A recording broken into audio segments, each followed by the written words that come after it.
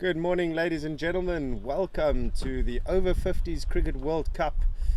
Today we have a fixture here at Pinelands Cricket Club where Australia are taking on Namibia. Joseph bowling first delivery of the game. It was Australia that won the toss and elected to bat first. This is the game that will determine 13th and 14th place in the tournament. And it is our final round of fixtures.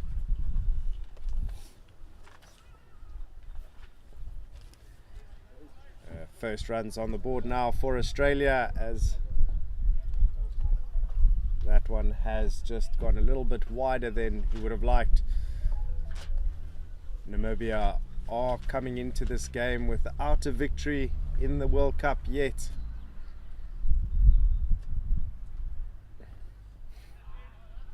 They would be looking for their very first victory, and a very sort of morale boosting victory as well if they can get a win over Australia.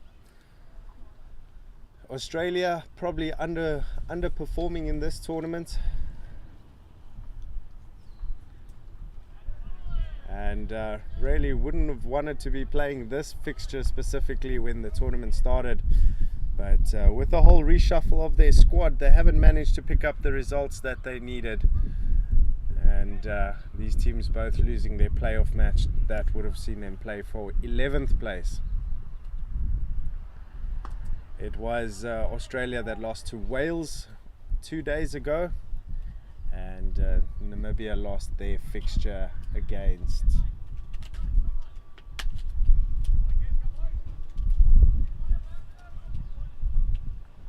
I'm not sure, I need to double check on that one.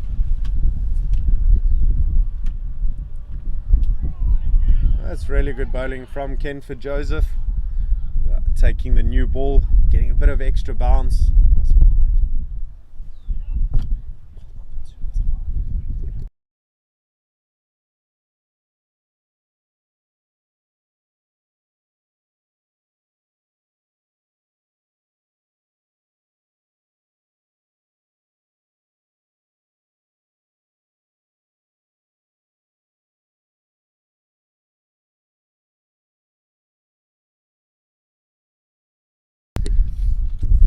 That is the end of the first over, and Australia find themselves one without loss. It was Canada that Namibia lost to in the fixture that was played on Friday. There's a nice breeze coming across the ground. We are in the beautiful city of Cape Town, and we're so relieved and so happy that we managed to get through the full tournament, as the 2020 edition was brought to an abrupt halt because of the COVID-19 pandemic. So we have reached the latter phases of the tournament.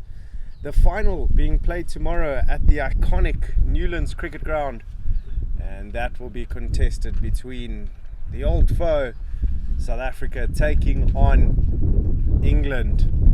So those two have met in the group stages already. England came out on top in what was quite a nail-biting fixture, so we're setting up for what's going to be a brilliant conclusion to this tournament.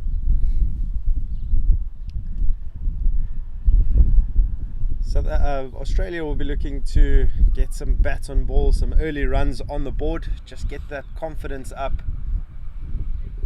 Haven't really had any outstanding performances there. The real standout performance was against Zimbabwe, where they won very comfortably by 8 wickets. Other than that, they have really struggled.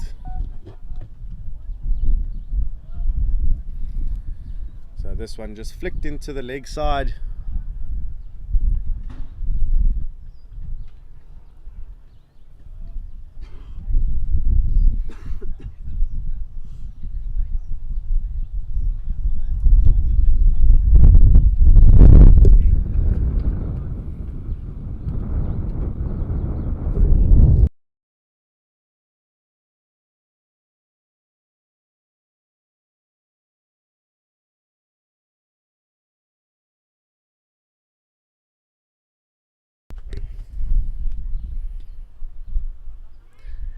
It is Louis Nokia coming in now from the commentary end.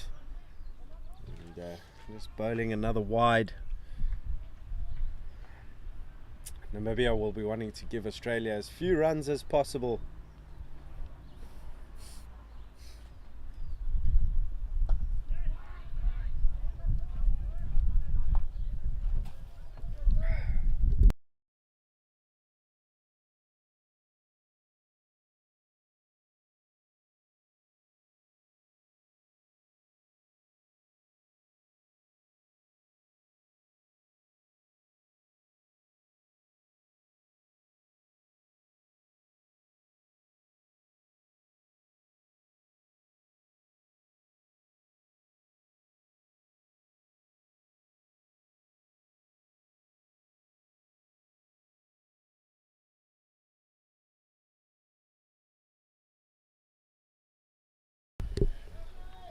Nokia just looks like he's struggling to find his line. There's a chase on now to the fine leg boundary.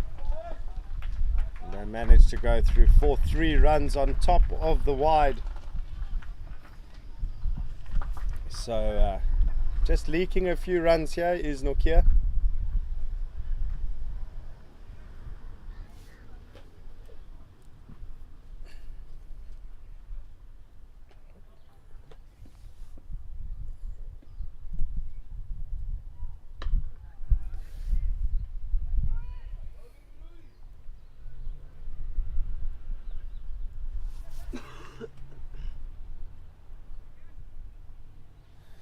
There's Anthony Barranca, the left-hander, opening today with Mace.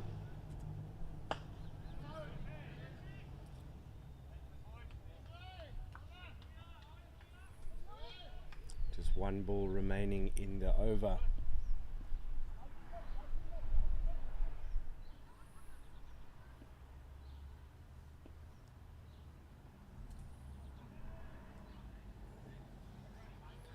Once again, just straying down leg side, and keeper not managing to gather, so they've gone through for a single on top of the wide. It's turning out to be a very long over here.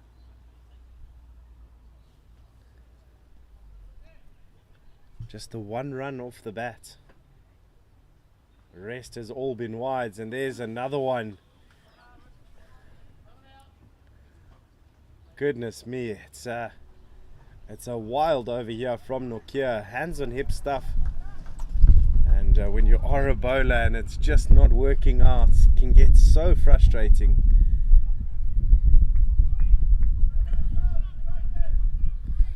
This will be ball number 11 for the over.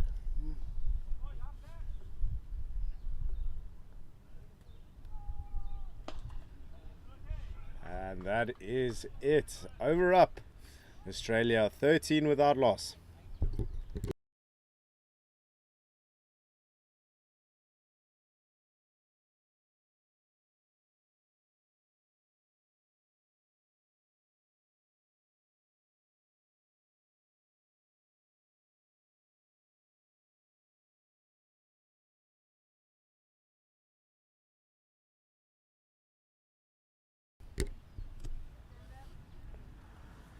So rather expensive over there, second up for Namibia.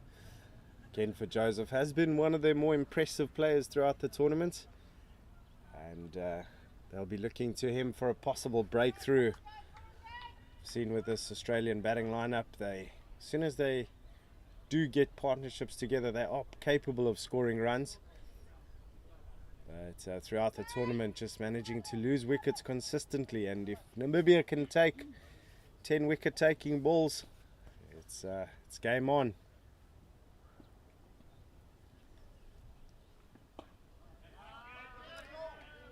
Joseph on the money there.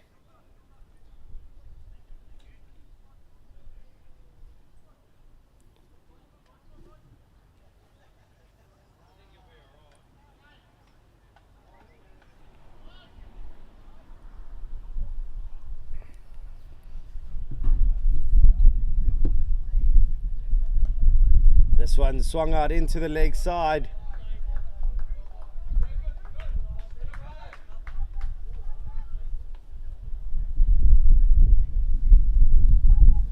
and it has gone to the boundary for 4.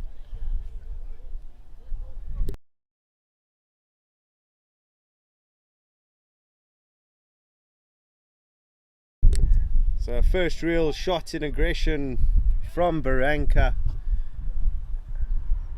Really hope I'm pronouncing that correctly. This one just deft hands, just running it down to that fielder that's also quite close in the inner ring.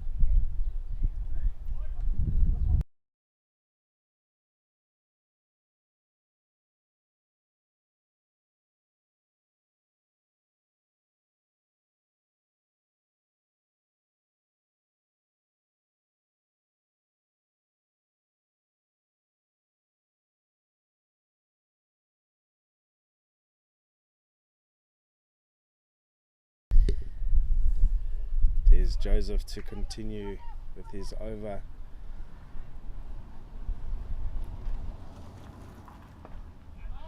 Really well bowled there. Obviously this left hand right hand combination, one that's quite well spoken of in cricket, in that does disrupt the bowler's lines and lengths throughout the over, especially if there's constant rotation of strike. This one just being sort of guided, and a really good effort. So put in a bit of a dive to ensure that the ball does not go past. You're seeing a few clouds in the sky, and there's word that there might be a bit of rain later on today. Hopefully we do get a full game in. This time he's rocked back and cut this into the offside. He is cover out on that sweeper boundary though.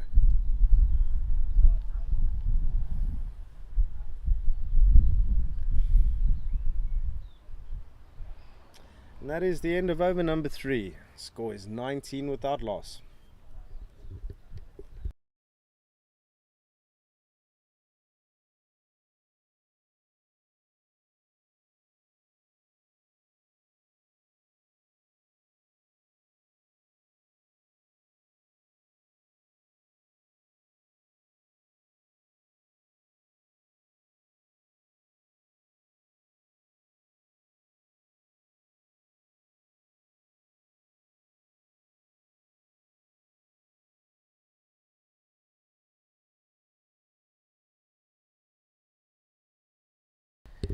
Just seems to be a slight little delay in proceedings as we have it. Saw the umpire stumbling on whatever, like sort of mound or like sort of, there's like a little bump there, and they do seem to be calling on the groundsman to come and have a look and try and fix it. Just seem to be concerned about safety.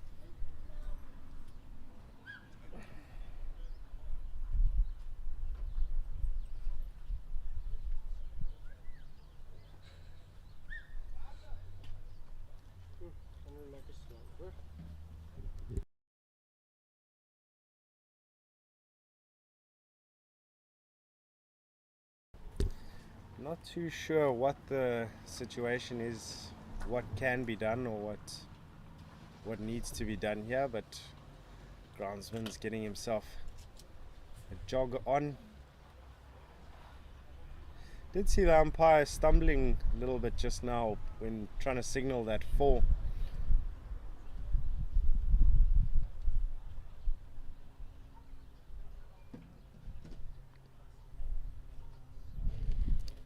As we do have a bit of a delay in proceedings, we will be back in a few with commentary.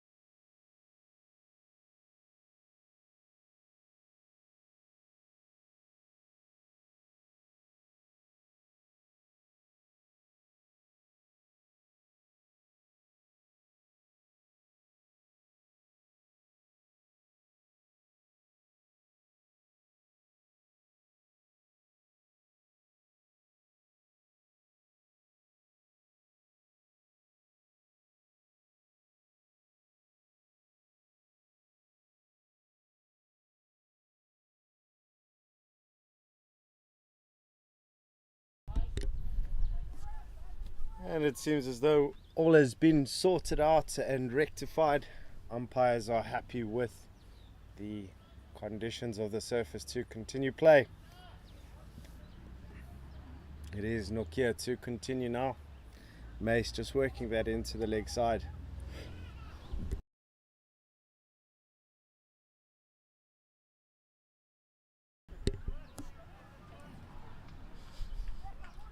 It's another wide for Nokia. It's really seemed to struggle so far today.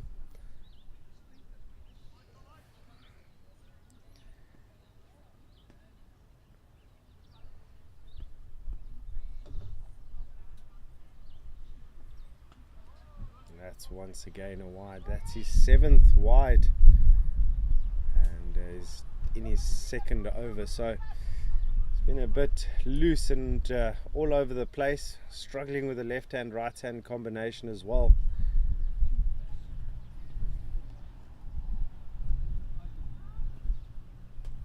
A much better delivery there, bringing Barranca forward onto the front foot.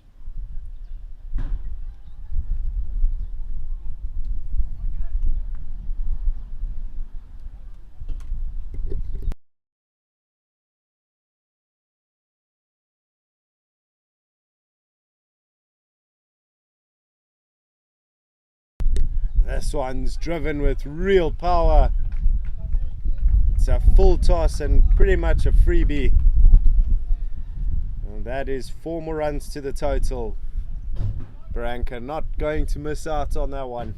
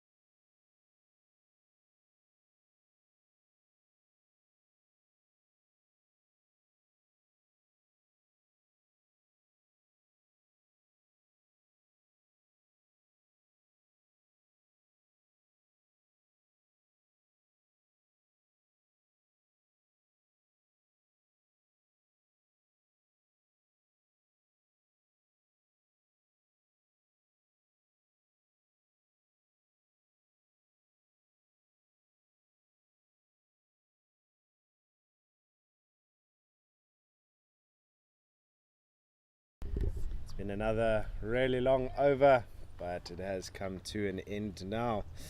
Australia after 4 overs, 29 without loss. Umpires calling for some jackets. It is a cool breeze that's coming across the ground.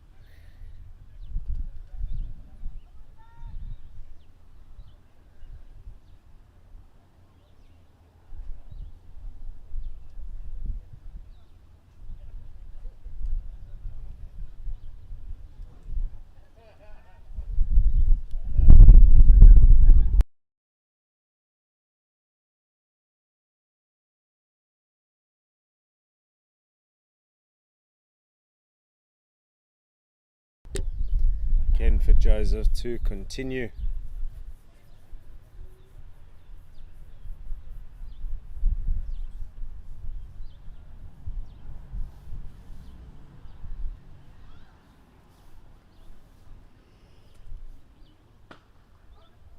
This one cut into the offside, work on the boundary to do. Fielder has come around. They considered a second, but some very good work out in the deep. It restricts them to just the one.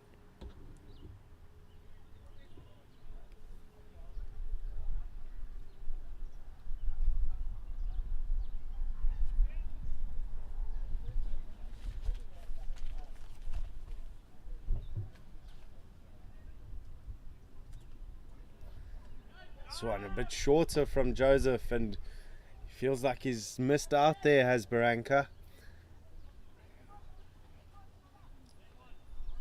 Anything sort of square or behind square should race away to the boundary if he did connect. You will feel that he missed out.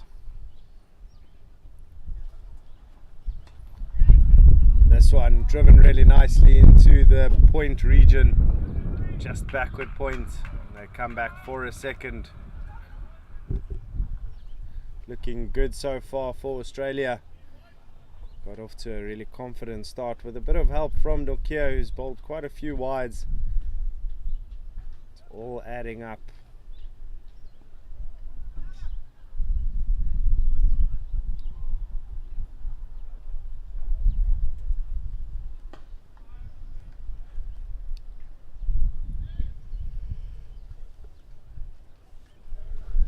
For Joseph has been one of the more consistent bowlers throughout the tournament for Namibia.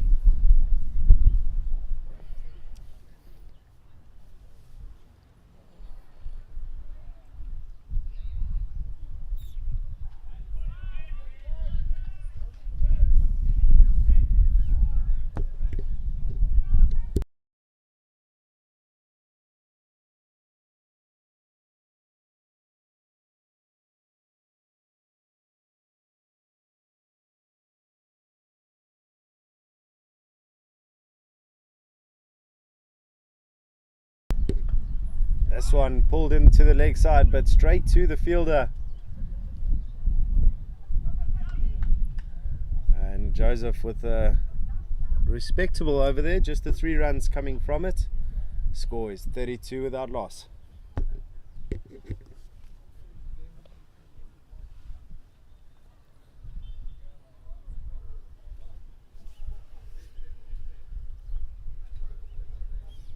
Does look like there's a change in bowling now. Unfortunately, Nokia just bowling a few too many wides for Captain Funchku's liking. Does look like it might be Alexander Horn.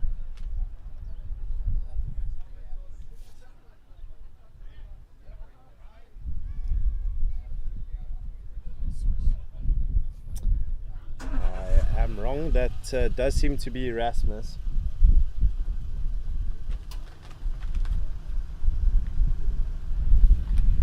Francois Erasmus.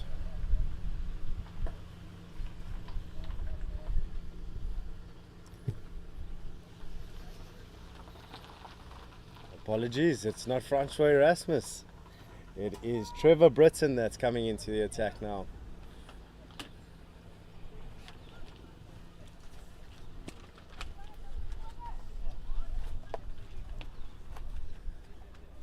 Third time lucky. Britain into attack now. This one's short, pulled into the leg side, and one bounce to the boundary. There's a fielder out there that's relatively close to the ball, but is stretched to try and get to the ball and managed to. And didn't manage to cut it off.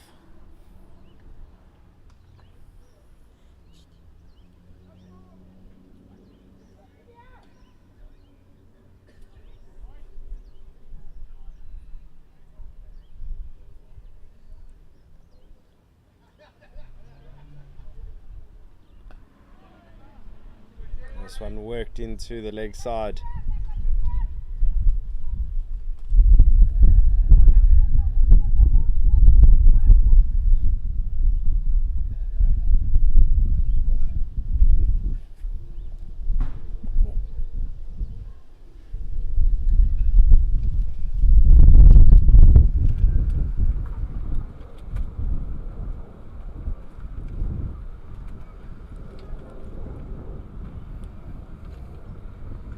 This one full and straight. He's had a big drive at it, and might even be considered lucky to get away with that.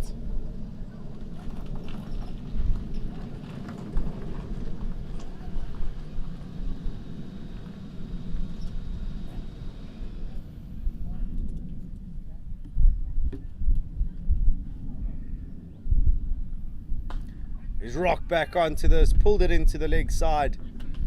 Fielder is out in the deep to come around and collect.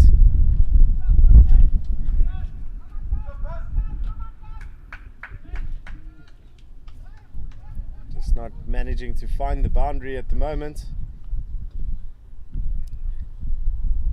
It's already been an expensive over though. 7 runs coming from it.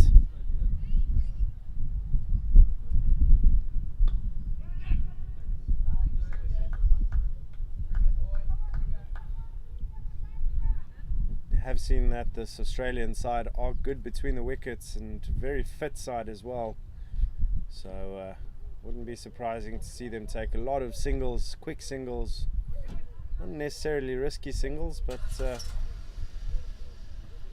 intensity between the wickets should be good. Mace just working that one into the leg side. That does conclude the over. 9 runs coming from it. Score is 41 without loss.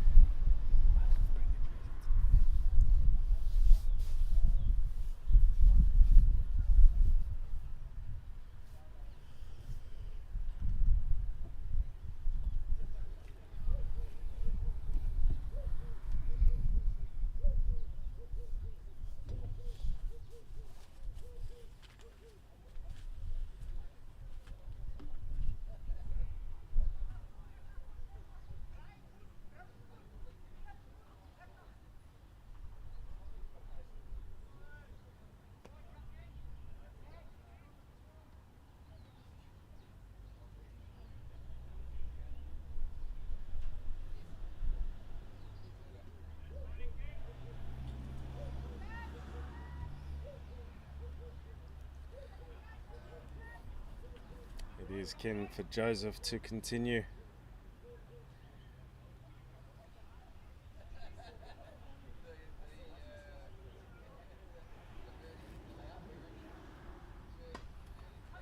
So I'm being driven out into the offside. Ken for Joseph did get a sort of an honorary award from the Pakistan side, who were dishing out awards for sort of an outstanding player in their eyes.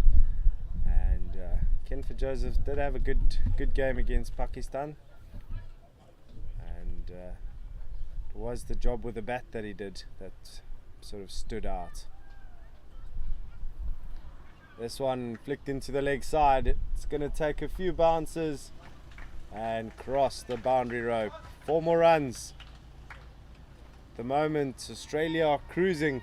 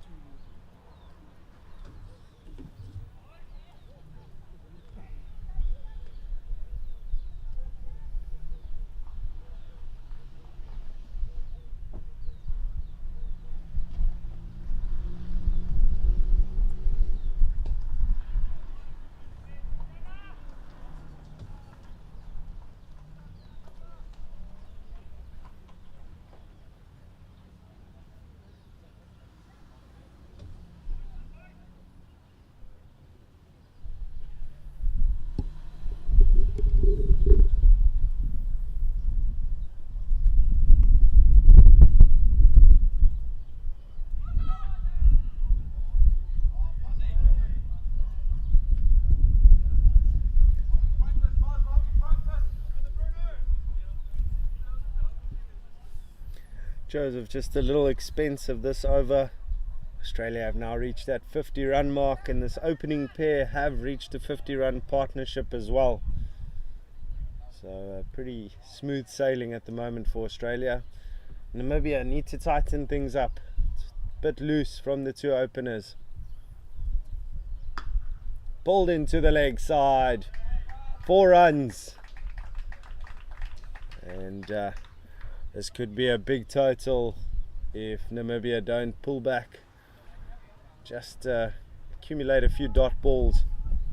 It's the end of over number 7. Score is 55 without loss.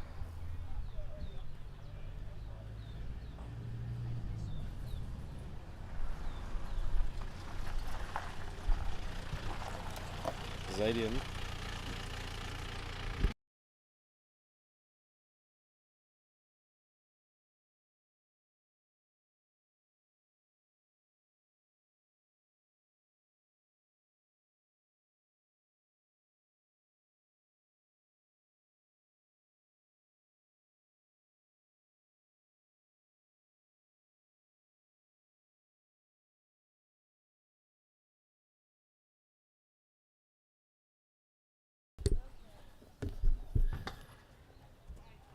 There's Britain to continue now.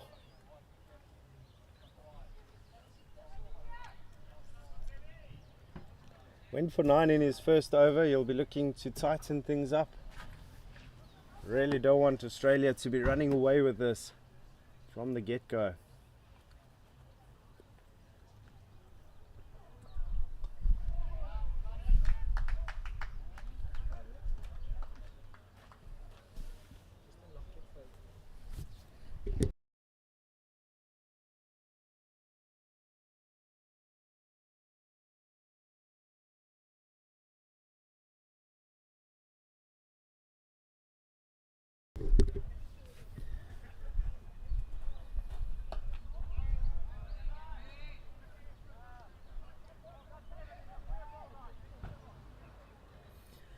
Just a reminder, these two nations are playing for 13th and 14th place at this over 50s Cricket World Cup.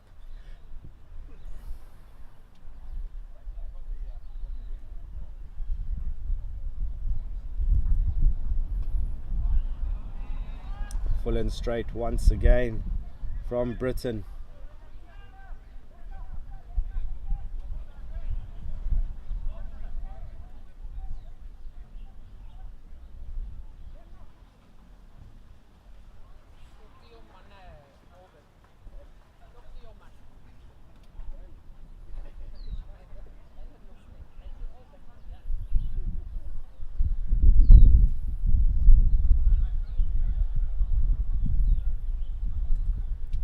This one full toss and has received the treatment. The chase on for the fielder, but the ball was always going to win that race. That's another 4-2 the total. That's exactly what Australia would have wanted. A nice positive start, early runs on the board.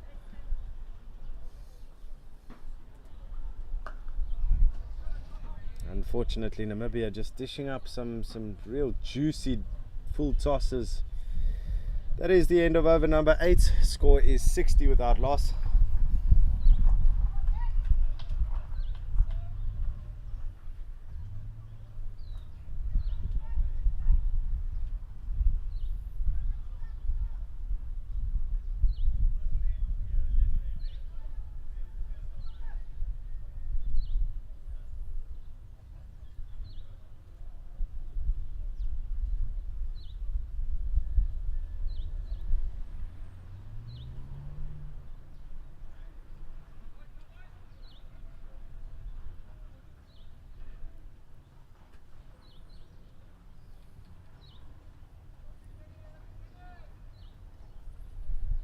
For Joseph to continue now.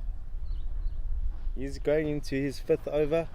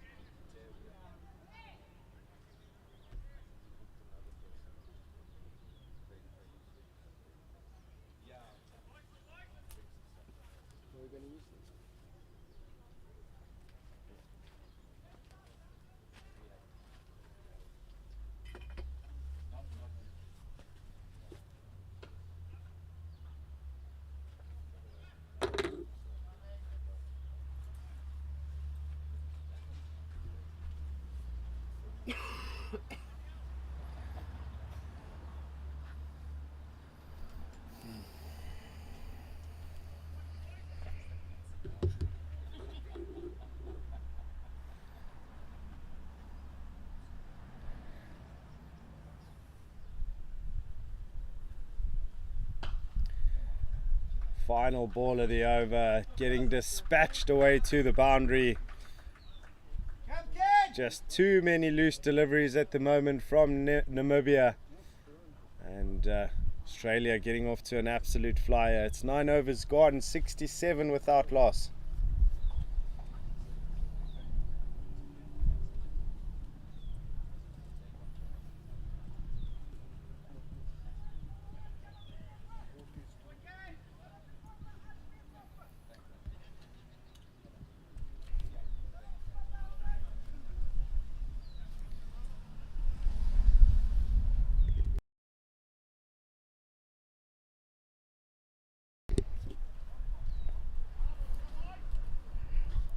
Britain to continue now.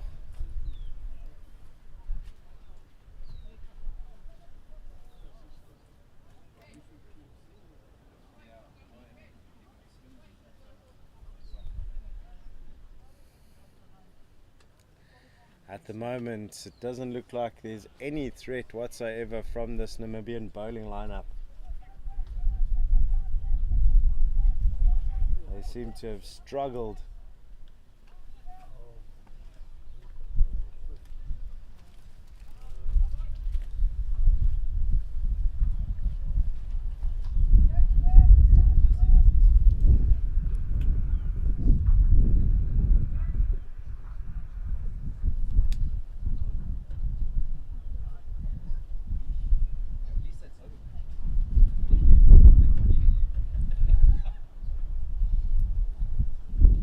This one, huge appeal, and he's given him.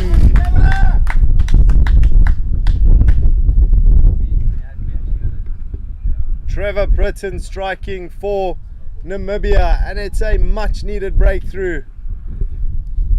Batsman just stepping across the line and getting hit plumb on the pad. So that is the first wicket for Namibia. I'll be very chuffed with that.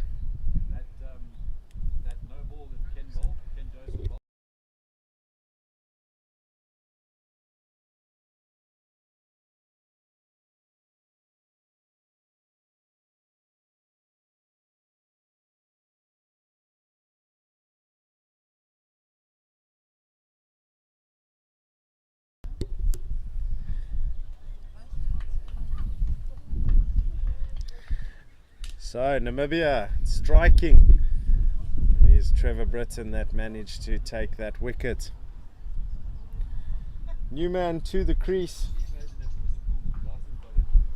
is John Rankin, and he's coming in at 3 for Australia. There's been a really good platform laid down for him, and lots of overs remaining in the innings.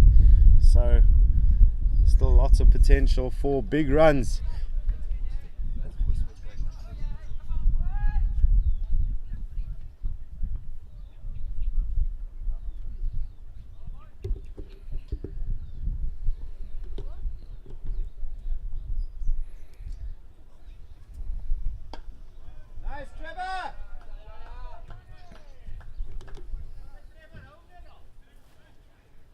You can even see here the enthusiasm out on the field. It's just lifted the spirits.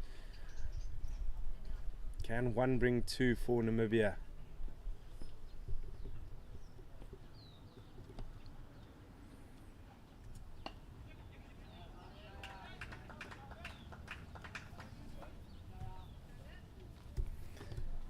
Gone through for a single. A slight little fumble in the field.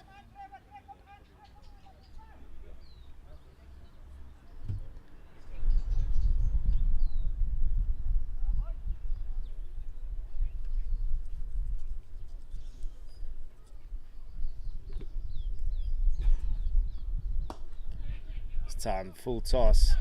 Hit that. Fielders coming around. Put in good effort.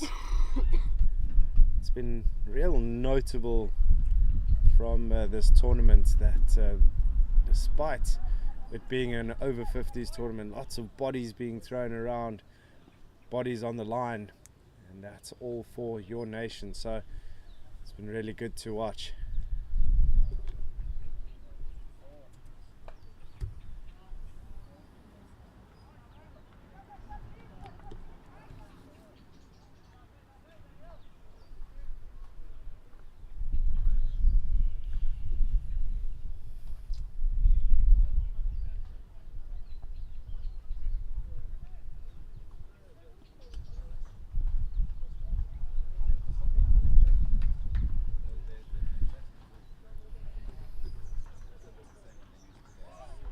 one stayed rather low. Would have been a very dangerous leave had it been a bit straighter. That is the end of the over, a successful one for Namibia. Score is now 70-1. We are 10 minutes in, 10 overs into this fixture. Is the playoff for the 13th position in this tournament. Australia will be quite disappointed that the tournament has gone the way it has for them, as just not managing to put together results, and losing to Wales in the sort of the semi-final for this section of the tournament. It was Canada that beat Namibia in their playoff game. So both of these teams basically playing for pride at this stage.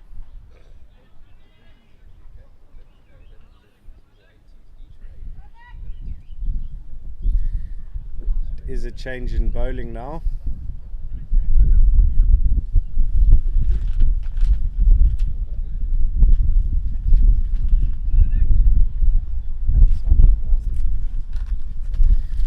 There's now Alexander Horn coming into the attack from the far end.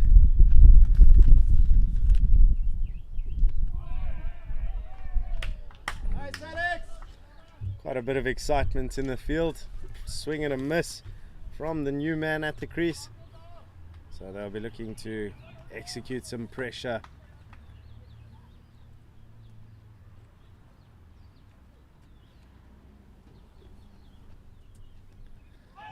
That's a fantastic delivery. He's beaten the outside edge. Dragged him out onto the front foot.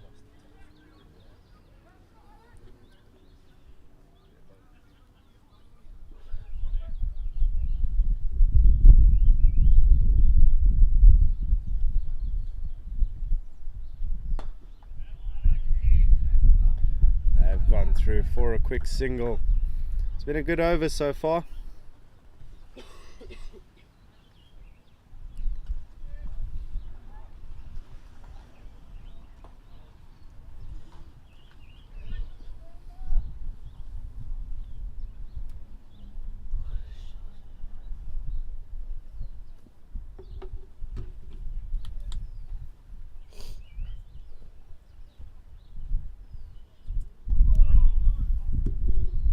Wide ball signaled by the umpire.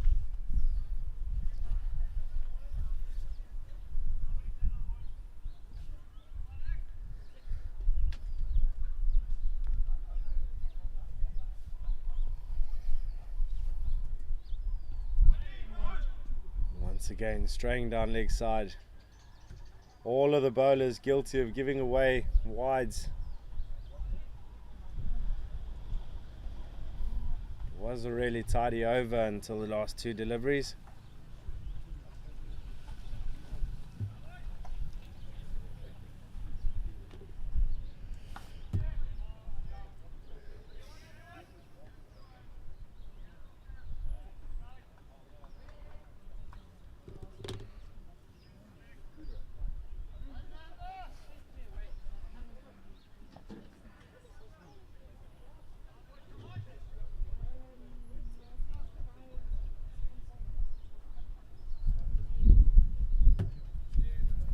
This one tossed up, full toss driven.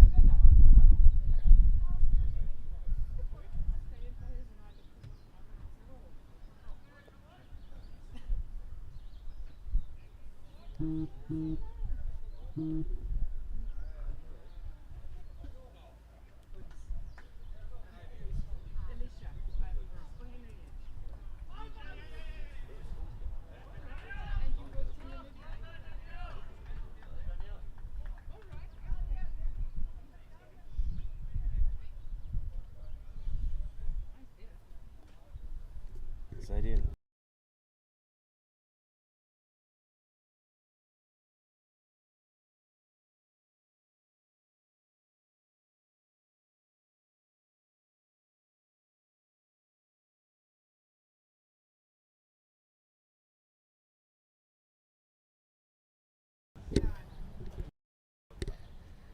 That is the end of over number 11. Australia 76 for 1, going at a very strong run rate at the moment. Just under 7 to the over, setting themselves up for what could be a huge total. Britain to continue.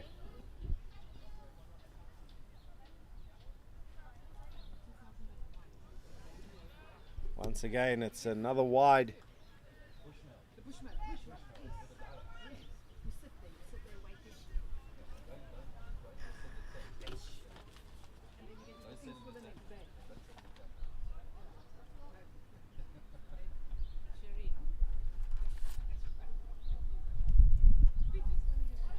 That one's really taken off some extra bounce.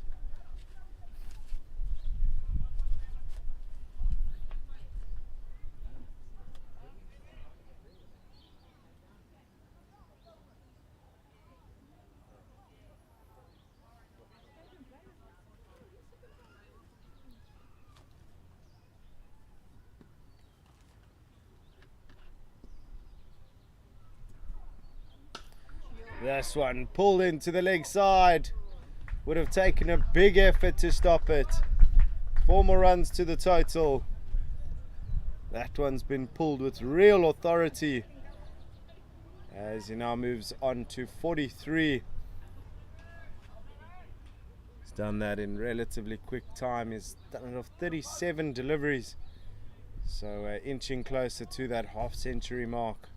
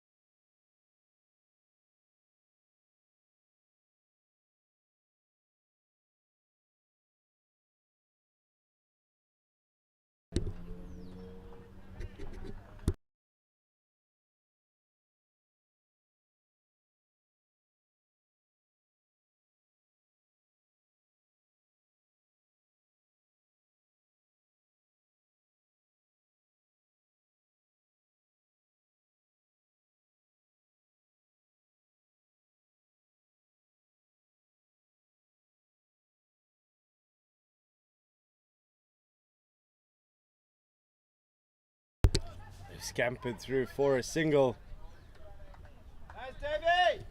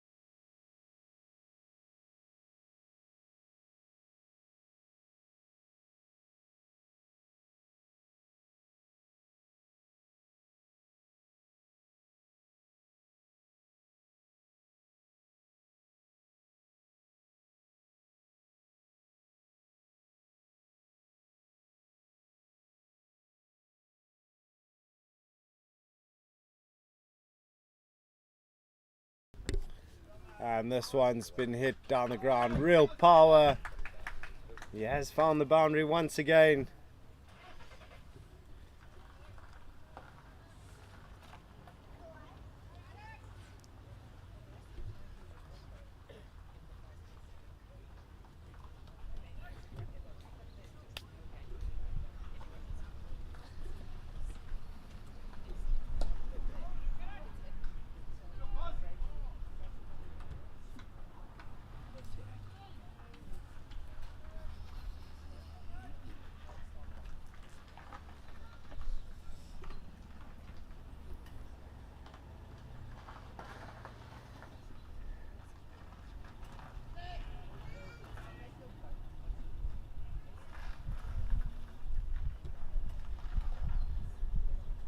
They jogged through for a single there.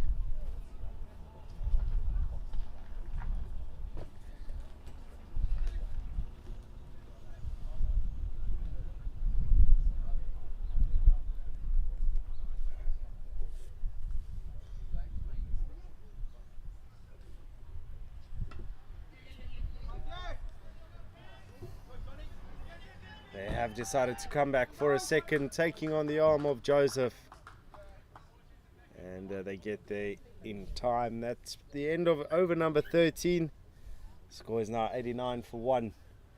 We are getting ever closer to the drinks break. That's going to be at the 15 over mark. It's been a relatively slow first 13 overs. Got to do with that minor interruption where just a little bit of gardening needed to be done around the pitch.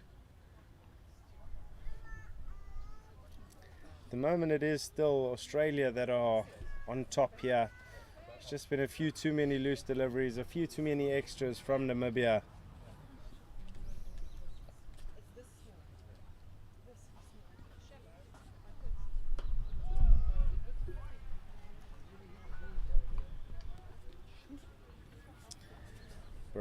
Branca has now moved to that 49 run mark, so just one run away from 50. He's been superb.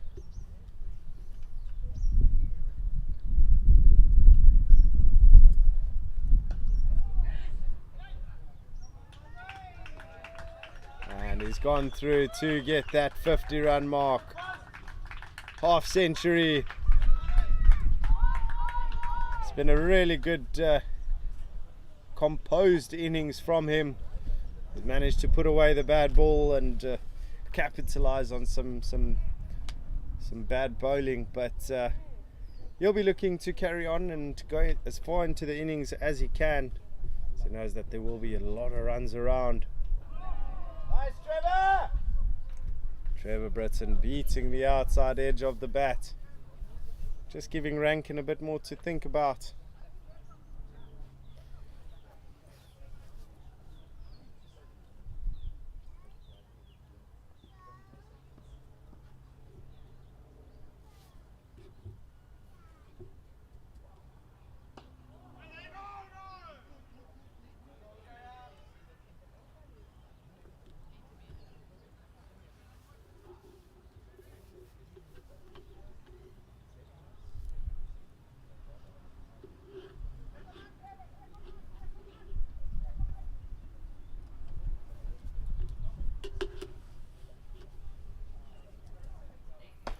This one full and straight. Had a huge drive at it, but not timing it as well as he would have liked.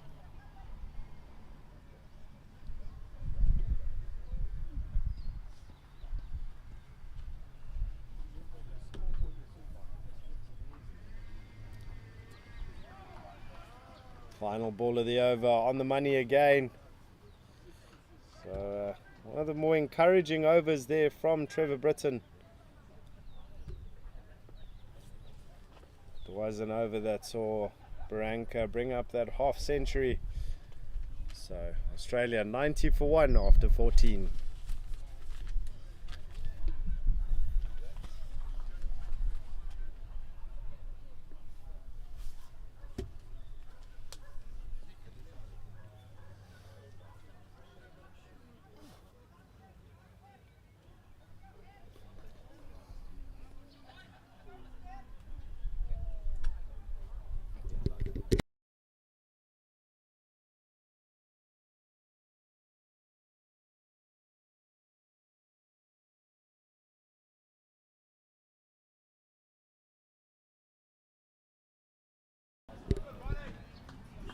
Worked that one into the offside.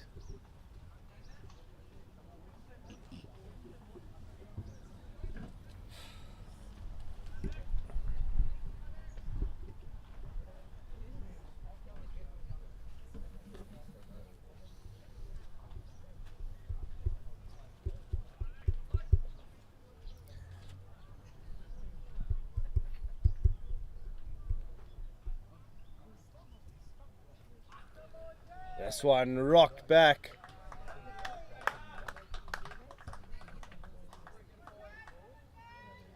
It's a brilliant shot, just muscled over.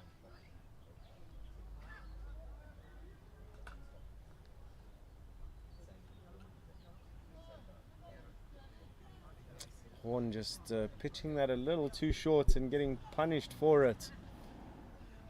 Just rocked back, pulled that into the leg side. Can see the flags in full flight. And this is for the final time in this tournament. It'll be both of these teams' final fixture.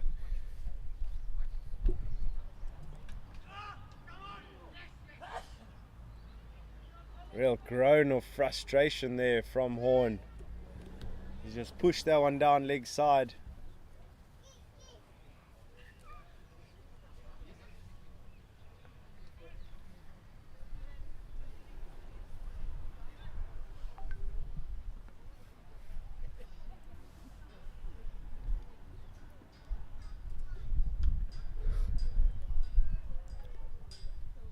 Another wide ball.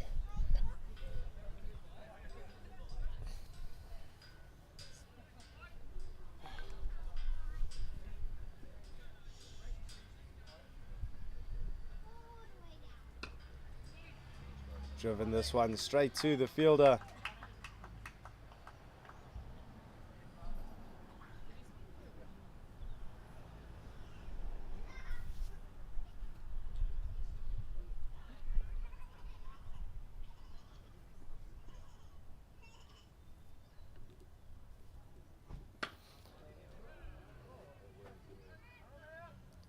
It's a big swing at this one. He's cleared the infield, but only just. Hasn't hit that nearly as sweetly as he wanted to, but timing it well enough.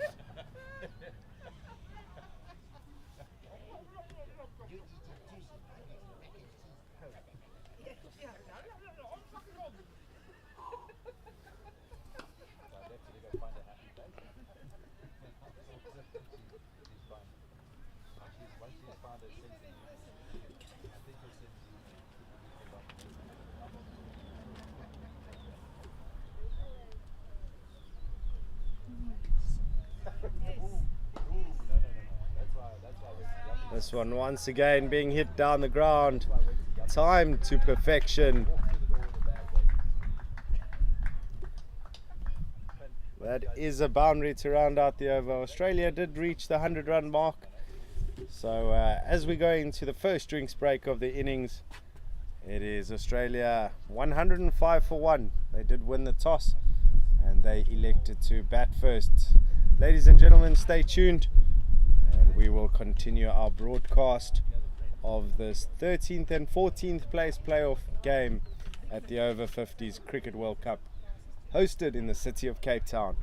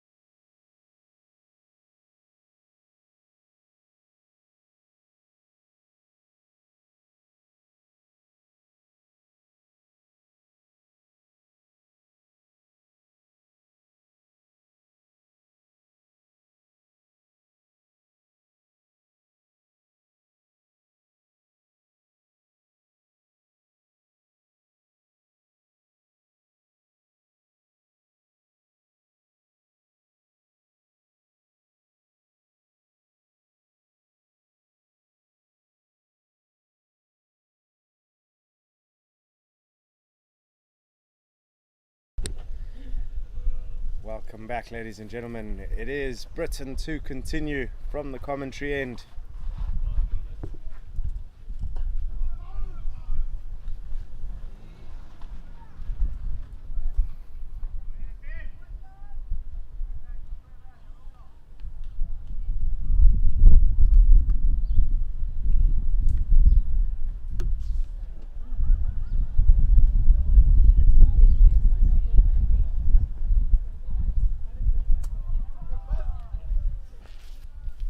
Namibia will be looking for a better session now. First 15, 100% in Australia's favour, and they'll be looking to stem the flow of runs. I won't want to be giving away as many wides as they have, too many loose deliveries.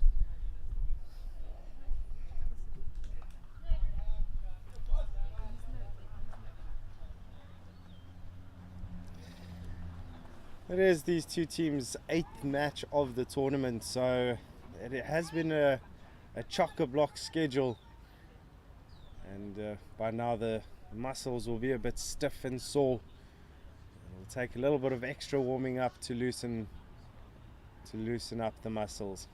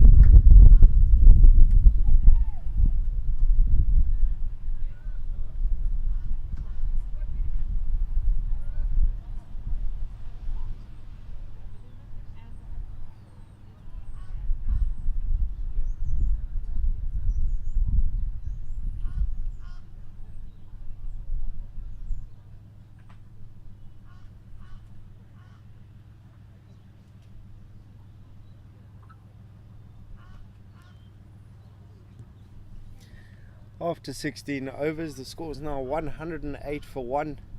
It's a good over there from Britain. Horn has been quite expensive. He's gone at nearly 10 to the over, so he'll be looking to just pull that back, drop that economy rate.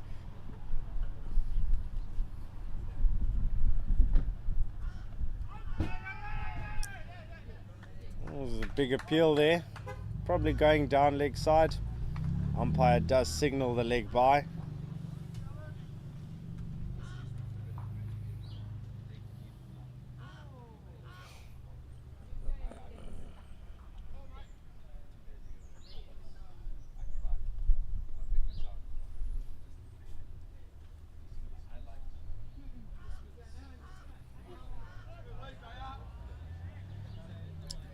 It's already a better over from Horn.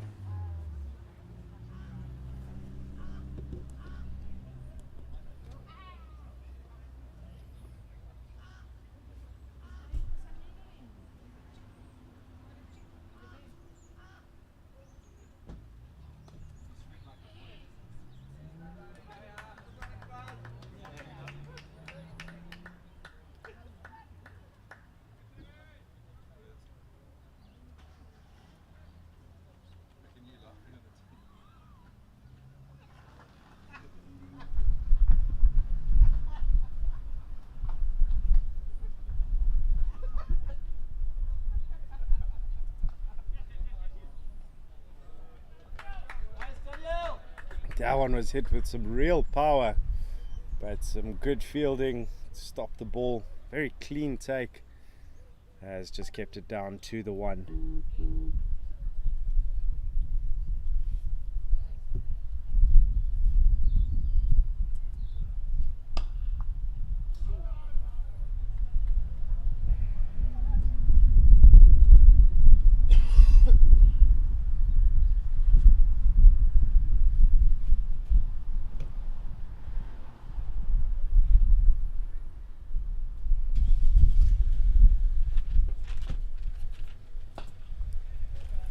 This one being hit down into the leg side. As Australia just keeping that scoreboard ticking, and they managed to survive the Nelson. That is the end of over number 17. Score 1-1-2 for 1.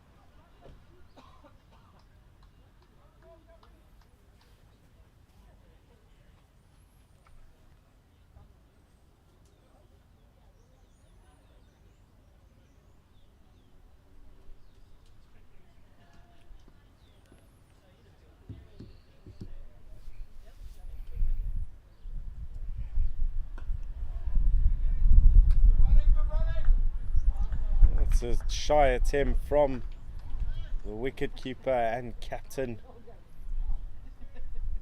as they do try and put a bit more pressure on the running between the wickets, but it's been good so far. Hasn't been any risky runs taken, but the singles have been taken regularly.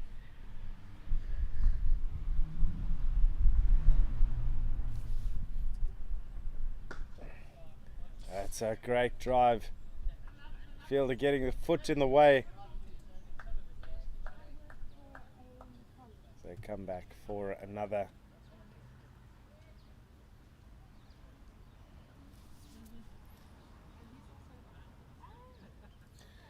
Partnership also starting to approach that 50 run mark. Partnership of 48 currently between Rankin and Barranca.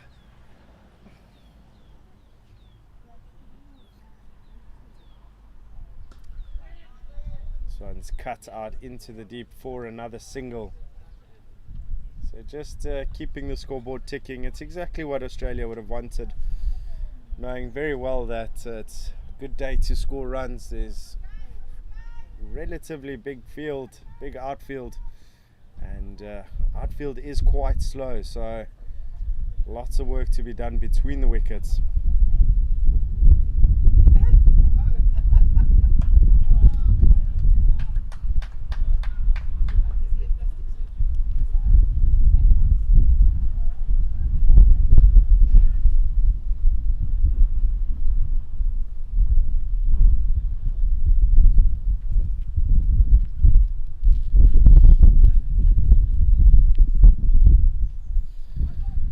One ball remaining in the over.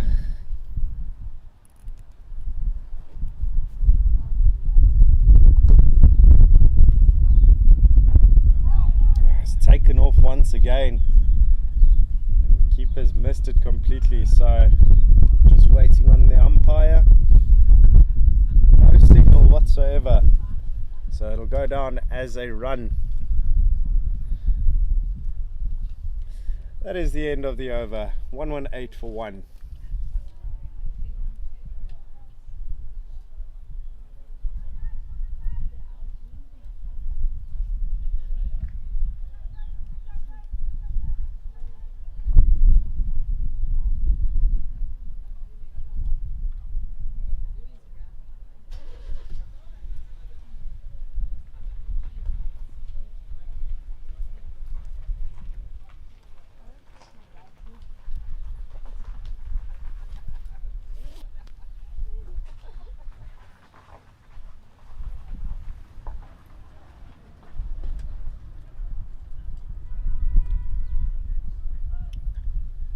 Just jogged through for a single. There's that middle over period where a lot of teams tend to just trickle along. Australia will be looking at a target of about 320, and the way to get there is to provide a bit of a launch pad for them in the final 10. So I do foresee a few slower overs coming through now.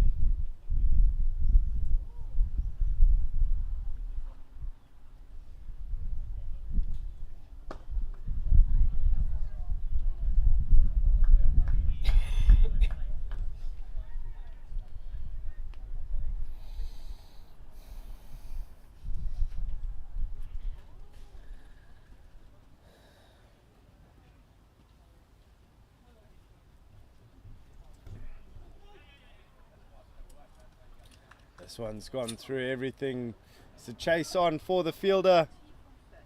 And he does manage to reel it in as they come back for a third. Wide ball signaled by the umpire, so some more free runs for the Aussies, as Namibia just a little too generous if they want to restrict this Australian side. This is a Namibian side that hasn't scored more than 118 in an innings, and that was in a 27 over game against finalists South Africa. So not really the run scoring machines. They've been struggling with the willow.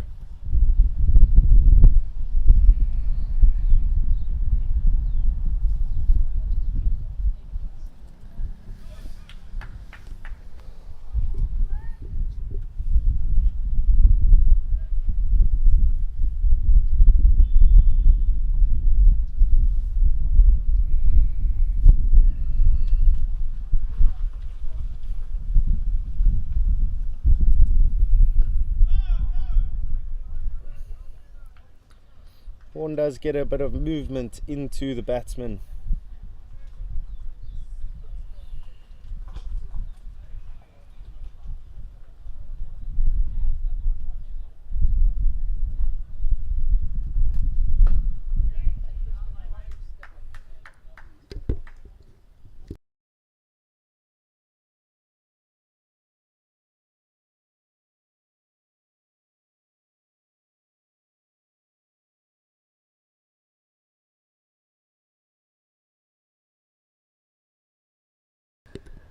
That does seem to be the end of the over.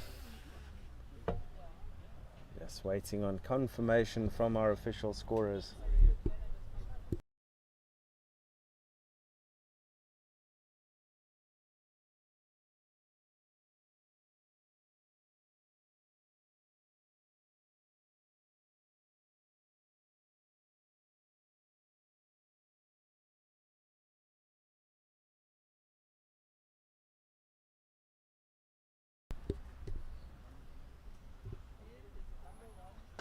This one's short, pulled away. Fielder is out on the boundary as they come back for a second.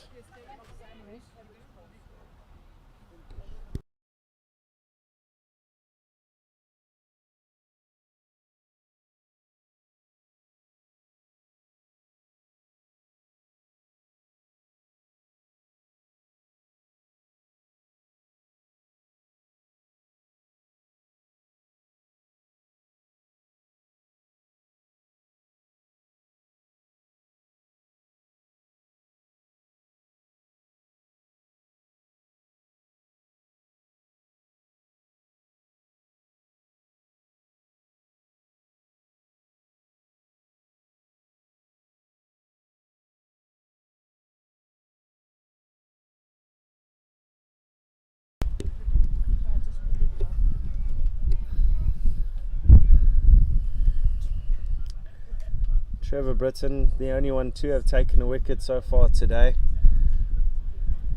He only has 9 deliveries remaining in his spell, so 9 deliveries to try and get another breakthrough for Namibia.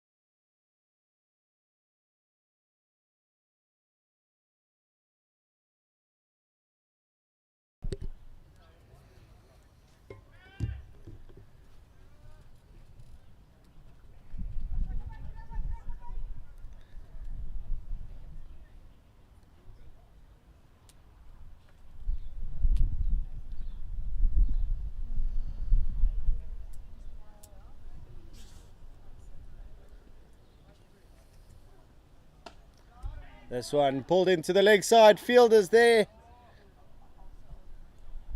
Surprised that he didn't put in more of an effort. Ball was in the air for a while. Maybe just needed to be a bit more aggressive and attack the ball. But nevertheless,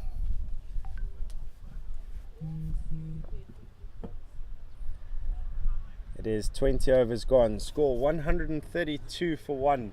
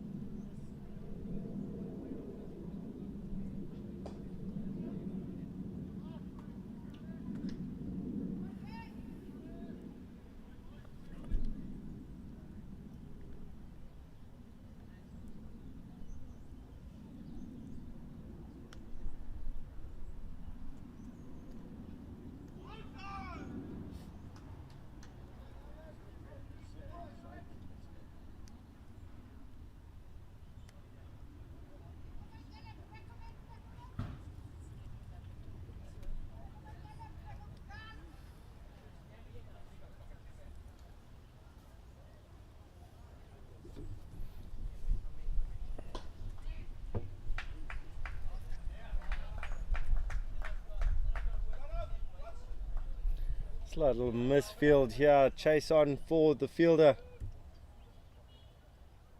Come through for a third.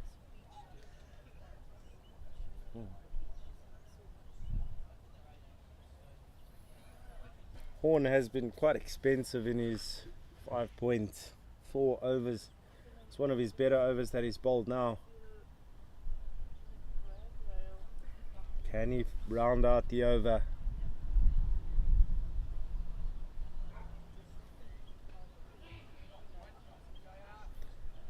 He's guided this one down.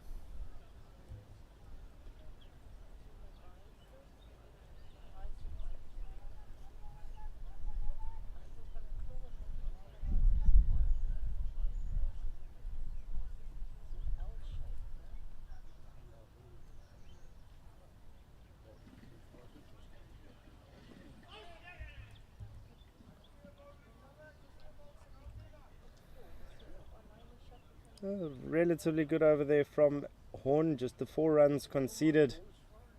Score is now 137 for 1 after 21.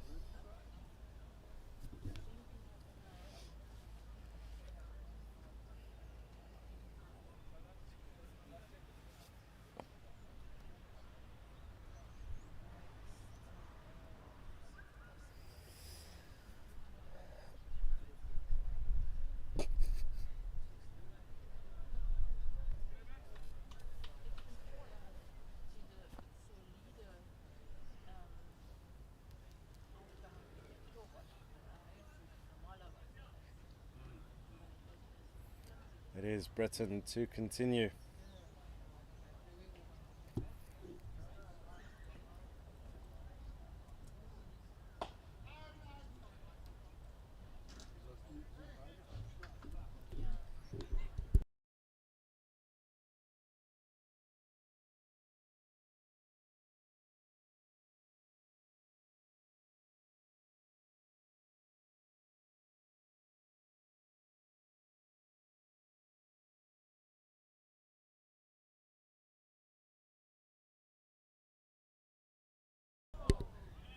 Little miscommunication in the middle. Could have spelt a bit of danger, but danger averted. They managed to get home safely.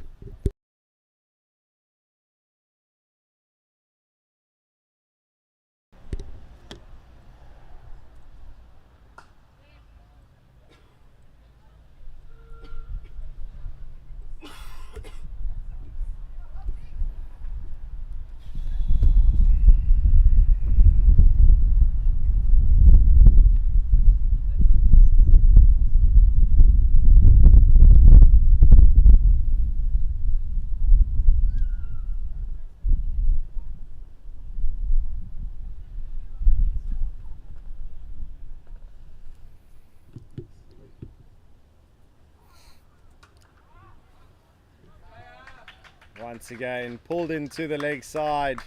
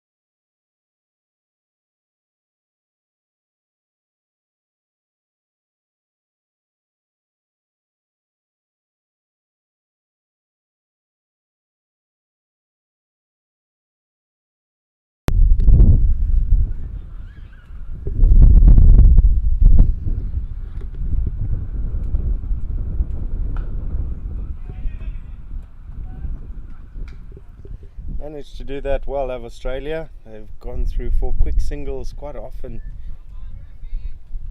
and just keeping the score ticking. It's already a big total that's being set up here, as they've moved on to 143 for 1 after 22, just under the halfway mark. So on target to get a 300 run total at this stage, but are providing themselves a launch pad for the final few, and so they'll be looking at that 340, 350 mark if possible.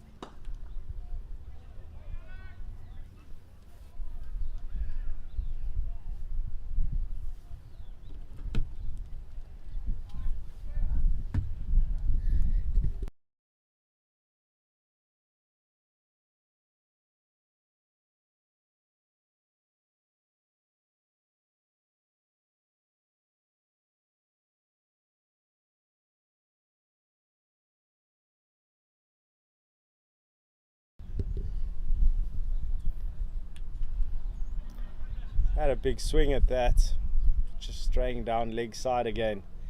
So another wide to the wides tally. Is a really big wides tally that's going at the moment for Namibia. So they've also been contributing to this total.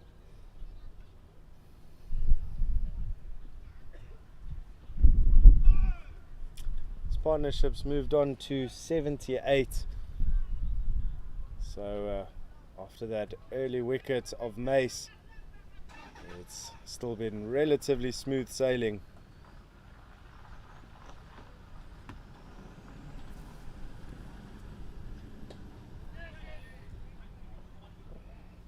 So I'm driven out into the offside. They do come back for a second.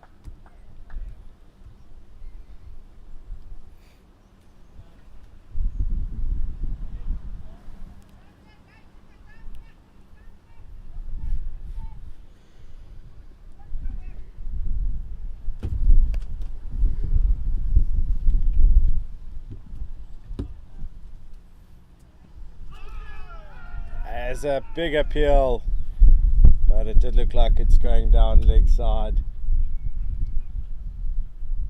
So there is a bit of swing on offer here for the bowlers.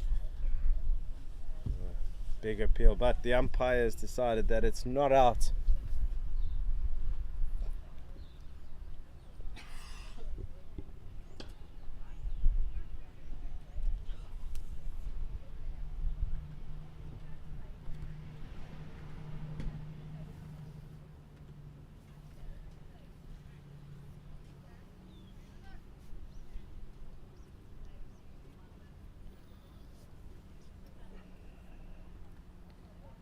With that single completing the over, scores moved on to 148 for 1.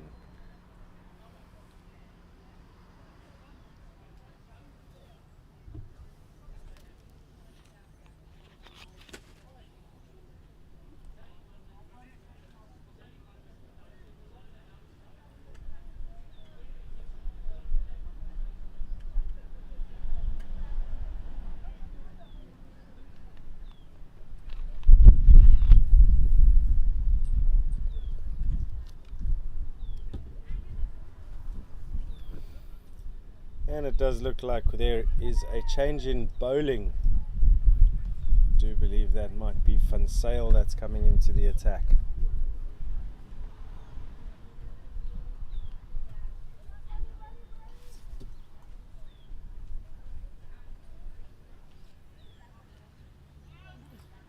VUSport, off spinner for Namibia.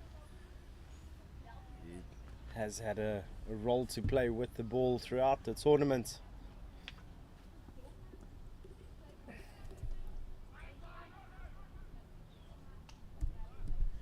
So it's just been pulled into the leg side. So is he able to get the breakthrough that Namibia desperately need? First two balls have gone down leg side. So just straying a bit, but to no avail. 2 dot balls.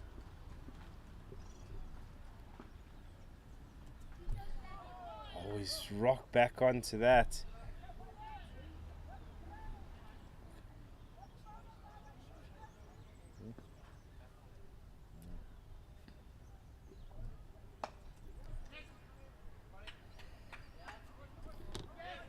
It's a slight misfield. It'll be frustrating because that's another free run.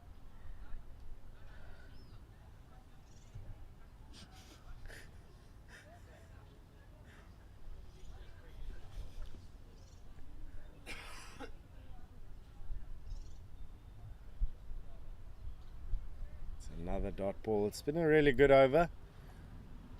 Should have just been the single in that previous delivery, but they managed to get 2. Then 1 ball left, advancing down the track but not connecting. So an encouraging over there from VUSport. Just 1 run coming from it, and that 1 run, the 2 runs, apologies, the 2 runs that did come from it brought up 150 for Australia. So 150 for 1, 24 overs gone.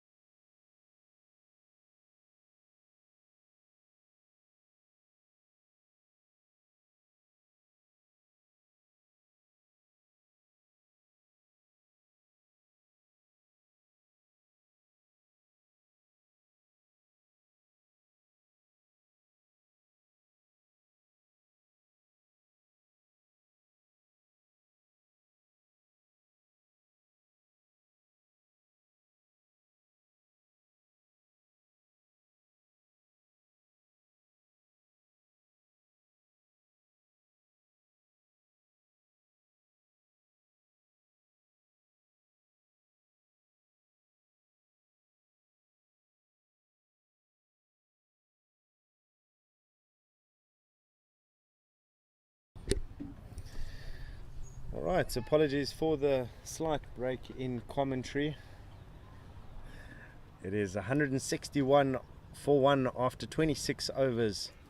Horn coming in for his final one now.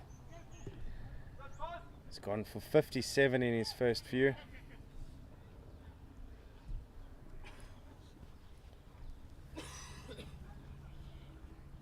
So he'll be looking to finish off strongly, quite possibly to get a breakthrough, get a wicket if he can.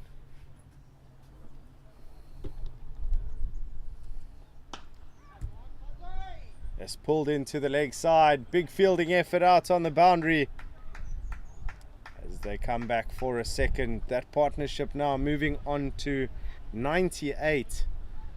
So cruising along here are these two batsmen as Barranca has moved on to 85.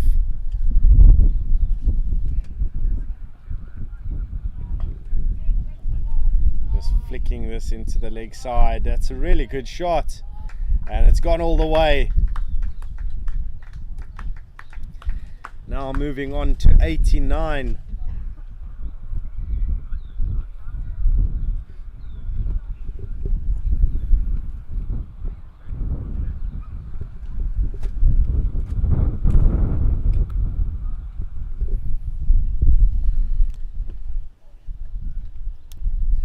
Slight adjustment to the field now.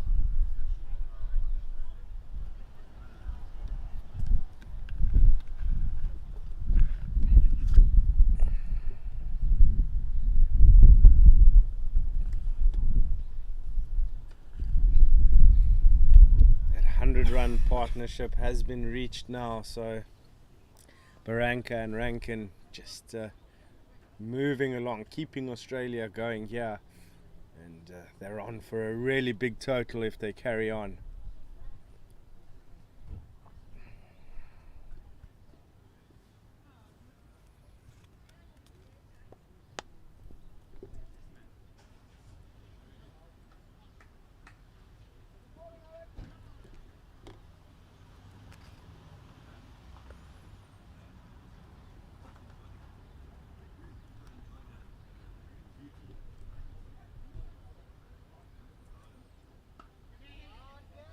This one guided really well, timed so well. Ball very nearly reaching the boundary. Gee, just dabbed at that one. And ball looked like it was going all the way. But that slow outfield, just slowing the ball, the momentum. And just getting 2 runs from it. 27 overs gone, 172 for 1. Funsale to continue. He's been very economical. His 2 overs just going for 6 runs so far. So a bit of discussion in the middle now as he looks to set his field with his captain.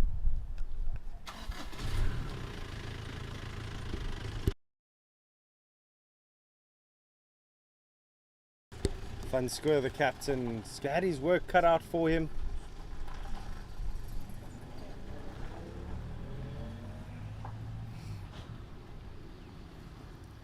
Can Funsale get that breakthrough?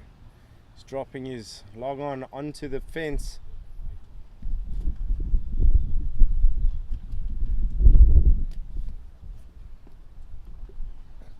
Sorry, left-hander, long off onto the fence.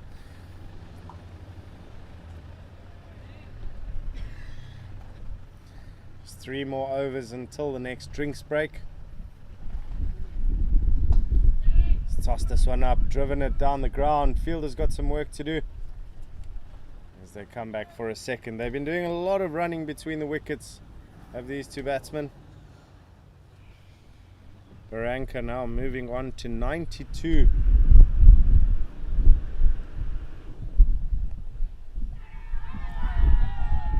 That's a big appeal from Funsale. Hopeful appeal. And it was quite enthusiastic from the Namibian unit as a whole, but umpire deciding that it is not out.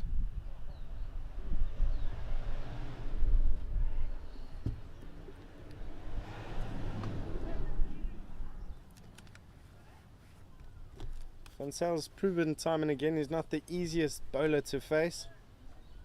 Finds a really nice length.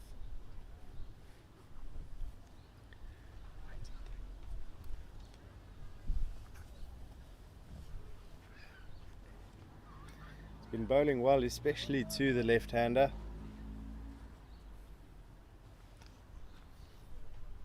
Bit of an adjustment to the field now that right-handed Rankin is on strike.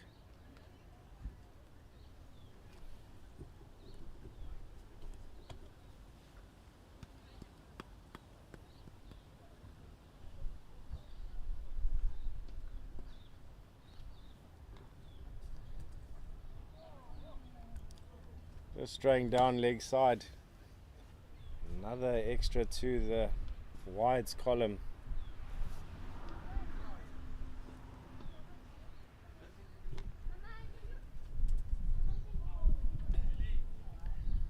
Good comeback there from Van Zyl.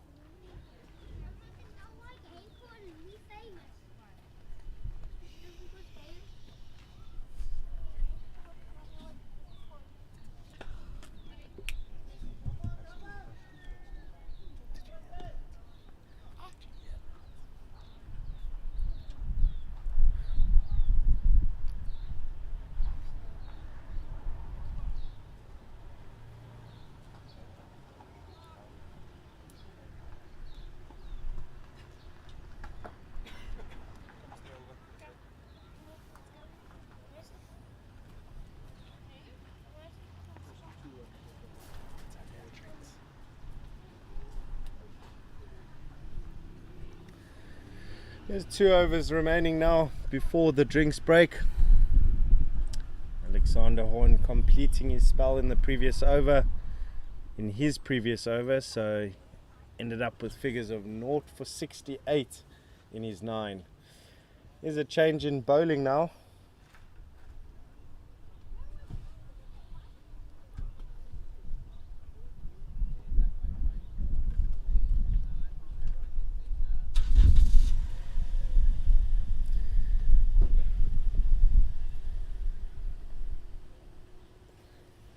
It is Isidore Titus coming into the attack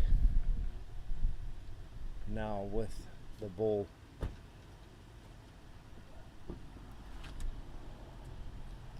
First ball going down leg side. Not signalled wide by the umpire, so possibly coming off the pad.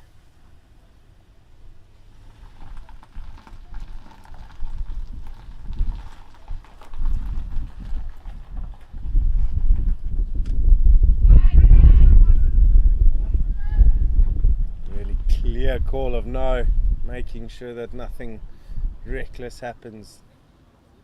Absolutely criminal to get run out through a miscommunication. He's advanced down the track. They considered the second, or at least Rankin was looking for it, but choosing not to. Rankin's also moved along steadily. He's on to 40 now, off just 43 deliveries. Partner on the other end, 94 for 104.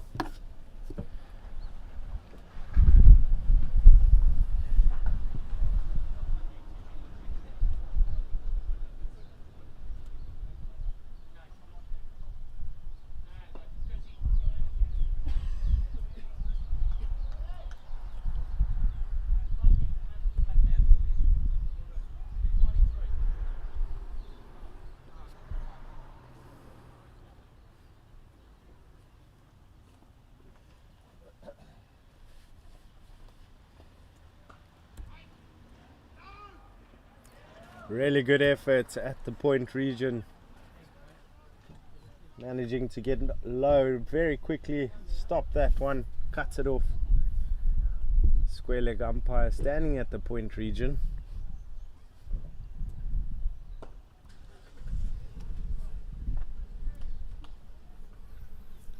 Very good over there from Titus. It is just the one run that's come from it. 179 for 1. And we're going into the final over before the second drinks break of this innings.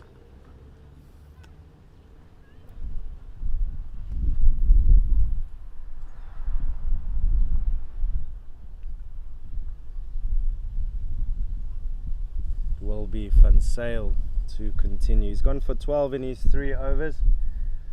He's going at 4 runs to the over, which is very good in the context of this innings where Australia have been so comfortable and so free-flowing in their run scoring.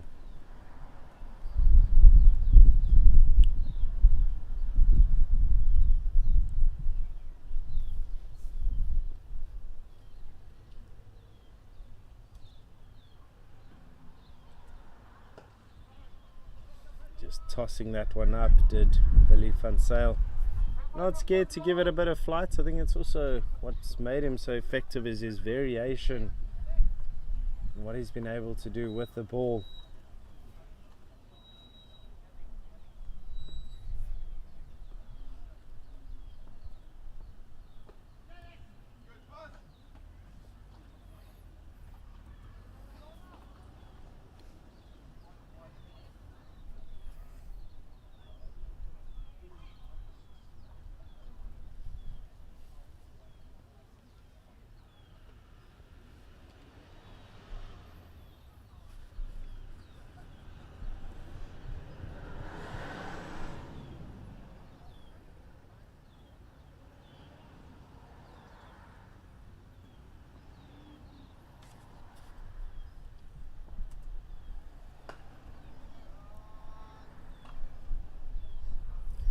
It's a really good shot into the deep, reeled in by the fielder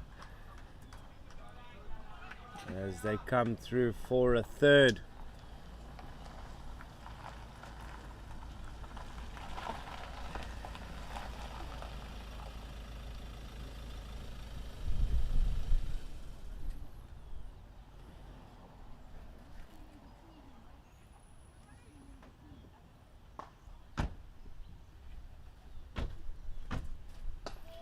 That's a full toss, and it's gone all the way to the boundary, and that moves him on to 99. It's just one shot, one run away from that 3-figure mark. Seen a few big hundreds in the tournament so far. It'd be great if he can get his name added to the list.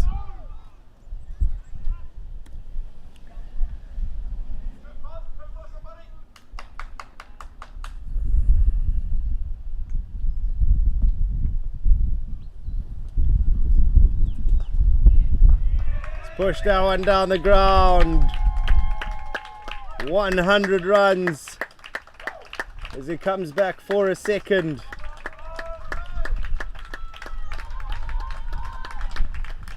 It's brilliant. Thoroughly deserving of it. He's managed to put away all of the bad balls and it's negated all the good ones.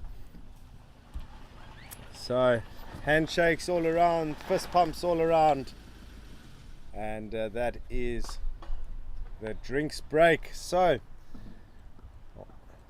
Australia now after 30 overs 189 for 1, so in absolute cruise control. This partnership now moving on to 122.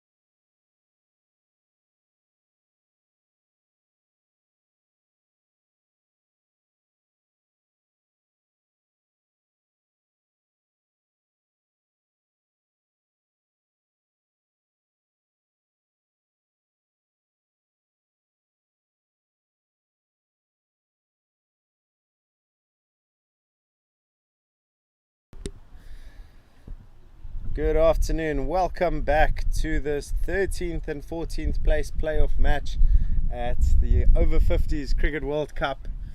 It is Australia taking on Namibia. Namibia put into the field by Australia, who won the toss and elected to bat. And it really has been all Australia so far. Score is 189 for 1.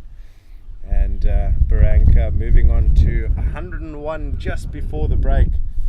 So 15 overs remaining, and there is no more drinks break. So after this, it will all be on Namibia to chase.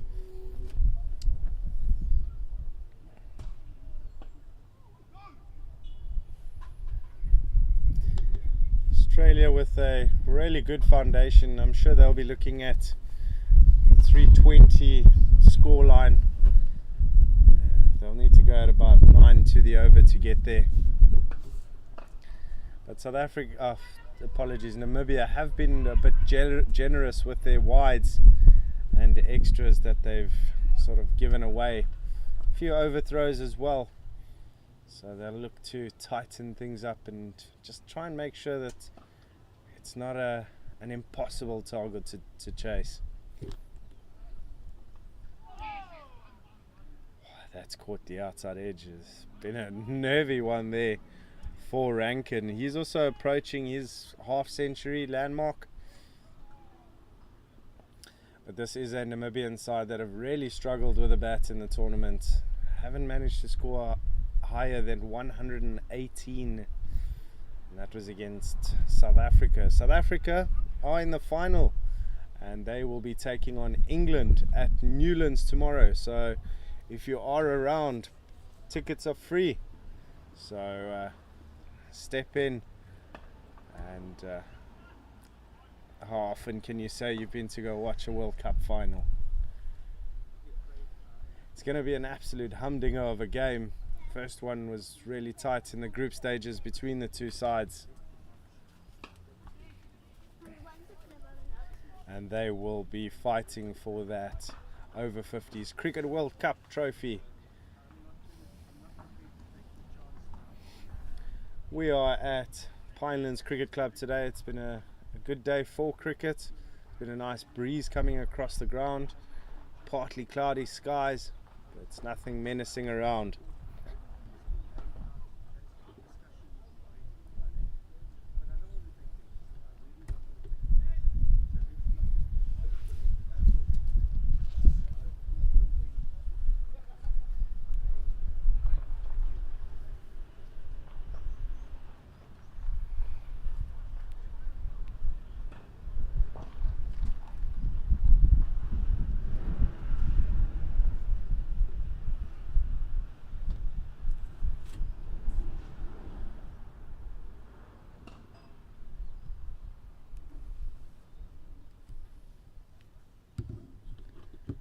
Fun sail to continue now.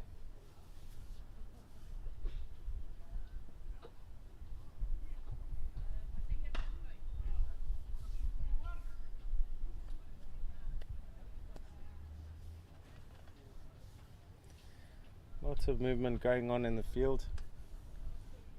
Just trying to make sure that they have everything 100% correct.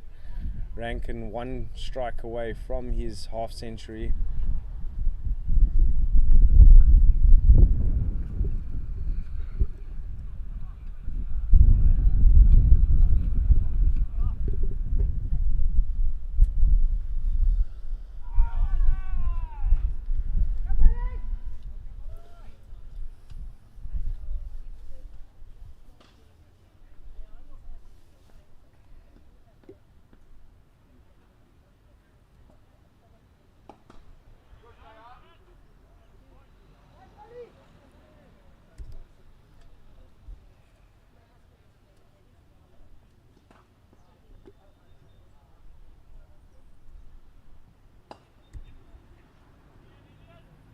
Rankin just advancing down the track.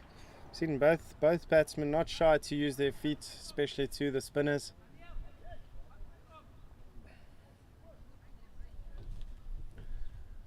Willie van Sail just going for the 1 run so far this over. It's been very tidy.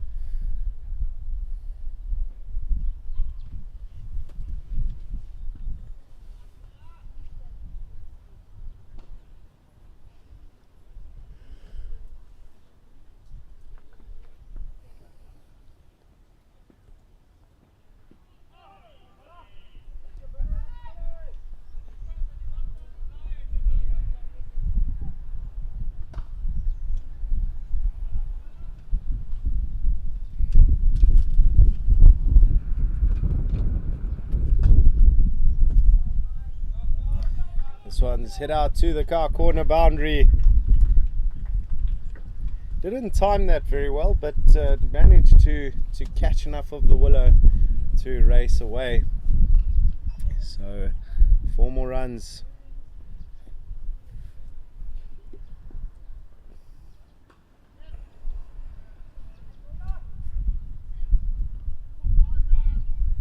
This one driven out to the boundary. 200 up for Australia. That's come in 32 overs. So end of the 32nd, 200 for 1.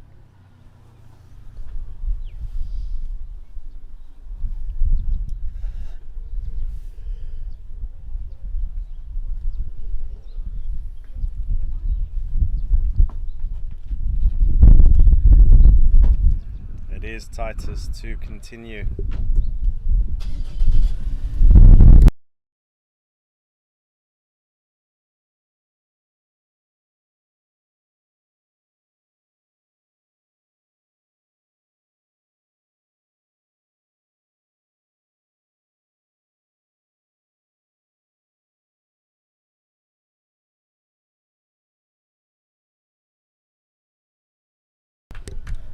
It's a good effort in the field.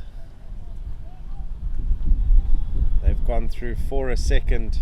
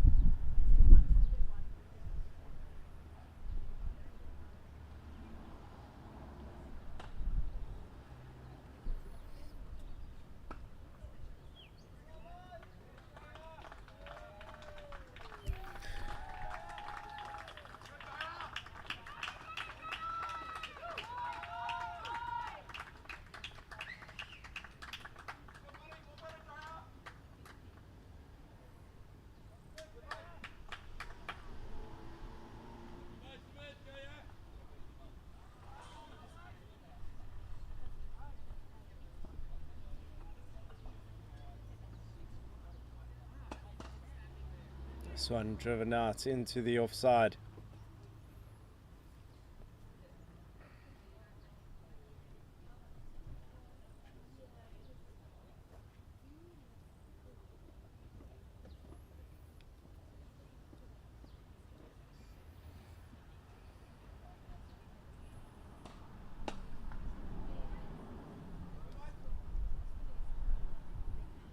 Continuing to keep those runs ticking are Australia.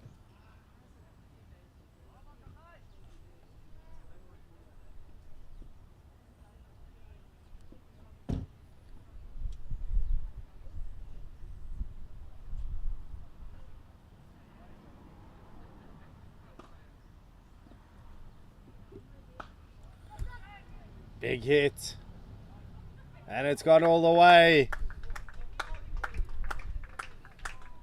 Timed that one really well, bisecting the fielders, but it wouldn't have mattered as he managed to clear the fence anyway.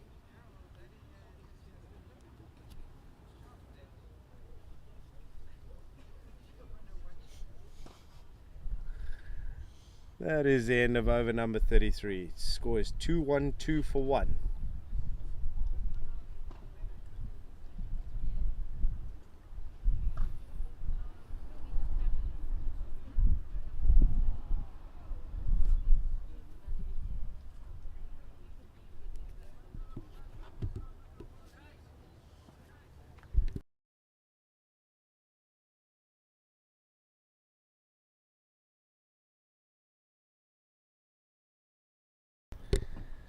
Always lovely to see some of the supporters out and about.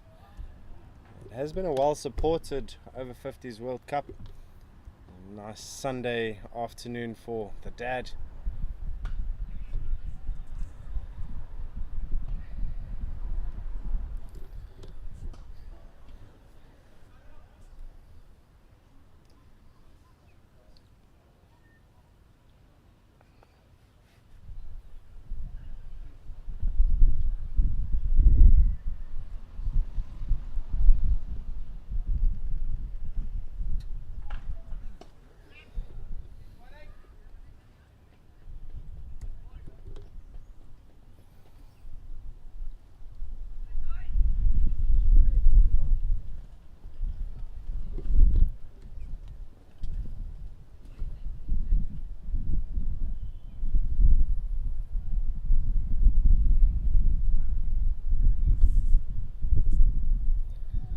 Sail just straying down leg side, umpire having a look and deciding that it is an illegal delivery, so wide ball signaled.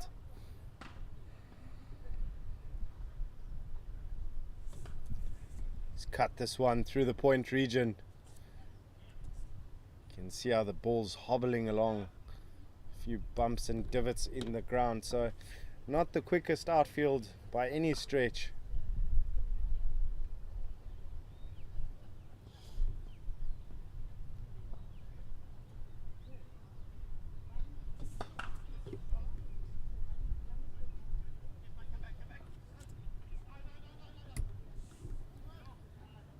Some good communication in the middle between the Aussie batsmen. They've made sure that don't do anything too careless, too reckless. Partnership has now gone to 151. It's been superb so far.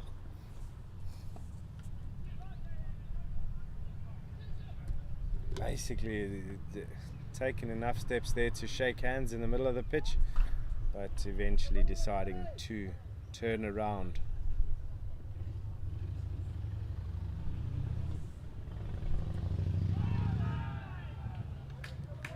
And it is wicket time. Barranca coming down the track. And it is the end of what's been a fantastic knock. And he does depart for 118 off 121 deliveries. As you can see, handshakes all around from the Namibian fielding unit. It's been a thoroughly enjoyable and entertaining innings, and won't be too upset that he's sort of gone out swinging. It's been a long tournament, and it's a fantastic way to end the tournament for him. You can hear in the background the round of applause from the supporters, from the officials, as well as the dugout.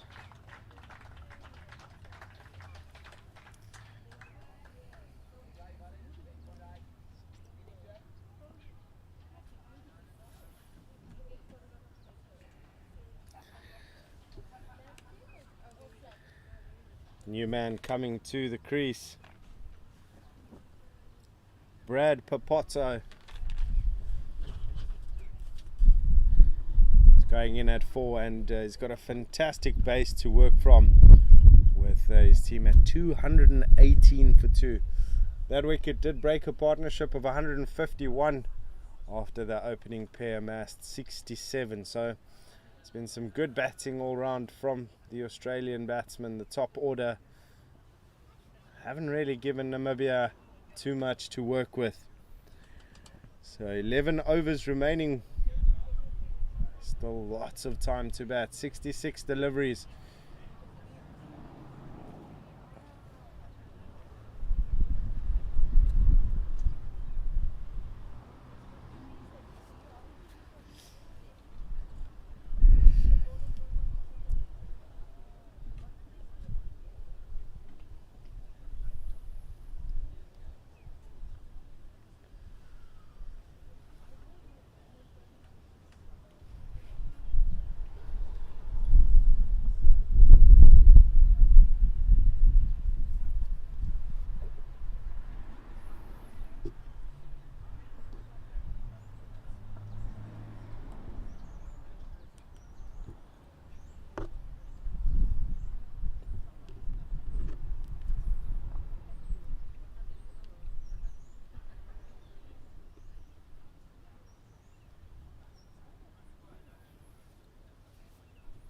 Titus to continue.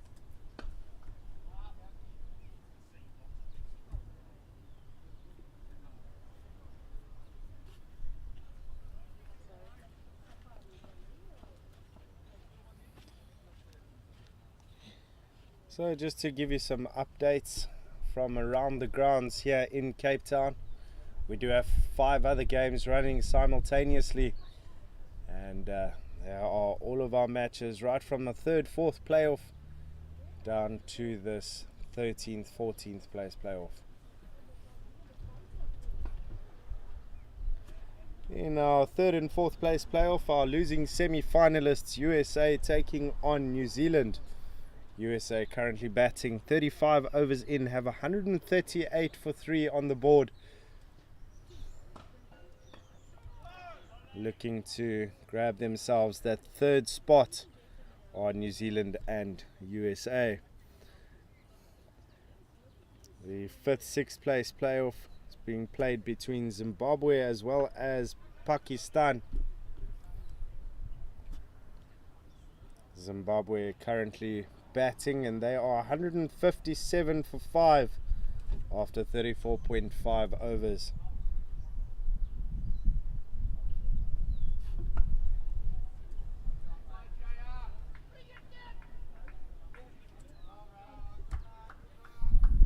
Some good running between the wickets for Australia, and just managing to keep the scoreboard ticking over. In our 9th and 10th place playoff in the tournament, it is Wales taking on West Indies.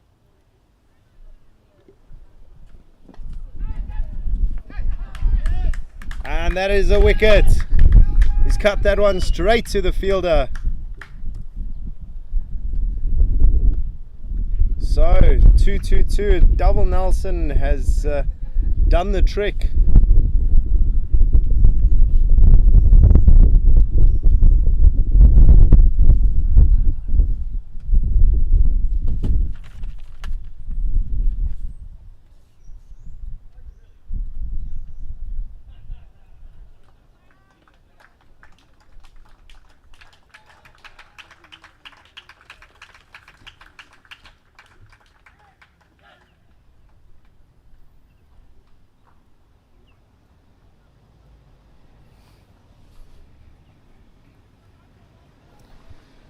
That is the 3rd wicket to have fallen. So 1 brings 2 for Namibia, and the 2 in batsmen have been dismissed.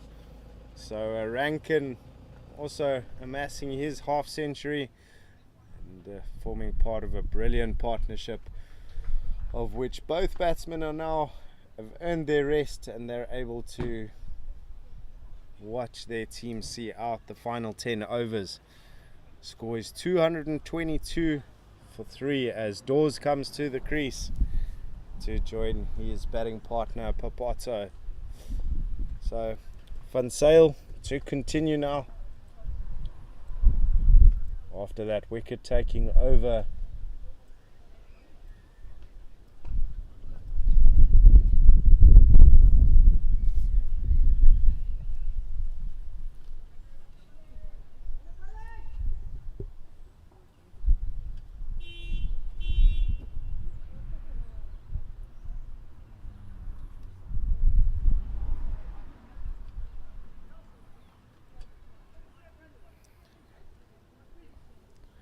So 2 new batsmen at the crease. Can Namibia put a bit of a squeeze on now, going into these final 10 overs?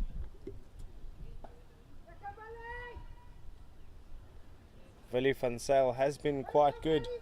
It's been pretty tricky to face and put away. Hasn't been as expensive as some of the other Namibian bowlers. That's a fantastic ball. It's an appeal, and wicketkeeper Van Schoor has had a look at the batsman, asking him what that might have hit on the way through. So Namibia is starting to gain a bit of momentum here.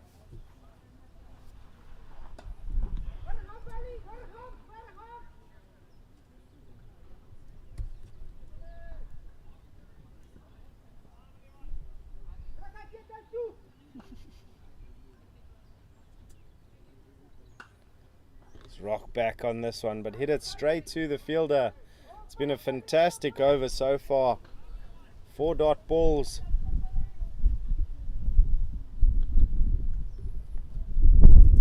It's a full toss.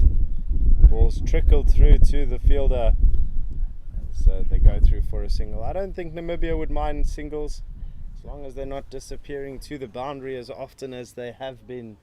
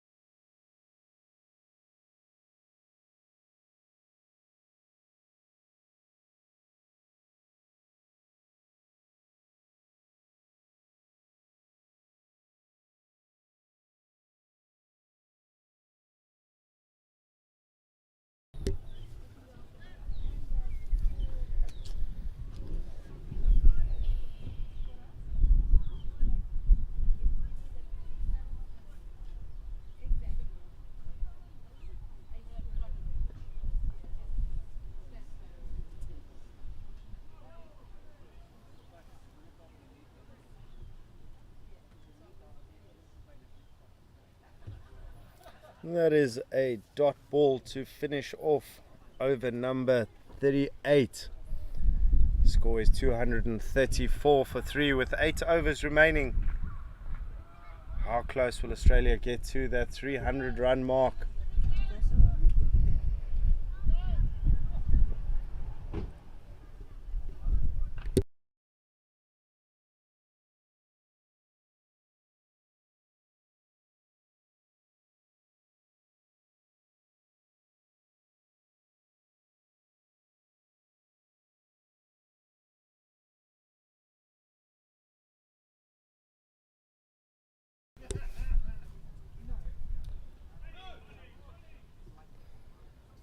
Wide ball signaled.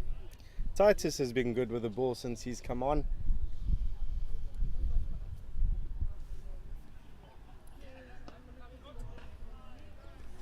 He's managed to just bog the Australians down slightly, as well as get a wicket in that time as he pairs up with Willie van Zyl, two of them pulling things back.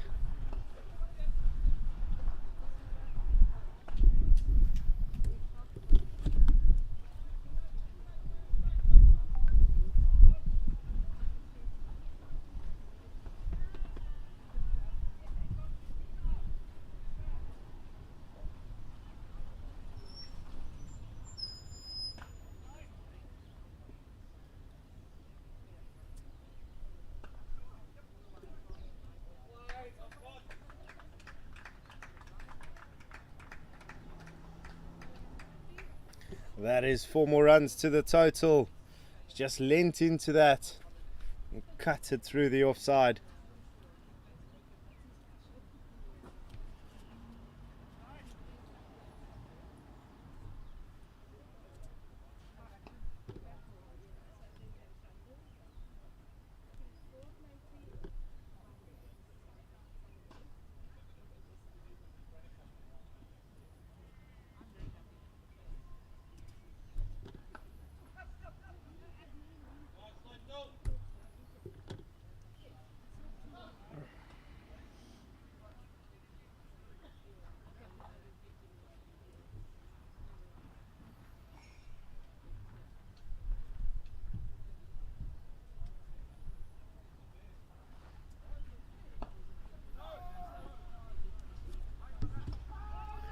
There's a direct hit and a rather optimistic appeal. It looked very safe there, did Dawes.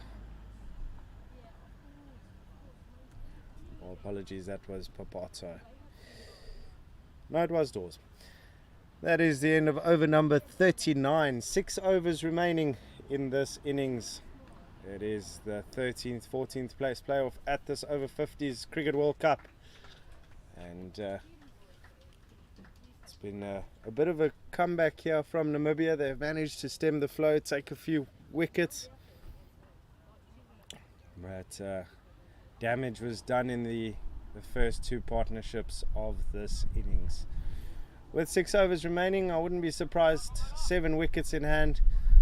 I wouldn't be surprised if they do launch, try and send a few big ones. Van Zyl will bowl out his spell. This is the final over that he has, and he's got 1 wicket for 40 runs so far.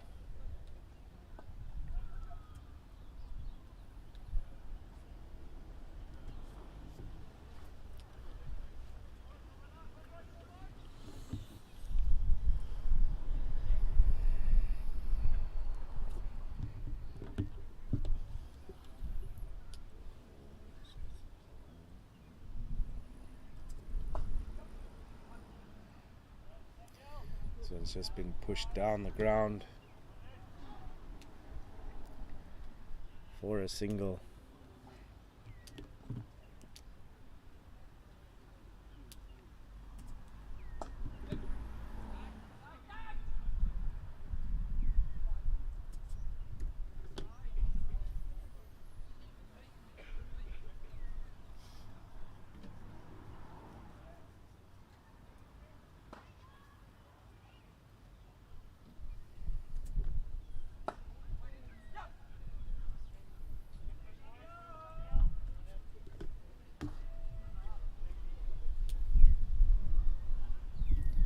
One ball remaining in the 40th.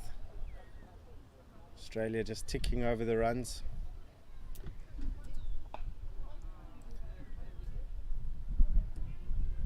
Don't think Namibia will mind the singles at this stage. So 5 singles to round out the 40th over. Just a bit of an update from one of our other fixtures, India versus Sri Lanka. And, what is, if I'm not mistaken, the 5th and 6th place playoff. Apologies, 7th and 8th place playoff. India batting first. Apologies, Sri Lanka batting first, scoring 199 all out. And that will set a target of 200 for India to chase in their 45 overs.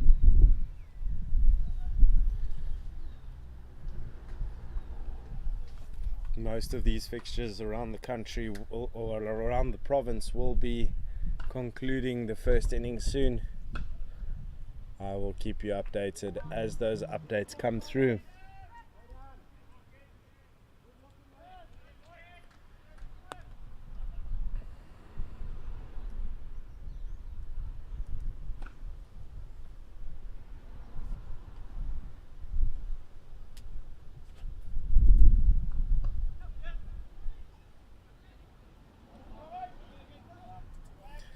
Slight little misfield allows them to come back for a second. Moving on to 249.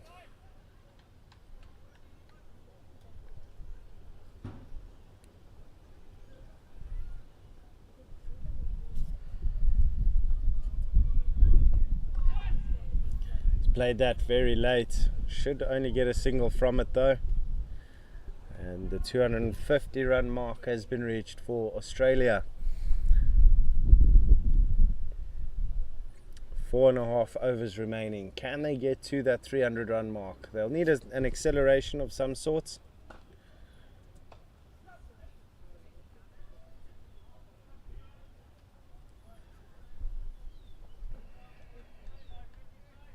Got wickets in hand, so I'd be very surprised if they didn't start opening up soon.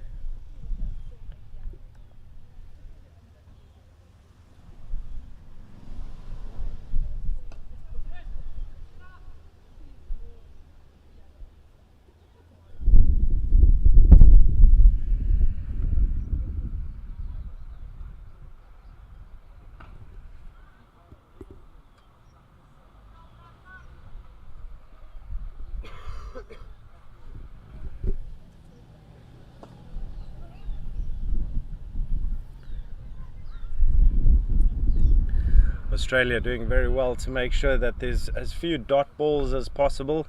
7 runs coming off the over. Titus with 2 overs remaining. Do believe that he would probably bowl out on his end. But with VUSport completing his overs, we are going to have a change in bowling now at this commentary end.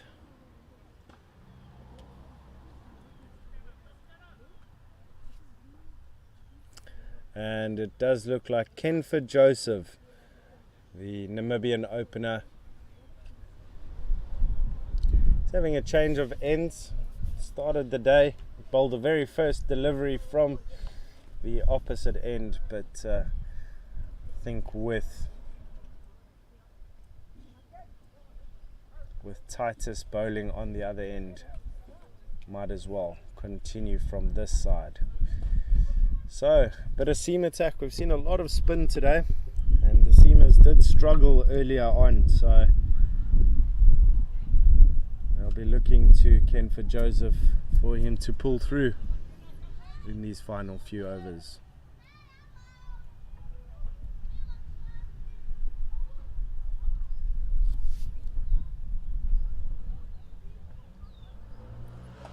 This one pulled aerially, and it's just been misjudged by the fielder. Just needed to read that better. He was in the right position and then ran in, and it ended up clearing his head. So It's a boundary to start the over, exactly what Papato would have wanted. He's moved on to 25 now.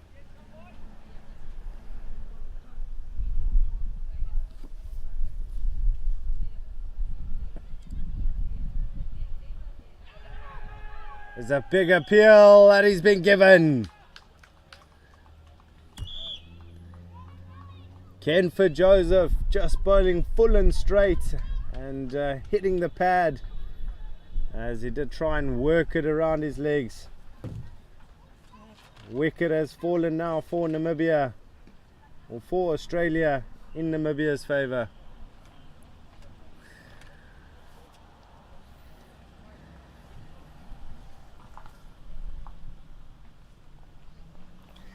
New man to the crease, Richard Gabb. He's got 4 overs, just under 4 overs to do some damage with the willow. He is the glove man for Australia, so should be keeping. So he will look to score a few runs at the end of this innings. As for Namibia, you're pretty chuffed that you managed to take another wicket and just limit the damage that Australia have been doing.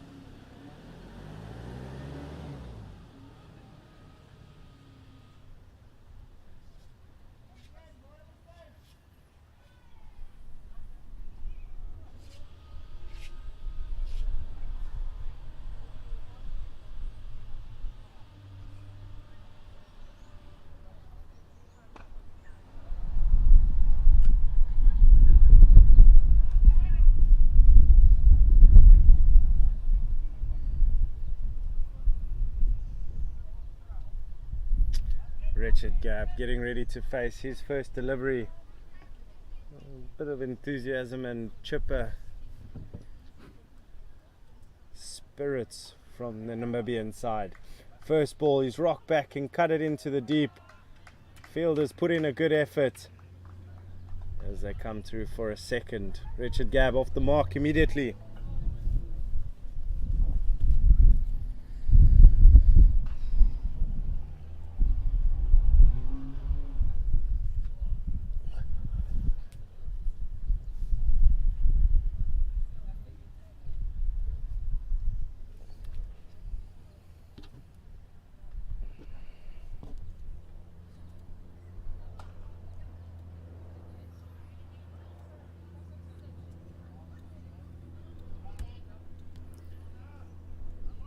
Those 2 runs once again taken. It's been a sort of a trademark of this Australian running. They've managed to turn 1s into 2s quite regularly, and even what should be dots into singles. They've run very well between the wickets.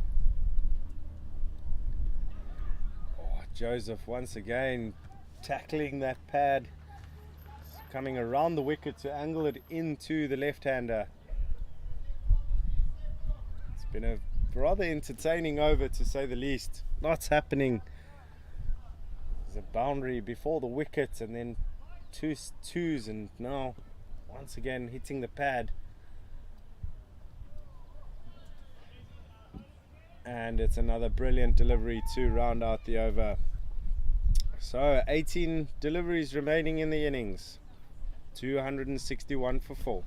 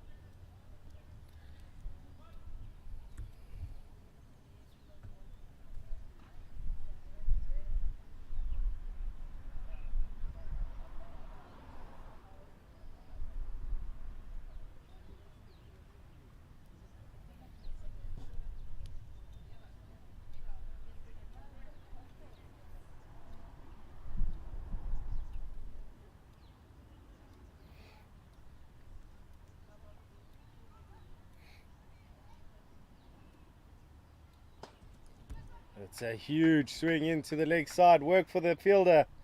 It's come around really nicely. It's a fantastic effort.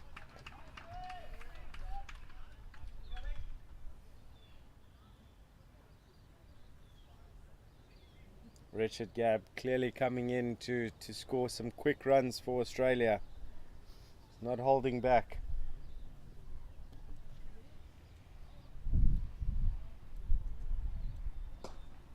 He's driven this one down the ground. Fielder's working again. That's a big dive put in. Fantastic effort.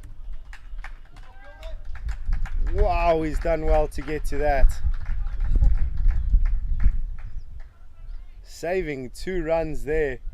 Richard Gabb will wonder how he's not got 4 runs.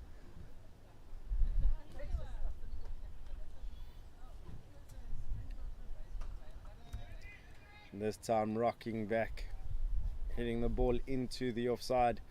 They do settle for the 1.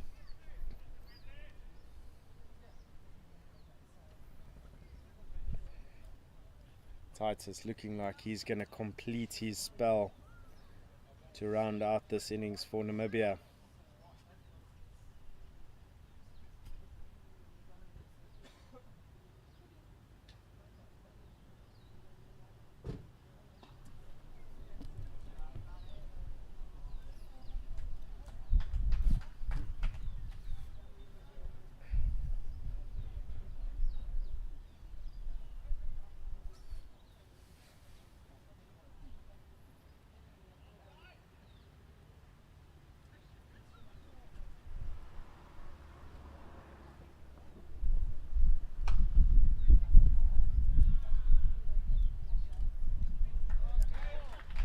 That's a great shot, all the way for 6. It's a big one to round out the 43rd. 274 for 4. Australia working their way ever closer to the 300 run mark. 12 deliveries left in the innings.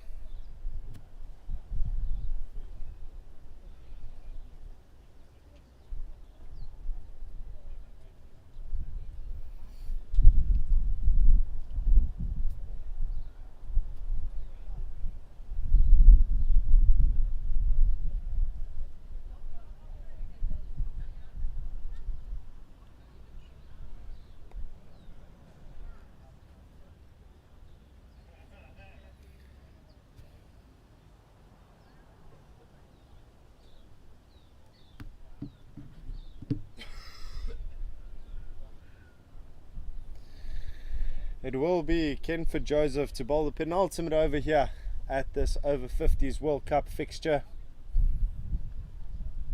It's been a tough innings for this Namibian side. They've had to work really hard. Australia just stamping some authority with the bat. And they've amassed a really big total here.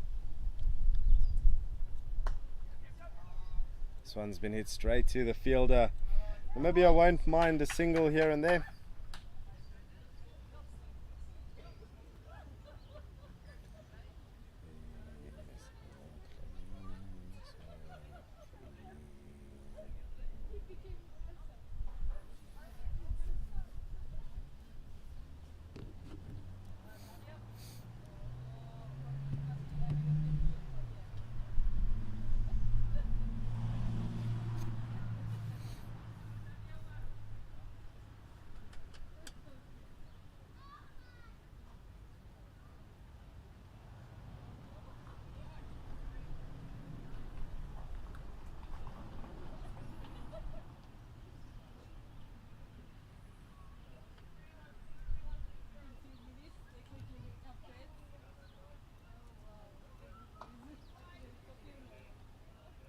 It's a dot ball.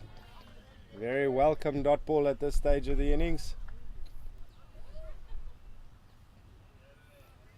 Have been a fan of Kenford Joseph coming around the wicket to the left-hander.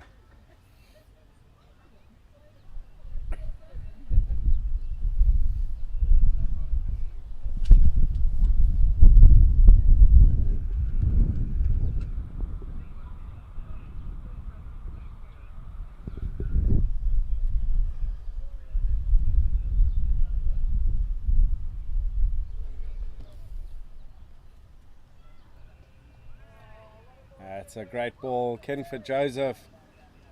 2 dot balls in a row. Richard Gabb has been attacking from the get-go.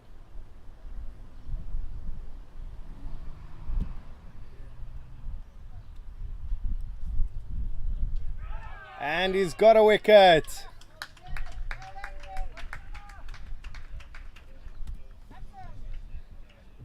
That's very well bowled from Kenford Joseph. What a penultimate over this has been so far. And getting the reward of a wicket as a quick little cameo from Richard Gabb comes to an end.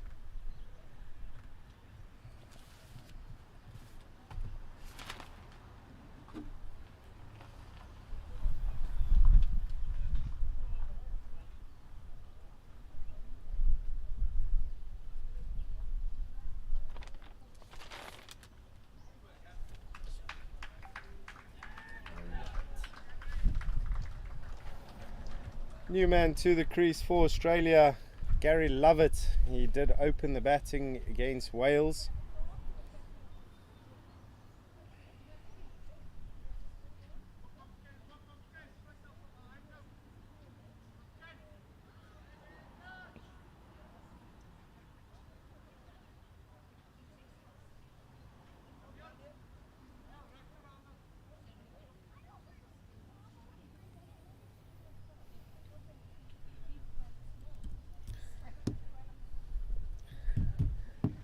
Lovett will be looking to score a few quick runs. There's only 8 deliveries remaining in the innings. It's been a superb over. 1 run and 1 wicket from the first 4 deliveries. Can Kenford Joseph continue that momentum? That's a really good delivery again. As they go through for a single.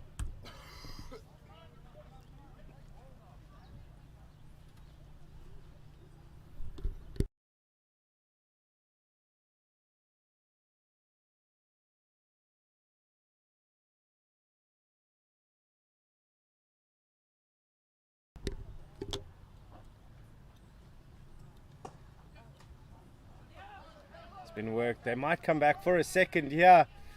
It's good running between the wickets as that concludes the penultimate over. 4 runs coming from it as well as the wickets. Kenford Joseph is done with his job with the ball today. Next up he will be asked to do a job with the bat.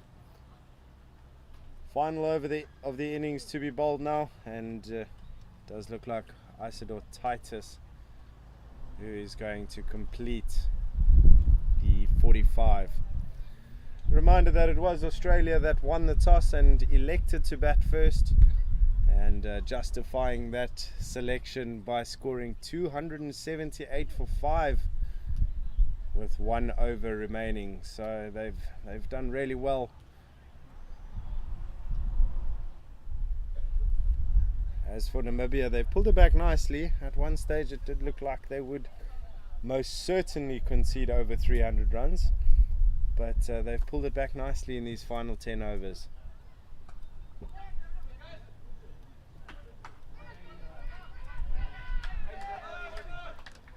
And it's another misfield out in the deep. He's just turned a 1 into 2 there, have Australia.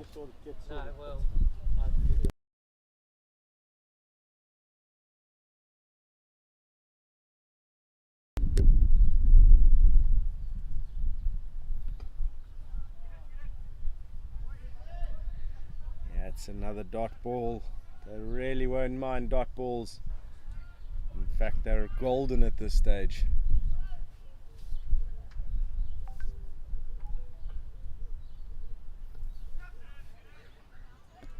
Should just be the single.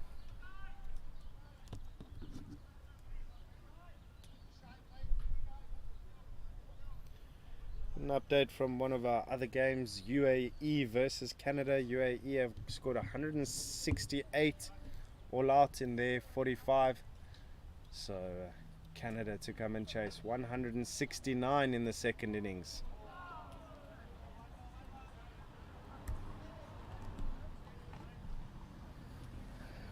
Two balls remaining. It's been very good from Namibia. Haven't conceded too many boundaries, whereas the boundaries were flowing regularly at the start of the 45.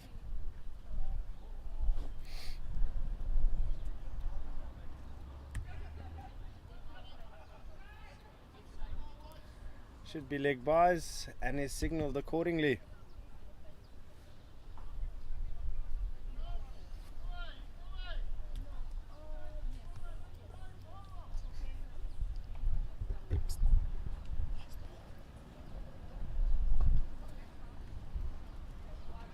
Let's hit this one out into the offside and rounds out the innings with a boundary. So a big day with the bat for Australia. After 45 overs, they've amassed a total of 287 for 5, and they've really forced Namibia into a position where they're going to have to bat absolutely out of their socks. So reminder, Australia did win the toss and elected to bat, and bit of a one-sided innings there, but Namibia gaining momentum towards the back end of the innings. Namibia, a team that haven't scored over 118 so far in this tournament, have a big job to do with the bat if they would like to pull out a result. This is a match for the 13th and 14th place. A big round of applause from both sides for the batsmen and the batting efforts. It is now 1:15 at Pinelands Cricket Club. The sun is out, the clouds are scattered, so we are in for another 45 minutes of cricket. Ladies and gentlemen, thank you so much for tuning in. Stay tuned further for the second innings. We're going to go into a 40-minute lunch break, and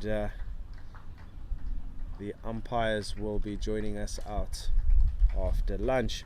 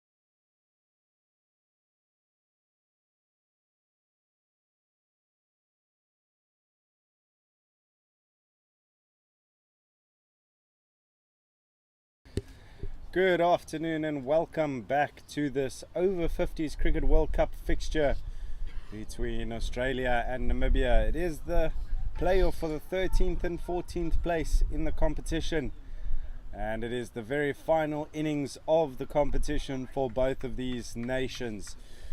Australia winning the toss earlier and electing to bat first, and managing to amass a total of 287 for 5, and setting a target of 288 for Namibia. Namibia, who have struggled with the bat throughout the tournament, are going to have to bat extremely well if they are going to chase this down. Opening the batting here for Namibia is Tehran and Britain.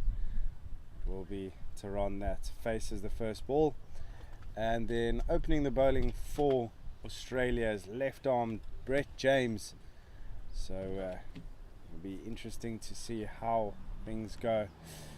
Australia, pretty sure, will go on the attack from the get-go. They've already put in 3 slips.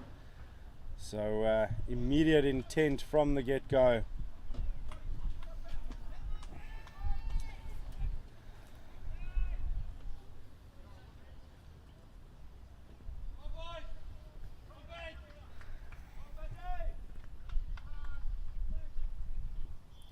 And we're off. James with a bit of a loosener first up, straying down leg side. And, just conceding the wide first up. We saw in the Australian batting innings that Namibia gave away a lot of wides as well. A lot of extras. And Australia will be looking to avoid that as much as possible. Confident stride forward there.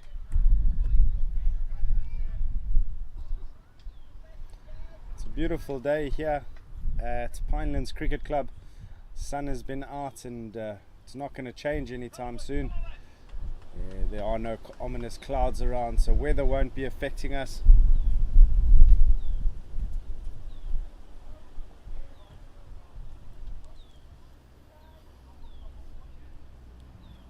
There's a slight breeze going across the ground, cooler breeze. I'm sure the players won't mind being out there with this cool breeze.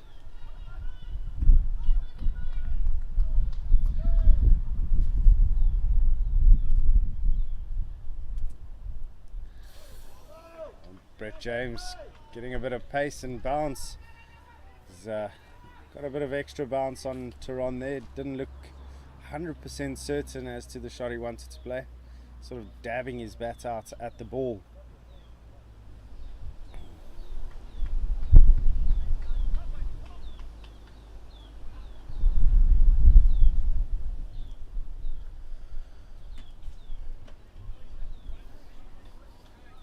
Since that first ball, James has been on the money, 4 dots in a row, playing that 4th to 5th stump line.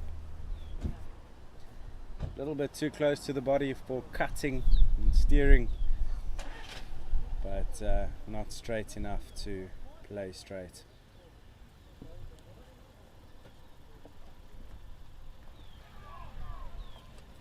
Another really good delivery. Brought him out onto the front foot.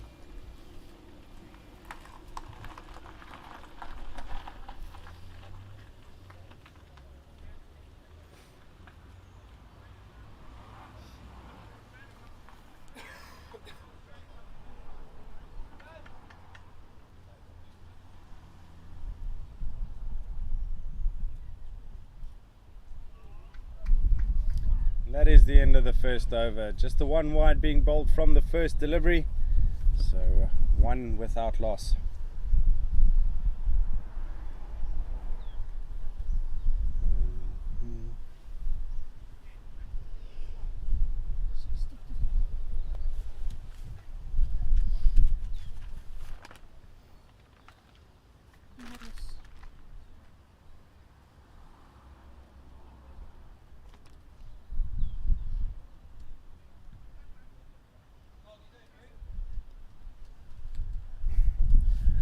Bowler from the far end will be James Morris.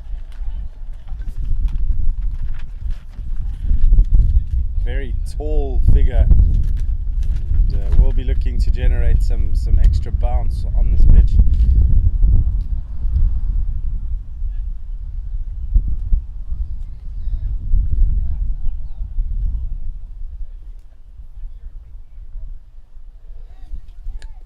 Australia going very much on the offensive here with the 3 slips and now more gully backward point fielder as well.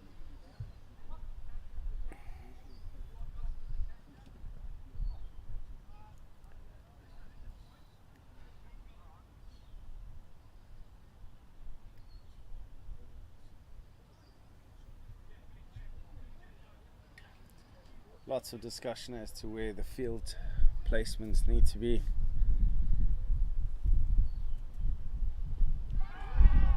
It's a big appeal, probably going down leg.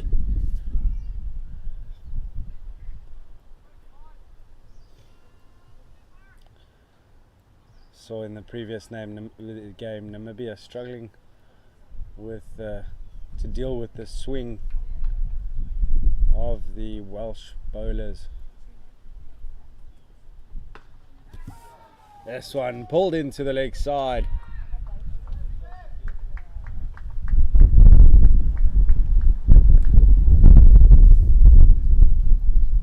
Apology, it was Australia that were playing against Wales.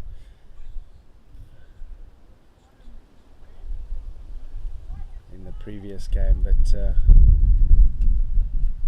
was against Pakistan that Namibia were struggling to deal with the swing.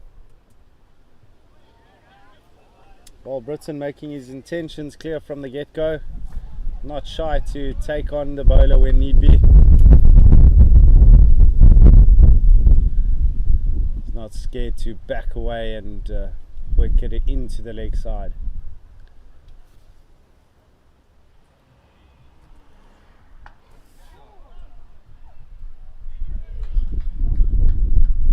He's cleared the infield this time, but not connecting as well as he would have liked. They do go for the single.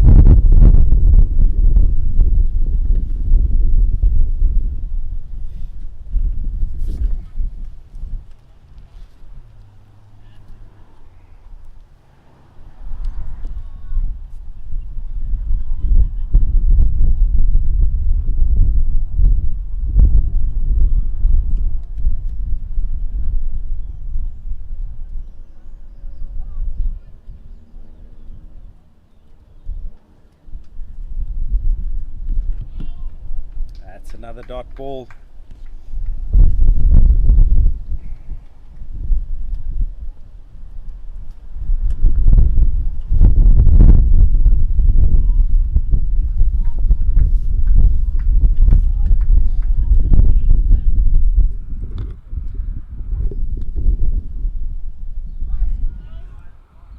Bit of extra bounce there because of that tall figure that is James Morris.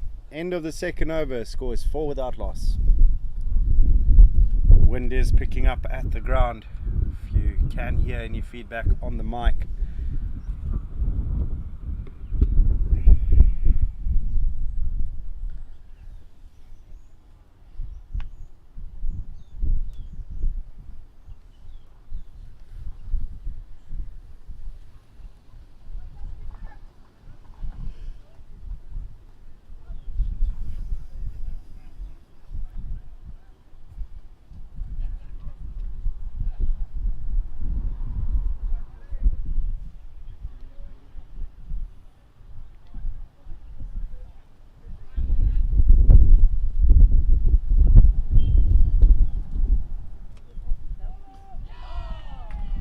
That is going to be frustrating.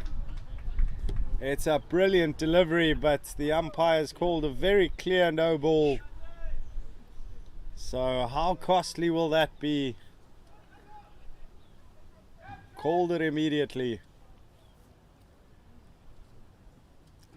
So Brett James beating the defences.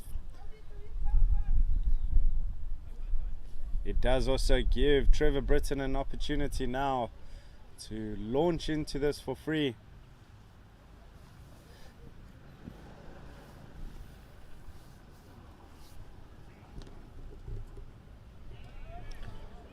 Umpire's having a look at that one, and he's decided that it's a legal delivery.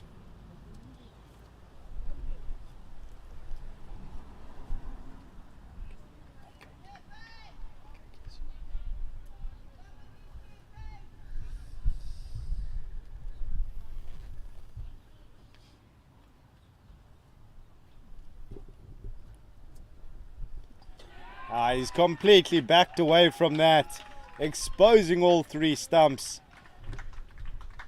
And it was always going to be a case of you miss, I hit. We got his warning earlier on in the over, and Brett James has struck early.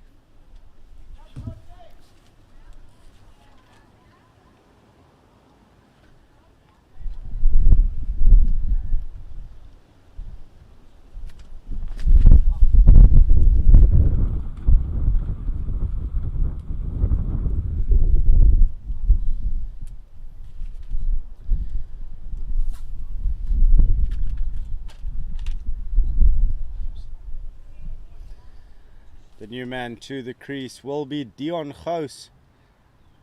He's coming in very early, as early as the 3rd over.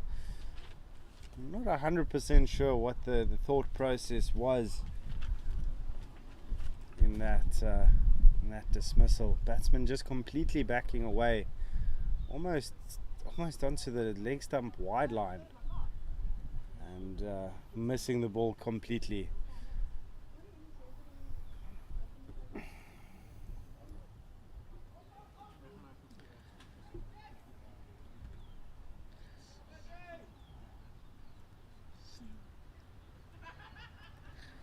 Almost 2 identical balls, the two. One that was called a no ball and bowled him on the first delivery of the over, and then this one on the 3rd delivery of the over.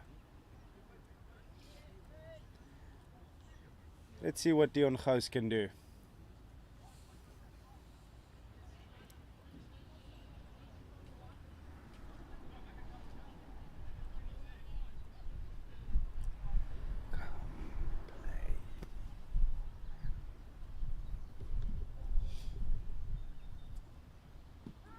That's a huge shot, but very short-lived.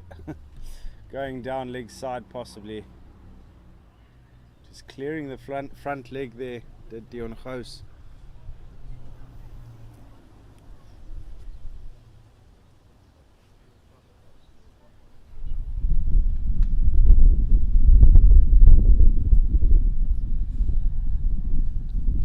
It's really well bowled. Brett James all over the batsman at this stage. 2 balls remaining in the over.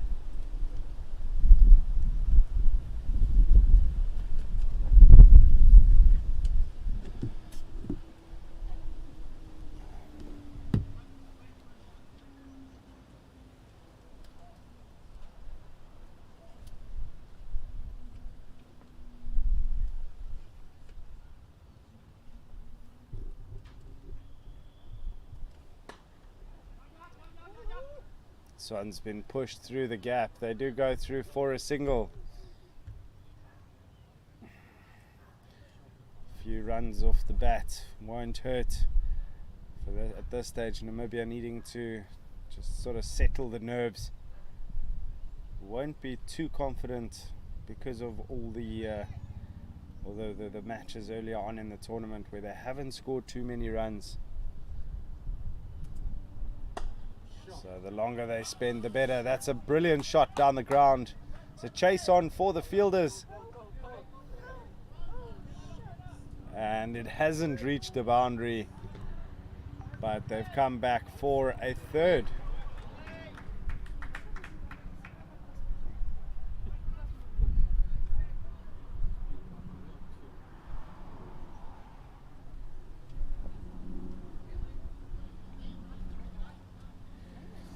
That is the end of the over number 3 complete with a score at 9 for 1.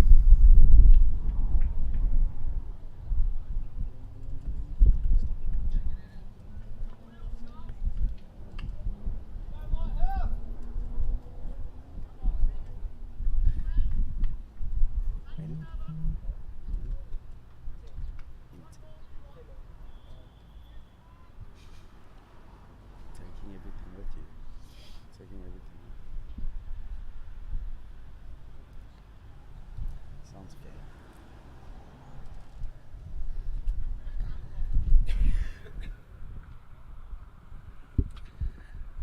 It is Tehran now to face Morris. Morris a very tidy first over. And he started with a wild one. Straying down leg side.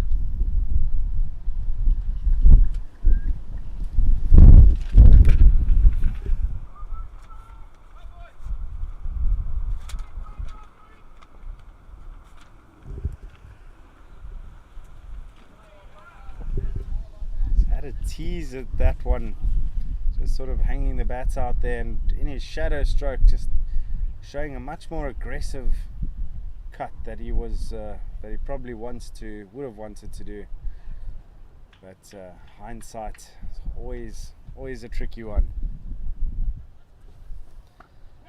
This time he has got hold of it, and it's gone to that deep backward point fielder.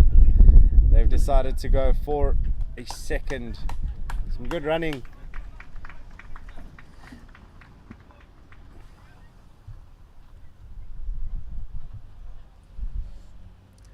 Not scared to hang the bats out there. It's Tehran, but there isn't anyone on the boundary, so if he does manage to pierce that gap, it's runs.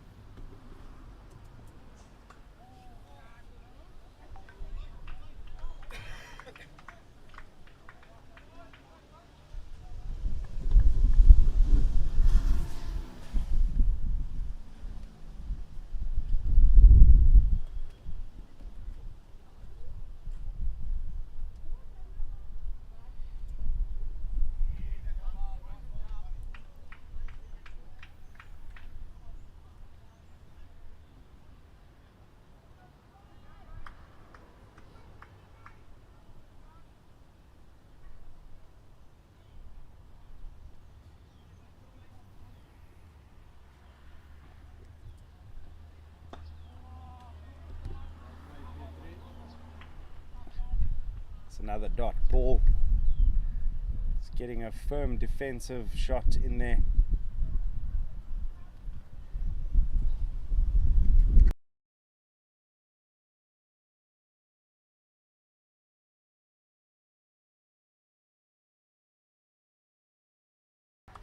That's a very good ball there. Morris putting a bit of back into that one. It is the end of over number 4. Score is 12 for 1.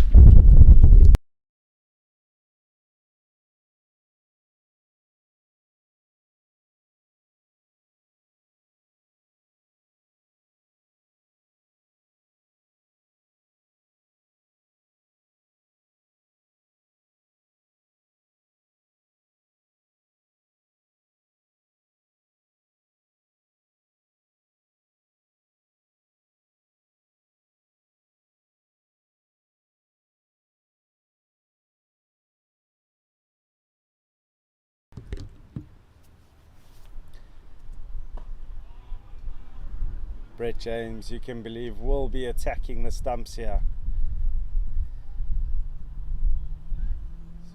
Destroyed the furniture twice in the previous over, but one of them being a no ball and not counting.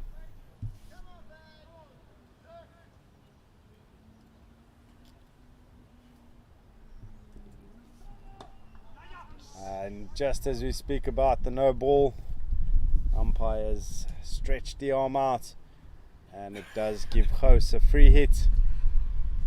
Early present here in the innings for him.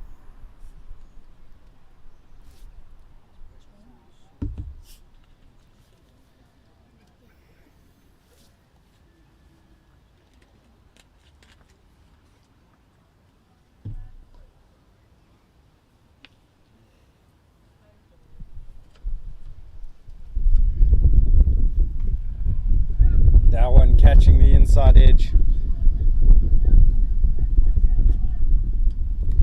As they go through for a single.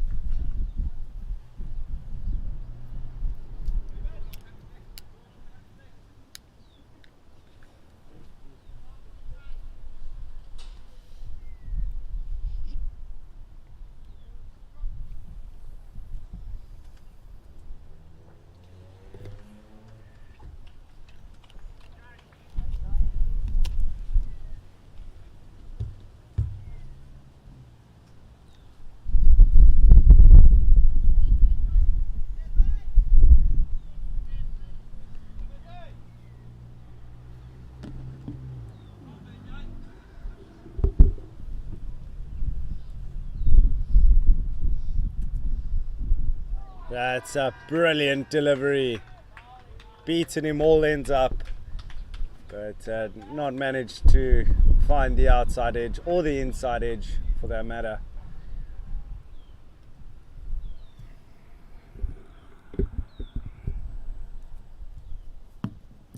He's been really targeting that fourth stump, fifth stump line when it hasn't been straight.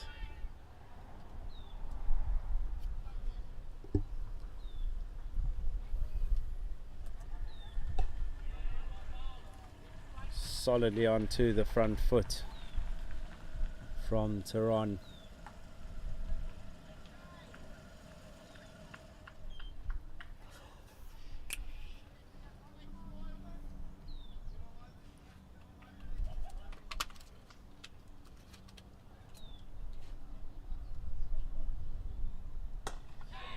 This one's been hit in the air, but it's through the gap.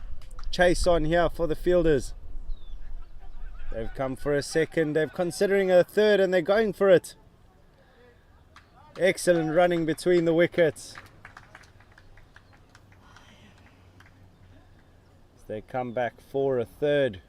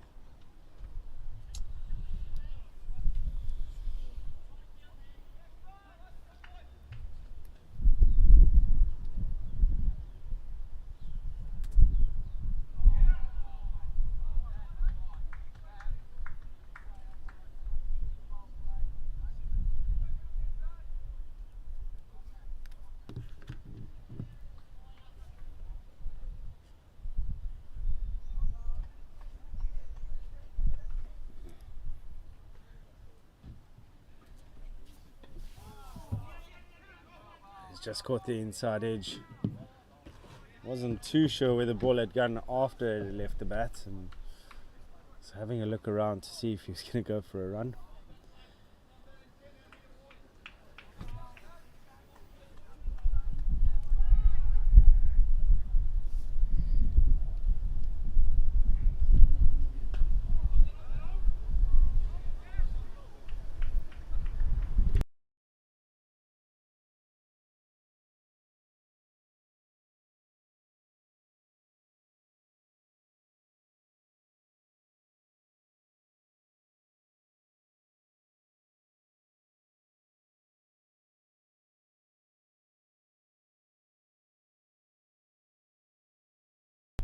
Caught the outside edge.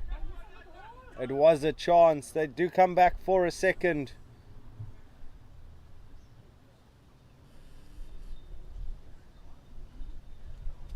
Just a little bit of a concern here. Maybe a rolling of the ankle.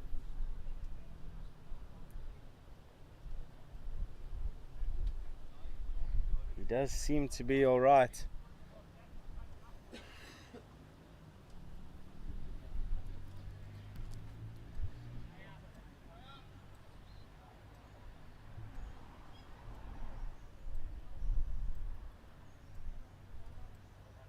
He will be coming off just for a little bit of assistance, some medical assistance to have it checked out.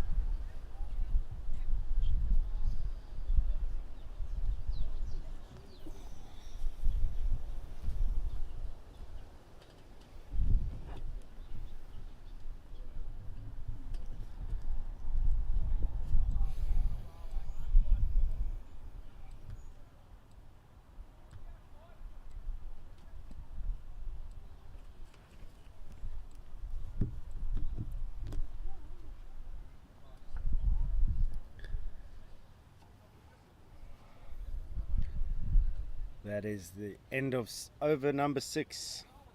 Namibia 19 for 1. Just rebuilding after that early wicket. These two batsmen spending a bit of time putting together the start of a partnership. They want to stick around as long as possible.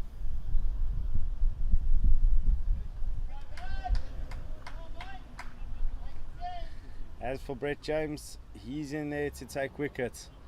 He's got a huge slip cord and 4 players. And that one's gone past his chest. It's a really good delivery, some steep bounce, generating some good pace as well.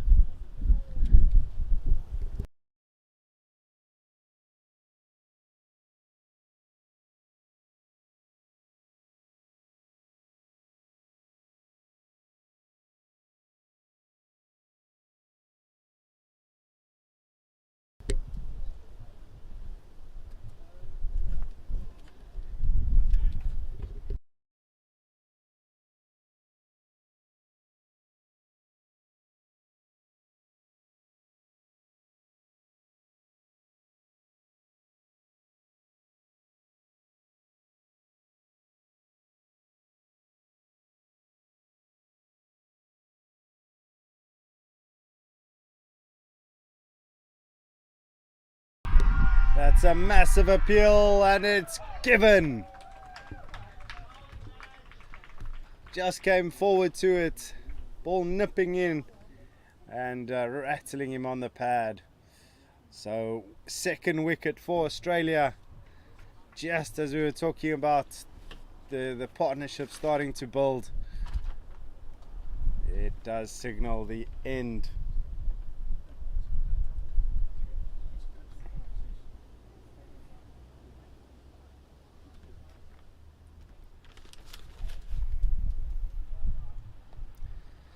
Just a little bit sort of dropping his head there. Probably a bit disappointed. Was seeing the ball quite nicely. So Dion Gous departs and the new man coming to the crease. It's Van der Walt.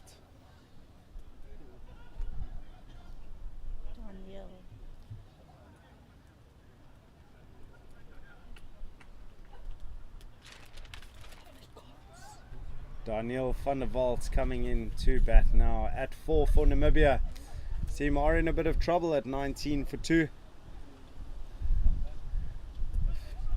If they do fancy their chances at chasing this down, they're going to have to stick around at the crease.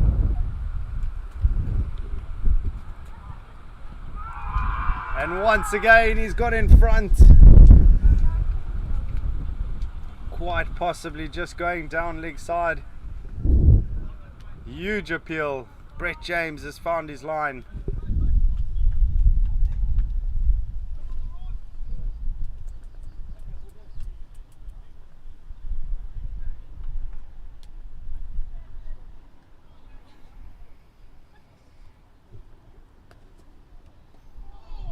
That's caught the inside edge. It's been an eventful over so far. 1 ball remaining.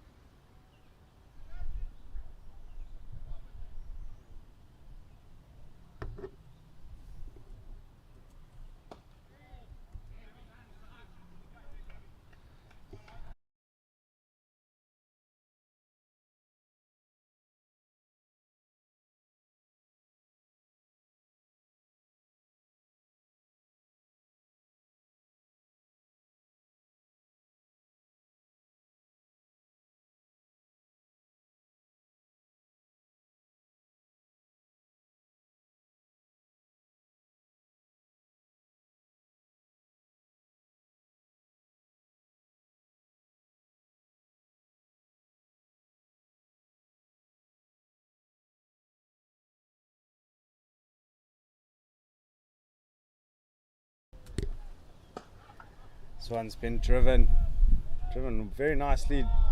Gee, direct hit, could have been dangerous. But they did manage to get back safely to get through for a single.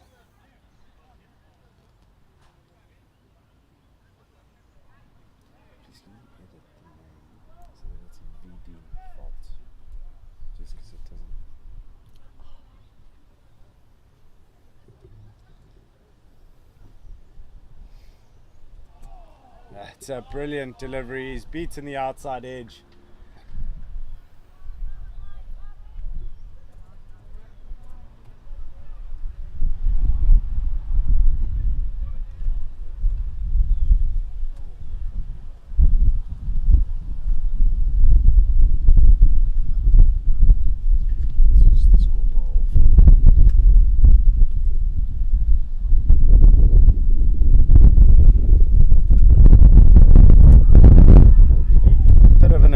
There.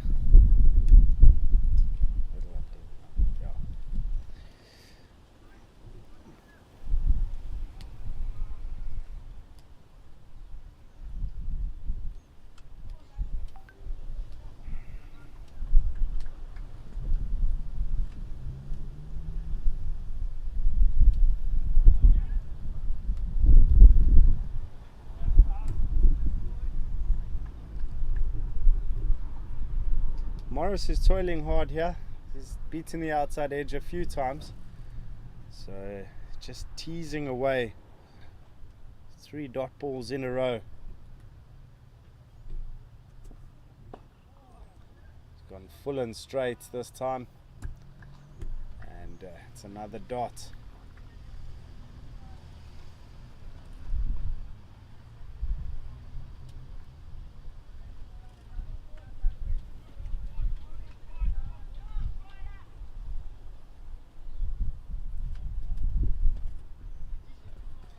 Oh, once again, just too good for the batsman.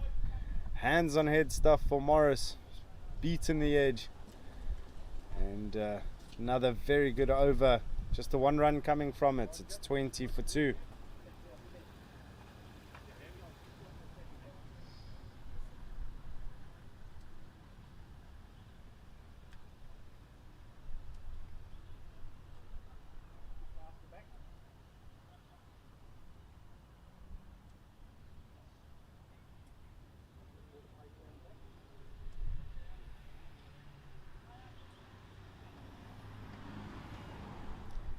Brett James to continue what's been a very exciting opening spell here.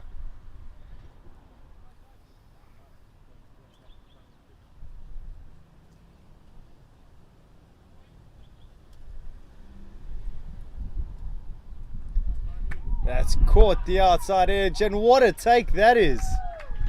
That's a spectacular catch. Goodness me, I didn't even think he'd reach that. Have a look at that. Batsman even going up to him, and brilliant to catch.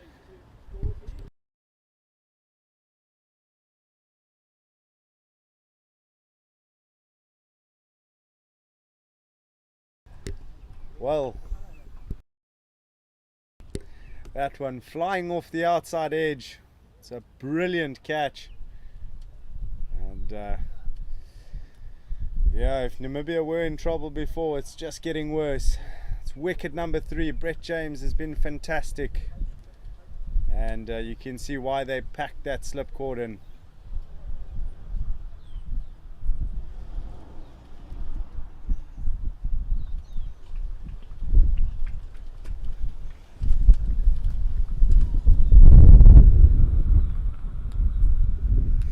So the captain, Melt van Schoor, coming to the crease now. He's been very useful with the bat throughout the tournament for his team, and he comes in at a time where they desperately need him to step up. He does have to contend with what's been a really good Brett James. He's now got 3 wickets for his 11 runs that he's conceded. Not to mention that he has taken a wicket on a no ball as well.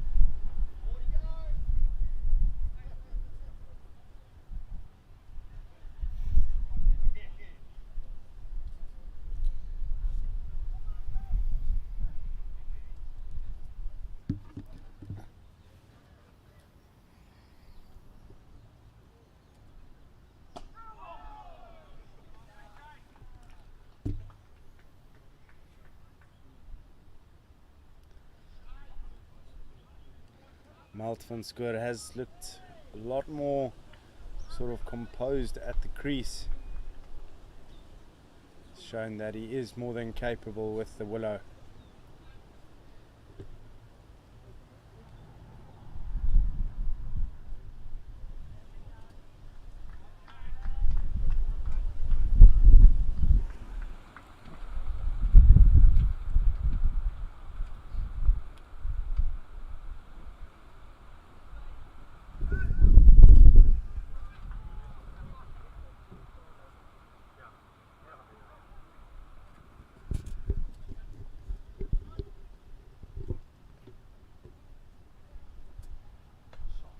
This one's cut late,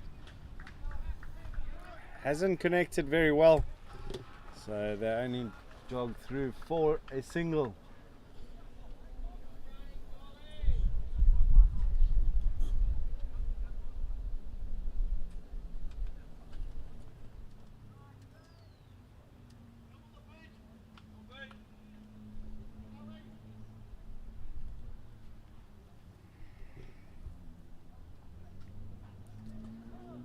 This one's flicked off the pads, and it is a dot ball. One ball remaining in the over. It's been another tidy one from Brett James.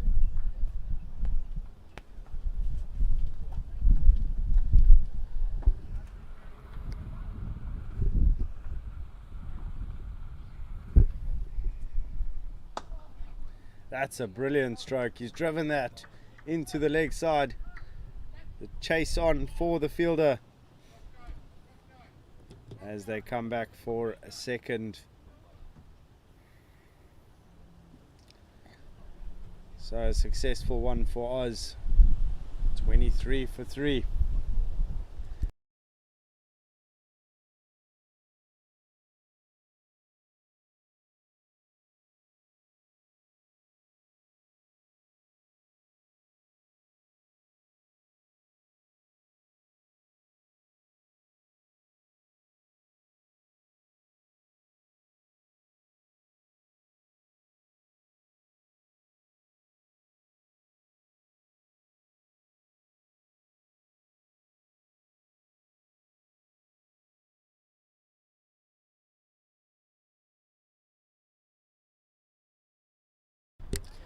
So Morris coming in for his 5th over now.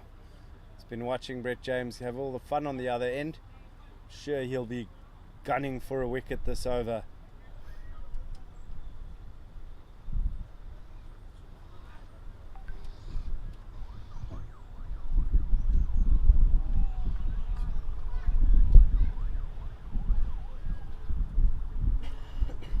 He's been bowling very well despite not having taken a wicket.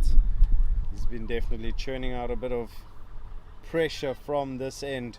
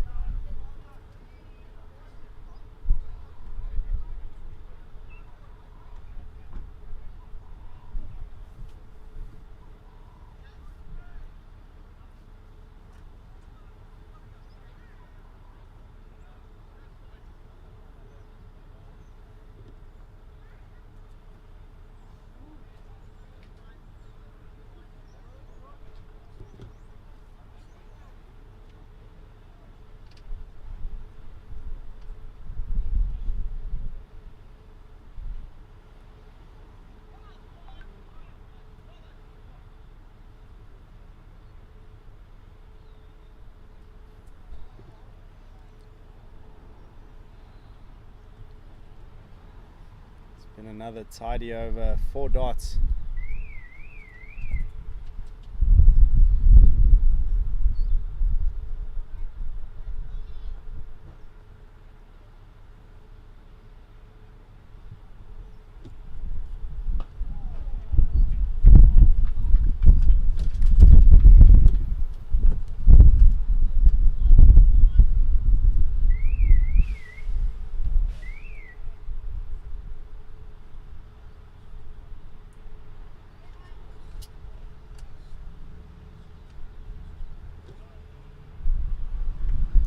Oh, that's a brilliant delivery. It's just nipped in, gone between bat and pad, and squeezed through to the keeper. It's a maiden over, 10 gone, 23 for 3.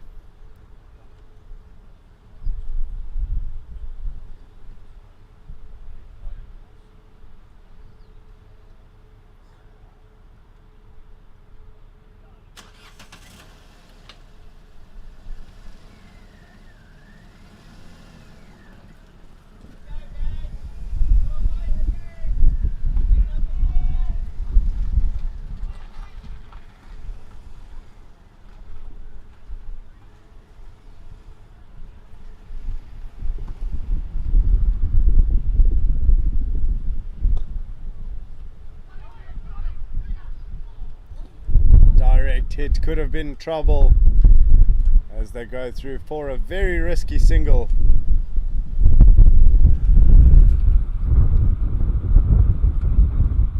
Wind really is starting to pick up now as the afternoon session ensues.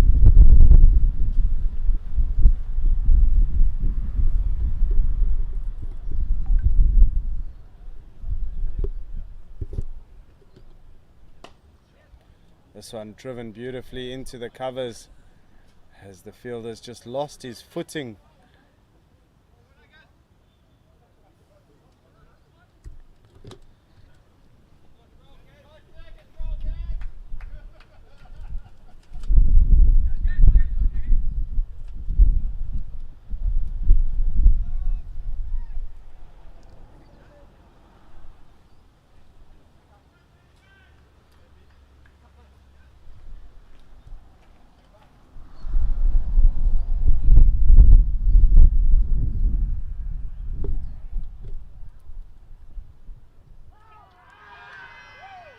That's a big appeal. It's come off the pad. According to the umpire, it's another brilliant delivery from Brett James.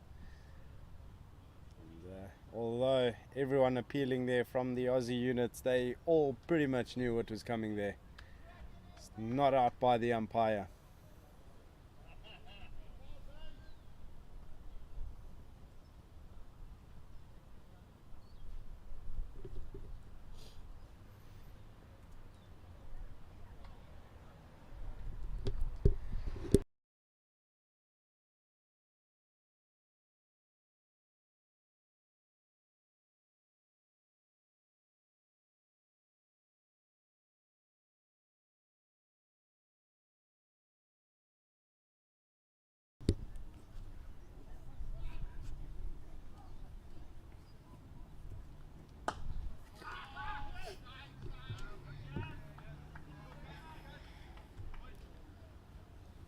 It's a dot ball there.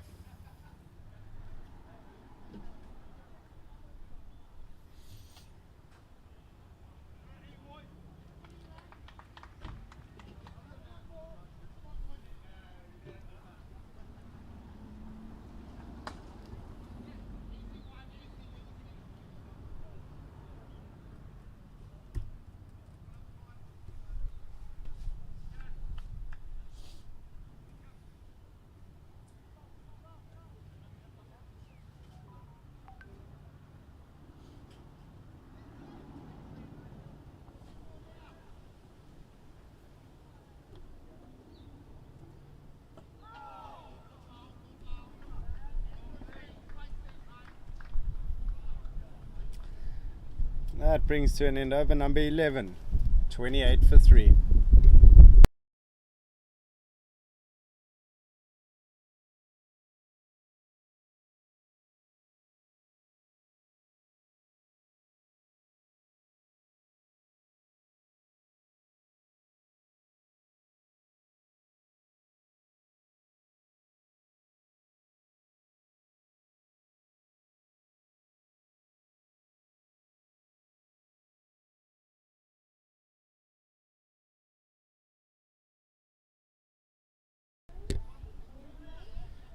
So it does look like Brett James might be leaving the field now after a really good opening spell from him, managing to take those 3 wickets, put his team on the front foot as we're starting to move towards the we start moving towards the very first drinks break of the innings. Still an incredibly attacking field here from Oz. He's caught the outside edge. Still nothing, not able to pierce the gap there was VUSport.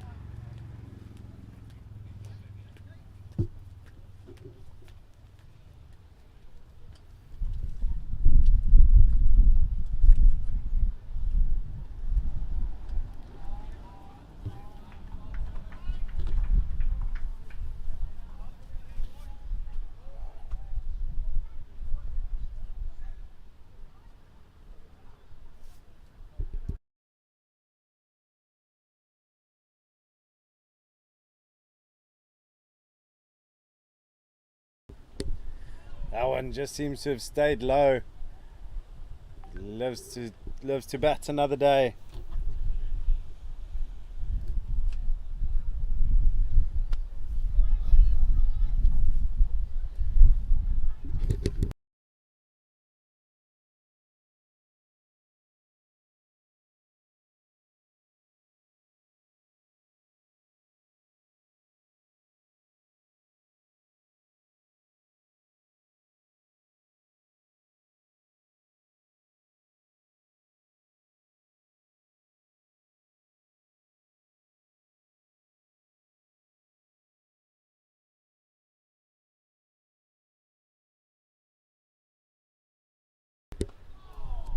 This one flicked into the leg side.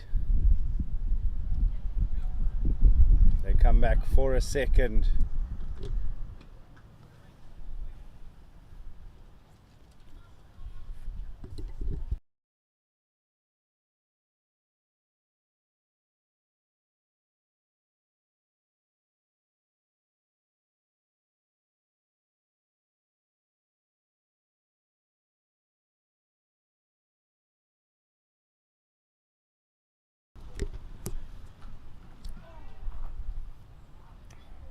Looking rather uncomfortable there is VUSport. 12 overs completed. Score is 30 for 3. Does look like the helmet is coming out now for the wicket keeper. Not even. Short leg.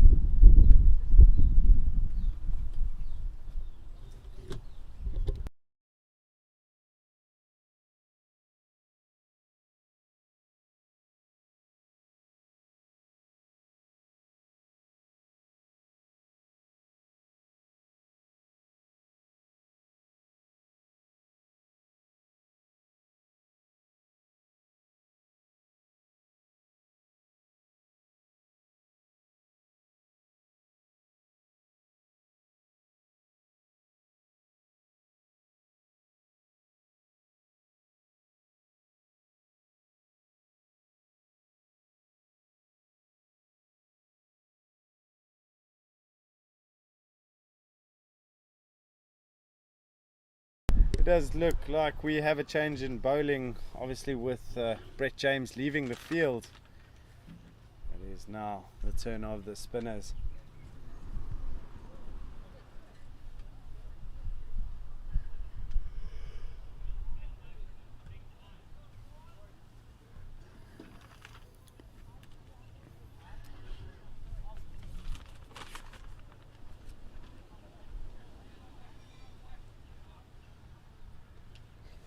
Well, it looks like it is Stephen Gollan coming into the attack.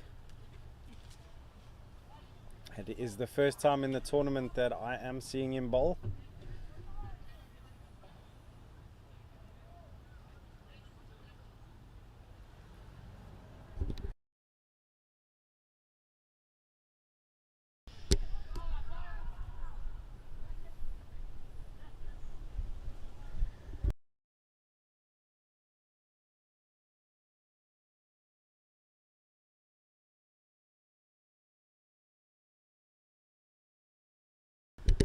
It's a good start there from Gollan. Now bowling to VUSport. VUSport has already spent a bit of time there at the crease.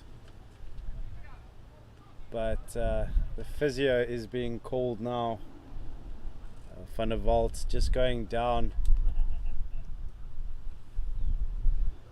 and should have a slight break in play here.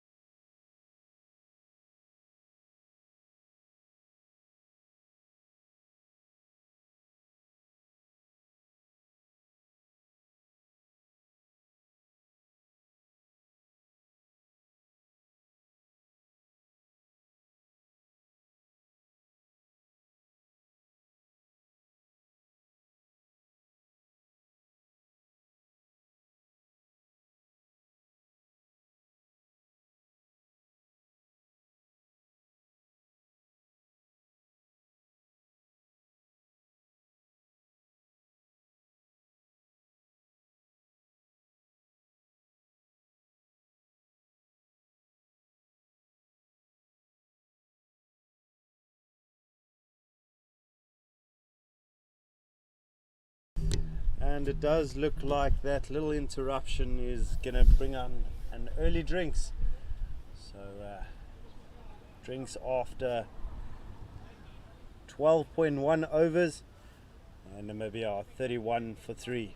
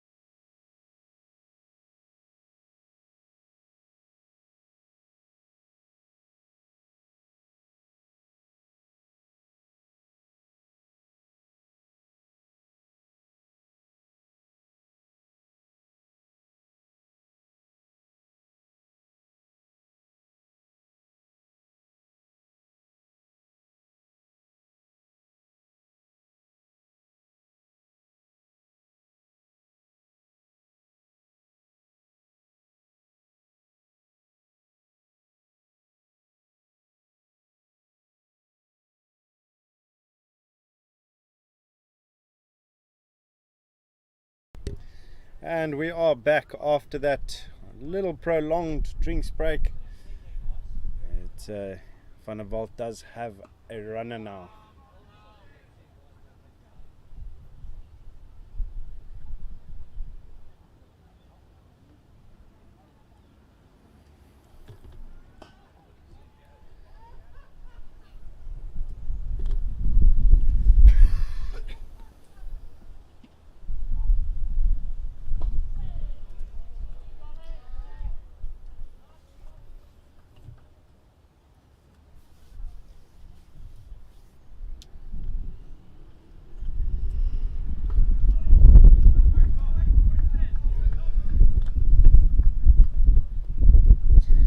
That is the end of over number 13, score 31 for 3. This is the over 50s World Cup, and we are into our final game of the tournament, or at least our final round of fixtures in the tournament. This is the battle for 13th and 14th place. Both of these sides have had underwhelming tournaments, unfortunately, and they will be happy for the experience, but I'm sure both had their sights on a few more results going their way. But both these teams looking to end the tournament off on a high. So far, Australia completely in control, having set a score of 287 for 5. As for Namibia, well, they've got a big chase on their hands. They've lost 3 early wickets.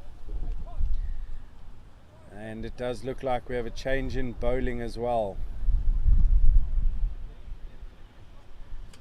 Another one of these Australian left arm seamers.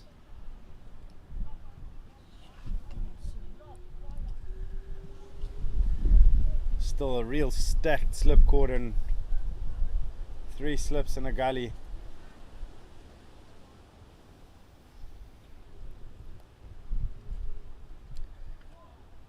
It's no use when you're bowling down leg side first up. It really is just bat on ball. There's no one at the fine leg region at all, so any bat that he can get. That was a dead ball.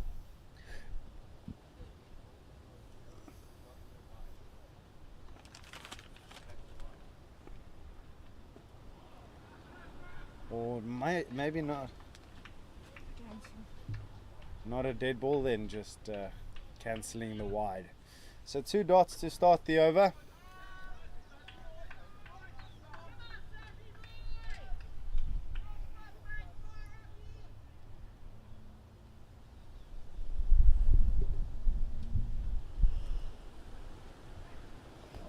And that one's gone down. It's gone down. It's gone straight to third slip into the bread basket. And he's fumbled it. That's a drop catch.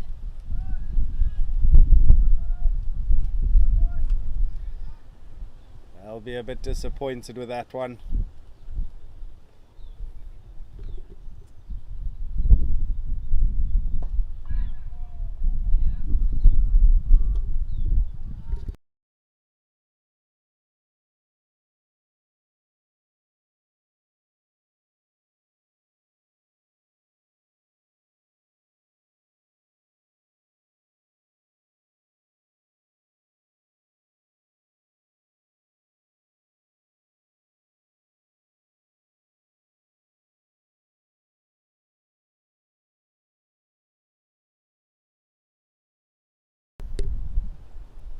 Didn't he cancel it?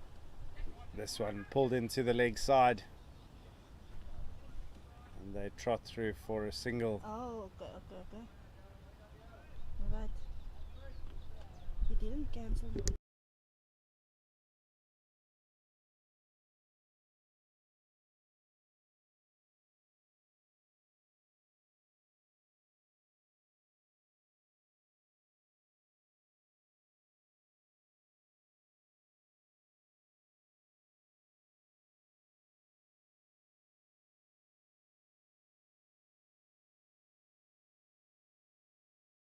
And that is a maiden over. Really good bowling from Tim Sargent. Has generated quite a lot of speed in the the over. So score still 31 for 3. Namibia going at a run rate of 2.2 to the over, and if they are looking to chase down this rather mammoth total, it's going to take something quite special from Van der Walt and Van Schoor. Does seem rather unlikely at this stage. So the 3 batsmen convening in the middle. Yes, you heard that right, 3 batsmen. There is a runner on the field for Van der Walt, who just seemed to injure his, I think it's his hamstring that looked like it was uncomfortable. This is the 8th fixture in the tournament since the 7th of March. So games have been coming in thick and fast for these two sides. And it's no surprise that there's the odd niggle and just a overall stiffness that's running through the teams. So it is Golan to continue.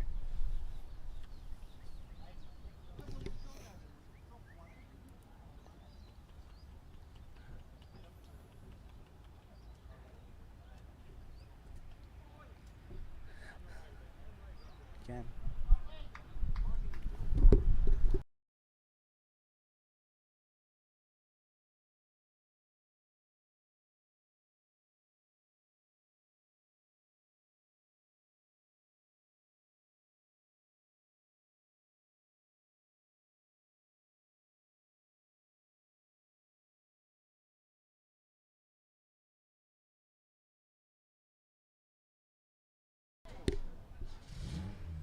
He's trying to sort of paddle that around the corner.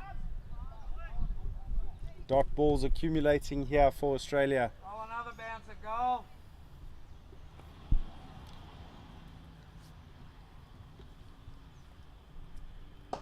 That's a full toss, driven down the ground. It is rolling away to the boundary. Chase is on for the fielder, and he does manage to get to the ball. Very slow outfield today. It's almost got a rugby field length of grass to it.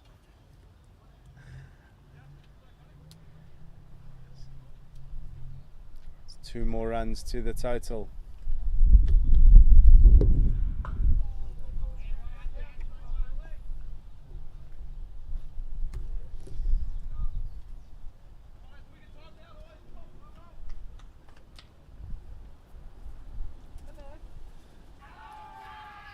There's a big appeal there, and it is the end of the over. Once again, just the 2 runs coming from it. Score is 33 for 3.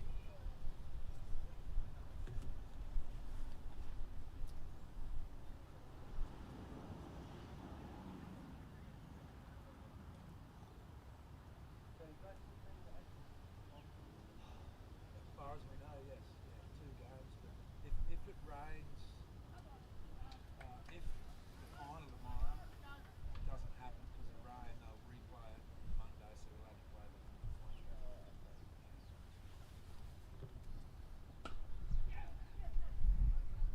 This one just being pushed out to that backward point fielder. So go through for a single.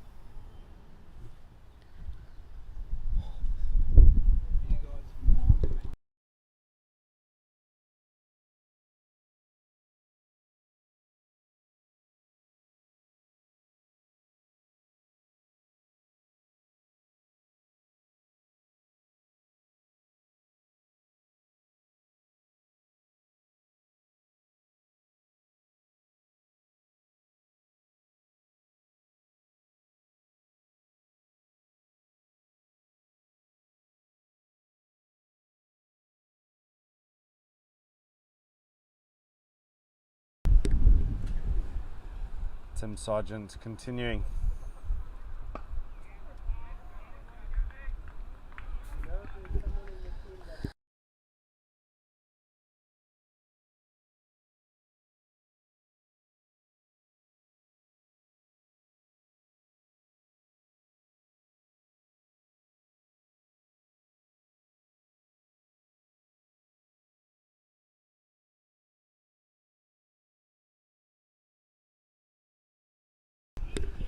This one just being steered out for a single. One of the Welsh players.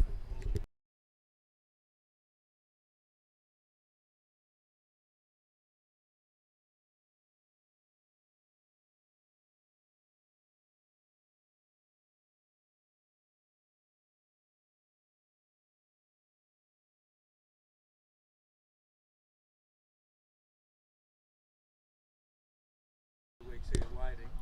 Just get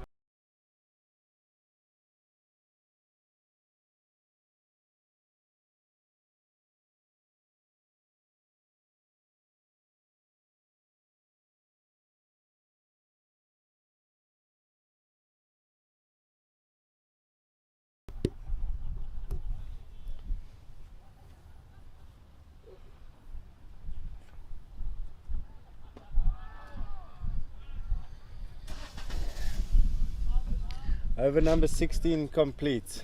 Score is 36 for 3.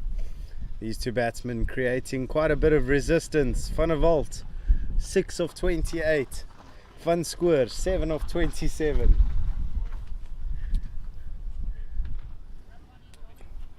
These Namibian batsmen in it for the long run, looking to bat out the overs if possible. As for that target that they're chasing, it seems highly unlikely at this stage.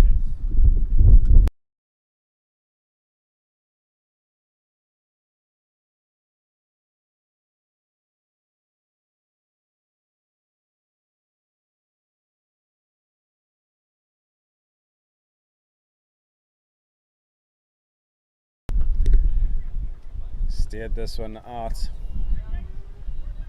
They go through for another single.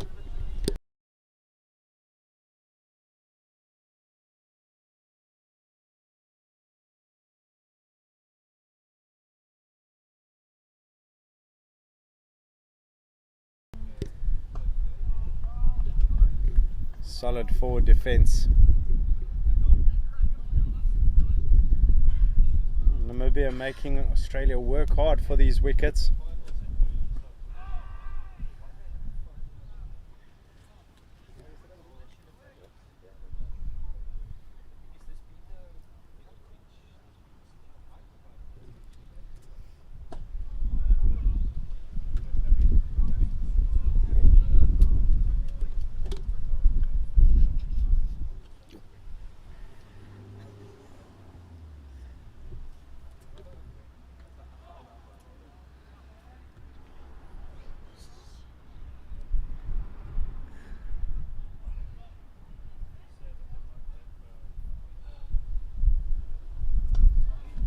Really well bowled. He's pushed that in a bit quicker. 5 dot balls to round off that over. 17 gone. 37 for 3. Required rate up at 9 to the over now, so boundary and over would be required if Namibia were to chase this down.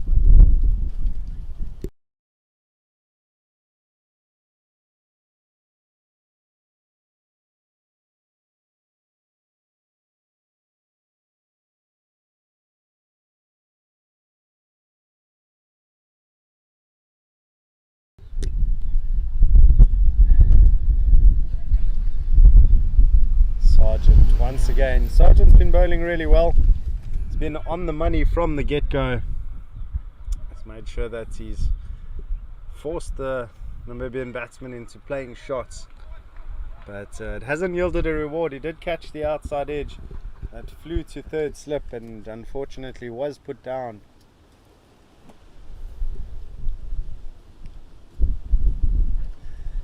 And there it is, it's wicket time. I don't know if that's a form of commentator's curse that's come through, but this time it has gone through to first slip, and that is the end of that innings. So Van der Walt departs with his runner, and things looking pretty bleak at the moment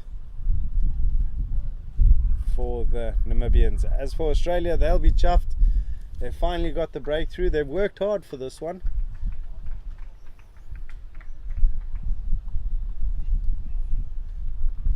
David Hartzenberg, the next man to the crease.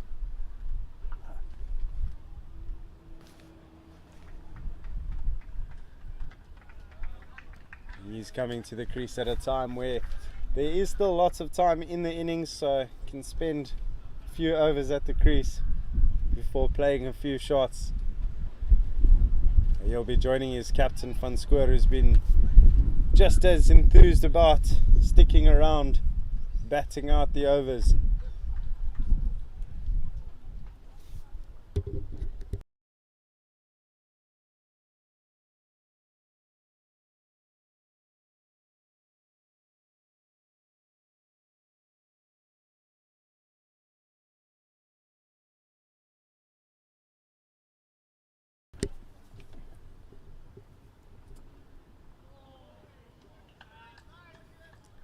He's gone and left that one alone, not tempted into playing any shots.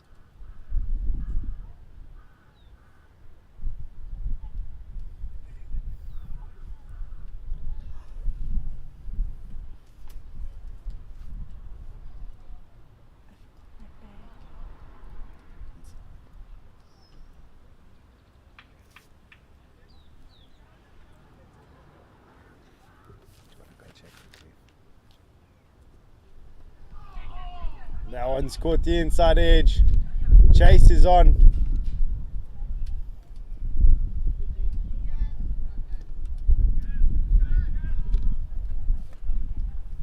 And they do come back for a second.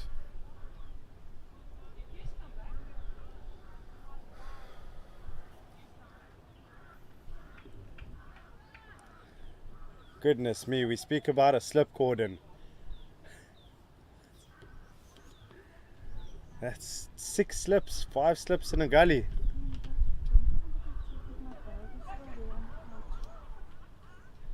They do go through for a single.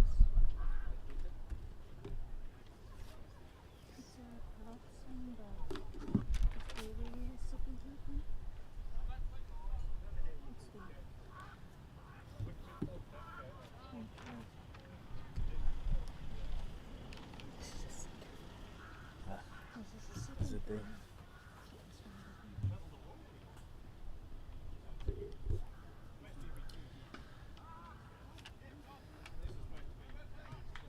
Once again, finding the fielder.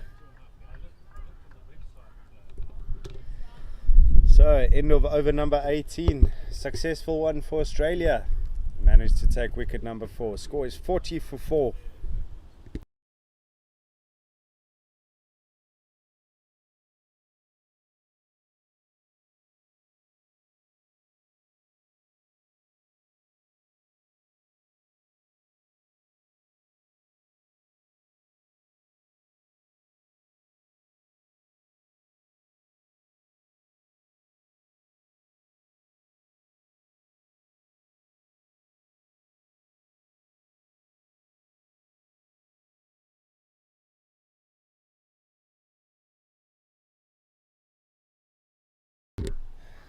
Golem to continue.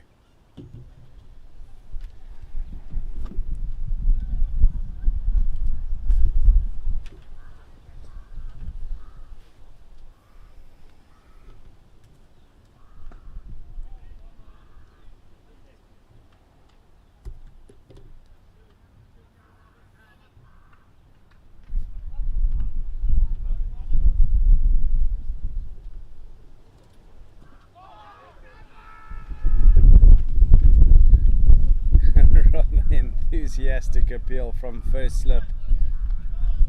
Very hopeful the umpire might raise the finger.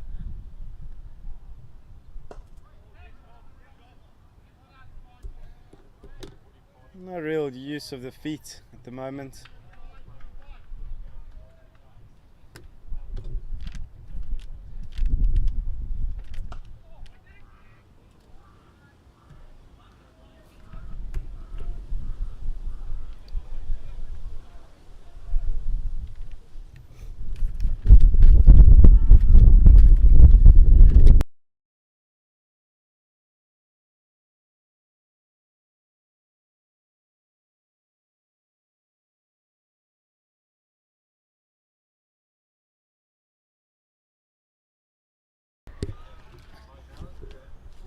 That's the end of another over. Score 40 for 4. It'll be very interesting to hear the captain's thoughts at this stage from Namibia as to what their plan is. I do understand that it is a case of probably batting out the overs. But with it being the final match of the tournament, why wouldn't you just have a bit of a go, play a few shots? But maybe just taking some time to get in, although the captain himself has been there for 33 deliveries for his 7 runs.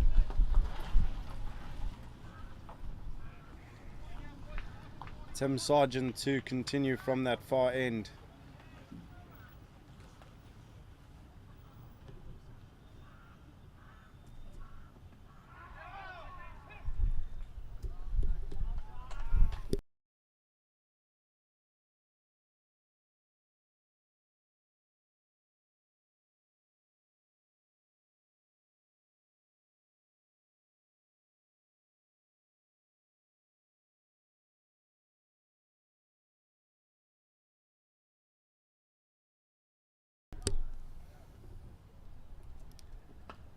This one's been steered out.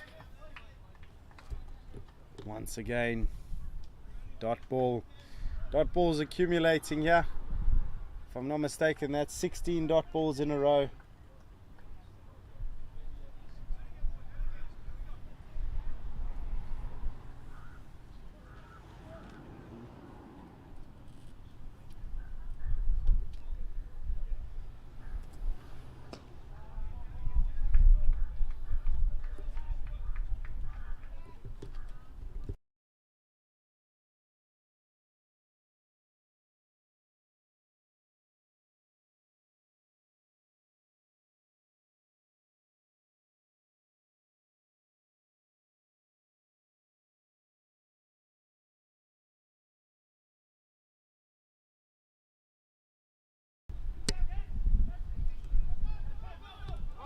Oh, there's a miscommunication and he's fumbled the ball.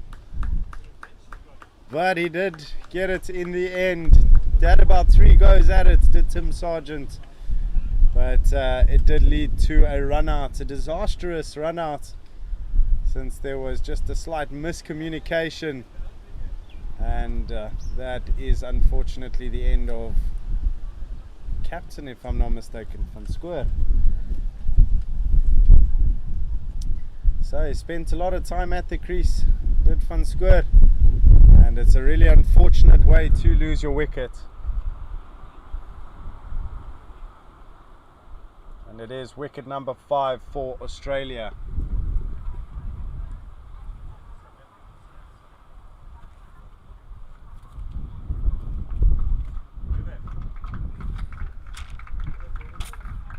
Francois Erasmus coming into bat now.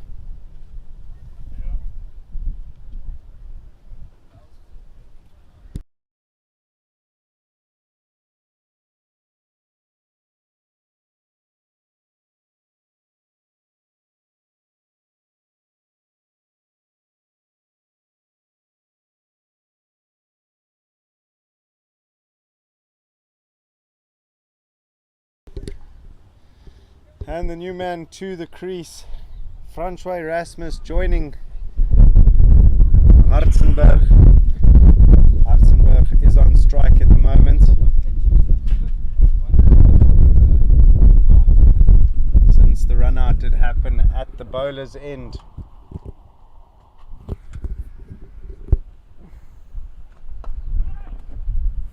Driven this one out. This might run away, and it has. Goodness, that was hit so well, just traveling across the grounds. And first real shot in anger in about 10 overs. Maybe Hartzenberg has decided that he wants to have a bit of a bat, play some shots.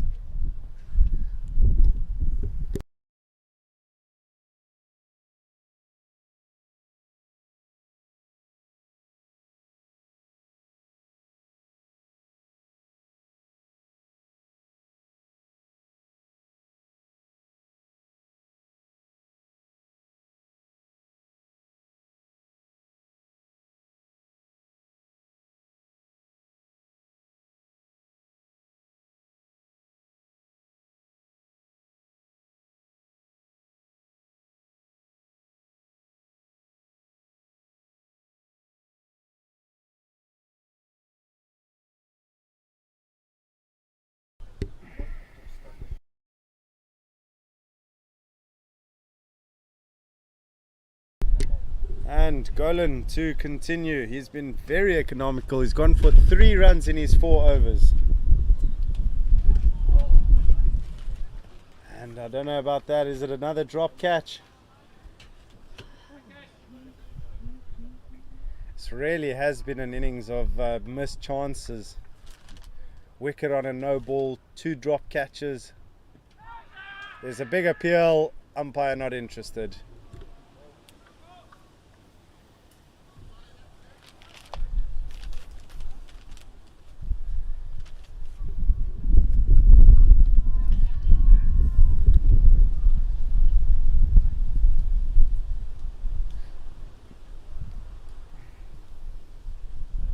Troy Erasmus just looking to get some bats on ball here.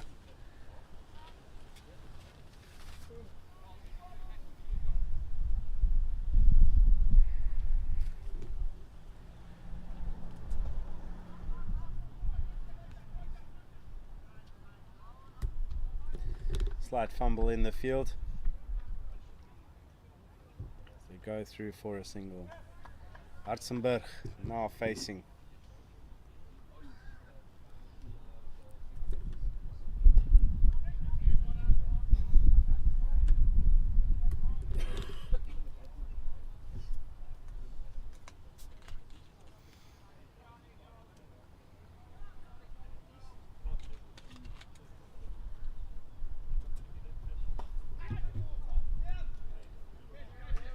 Some really good fielding there to stop it just from, or just let them get through for 1.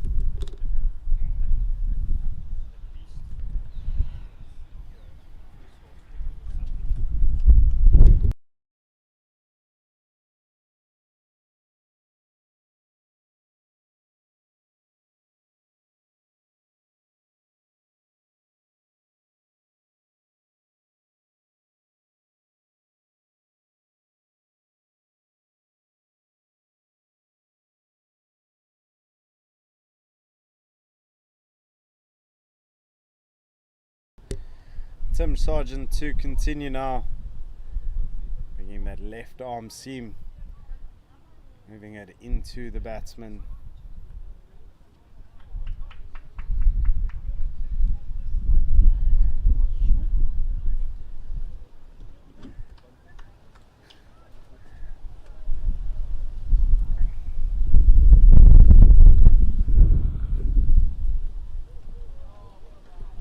Beaten the outside edge.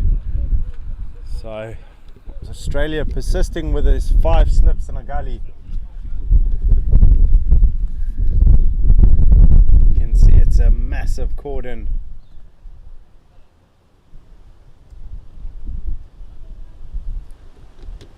Sargent yet to take a, or he has taken a wicket, apologies. But he'll be looking for another one. Good line, but he'll want to induce the drive.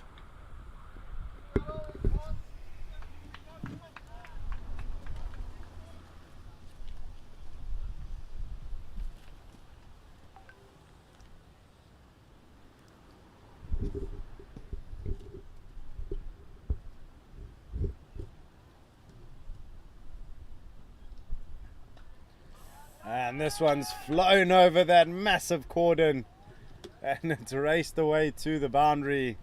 That brings up 50 for Namibia. Score is 50 for 5. So they have managed to reach their first landmark.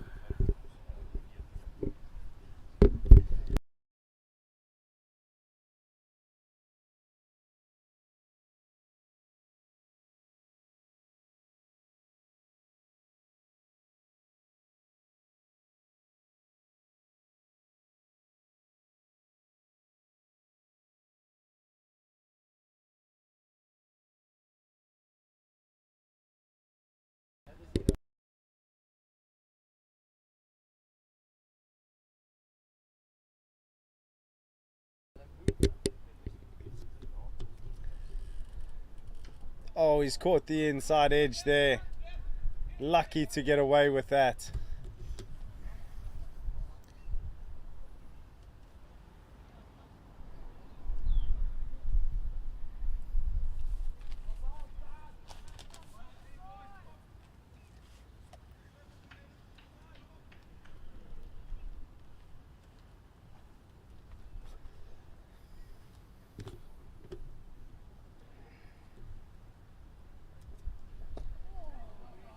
Game is moving towards what looks like an inevitable result, but Namibia looking like they're ready to grind it out for the long haul. Who knows, we might be here till the very last ball of the innings. First goal will be to get to the next drinks break. There's still 8 overs to go with 5 wickets in hand. They'll know that the longer they can bat, the better. All for the experience and just to carry some momentum out of the tournament.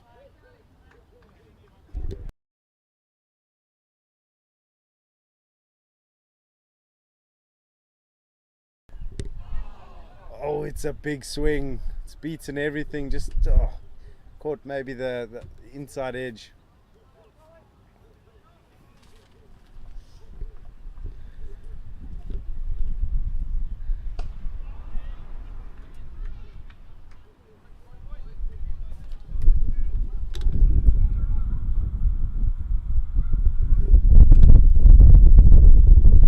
It's gone down onto one knee and swept this.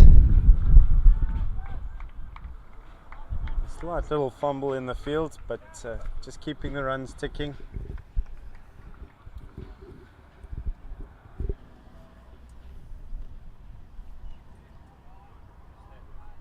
Run rate currently at 2.25 to the over, so definitely not in a hurry.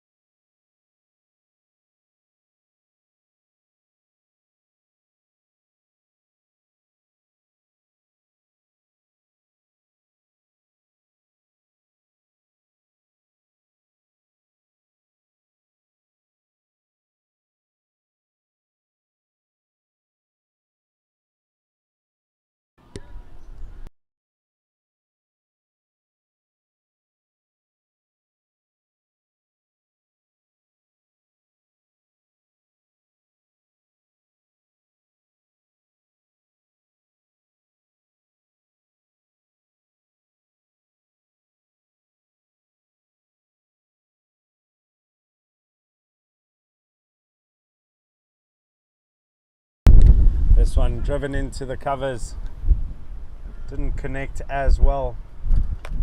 They go through for a single.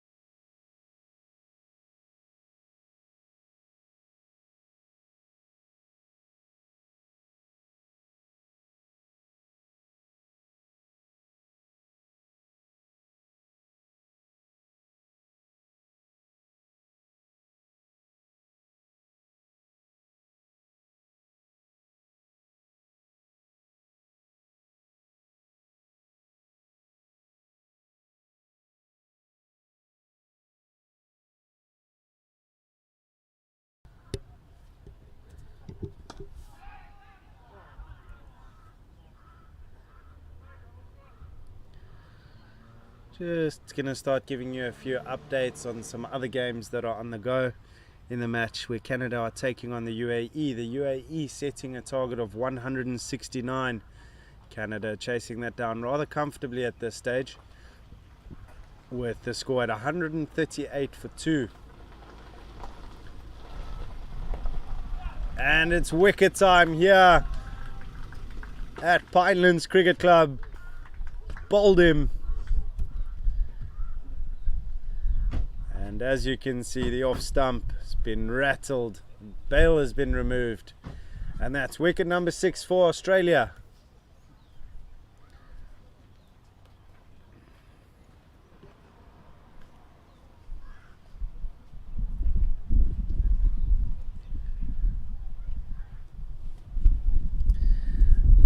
another game that's on the go. It's India and Sri Lanka playing off for 7th and 8th. At the moment, India in trouble. 120 for 7 in their pursuit of 200 on the dot. So it looks like Sri Lanka are going to finish in that 7th spot unless India can make a miraculous recovery.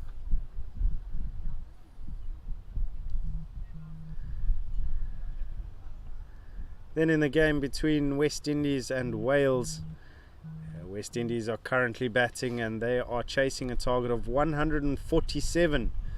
They find themselves 92 for 4 after 26 overs. So that one still all to play for, and that's for the 9th or 10th spot in the tournament. Then 5th and 6th place playoff between Zimbabwe and Pakistan. It's 191 target for Pakistan, and they're doing very well in their pursuit. 156 for 2. New man at the crease, Louis Nokia. He gets a wide delivery to begin with. He comes in at number 8 for Namibia. Then for the 3rd and 4th place playoff, it is New Zealand taking on the USA. New Zealand chasing 210, are currently 98 for 2 after 22.3 overs.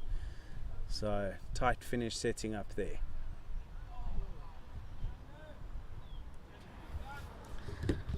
Sargent has got himself his 2nd wicket now and will be looking to continue. He's bowled very well. The captain is also backing him with that massive slip cordon that hasn't shrunk at all.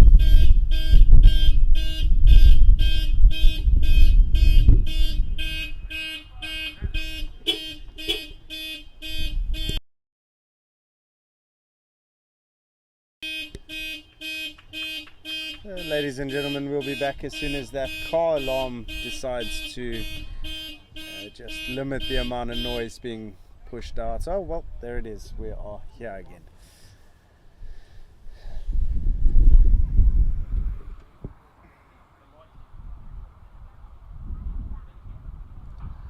Wicket keepers now deciding to stand up to Tim Sargent, which is quite interesting. Maybe trying to trap Hartzenberg in the crease. He has tried to cramp him for space. That's the end of over number 24. The score is 55 for 6.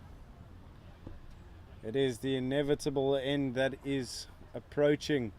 Australia needing 4 wickets to win this game and solidify their place as number 13 in this tournament.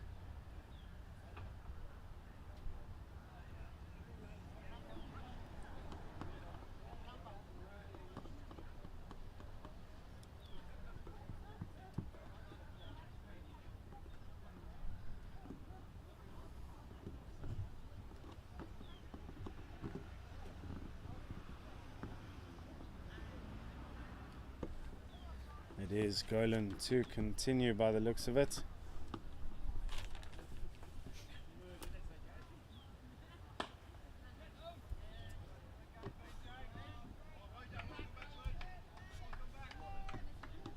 It is Brett James that's back on the field now, maybe getting ready for a few overs himself. That's a huge swing, and it's beaten the stumps. So another run off the inside edge of a Namibian bat.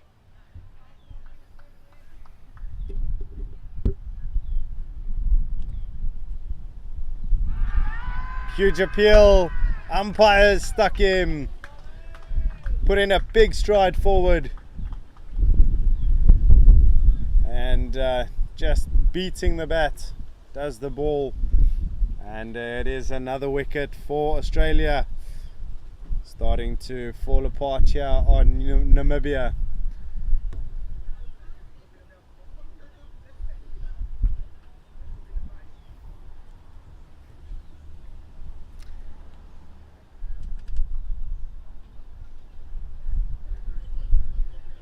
That is the end of Hartzenberg. did spend a bit of time at the crease, but didn't manage to accumulate too many runs, as has none of the Namibian batsmen. They've really struggled today, and it's not just today, it's been throughout the tournament that they've not managed to accumulate too many runs. So it's just something to go and work on, as they are still a relatively new nation to the cricketing world, and they've made some great strides, not just in veterans cricket but in your normal ICC cricket as well. So wonderful experience, and great to have them as a part of this tournament, and I have absolutely no doubt that they will improve as time goes on. The more exposure to international cricket, the better for these veterans. It's been a wonderful advert for veterans cricket, this over 50s World Cup. There's been some really competitive stuff, some high quality, high octane cricket, and that's with bat, ball and in the field.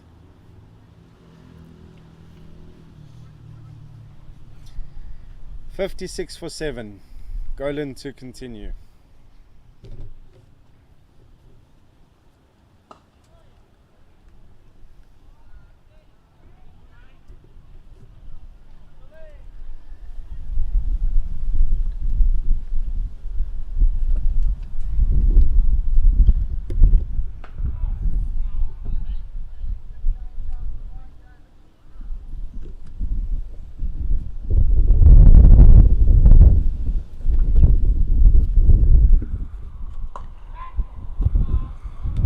Just driven this one down the ground straight to the fielder.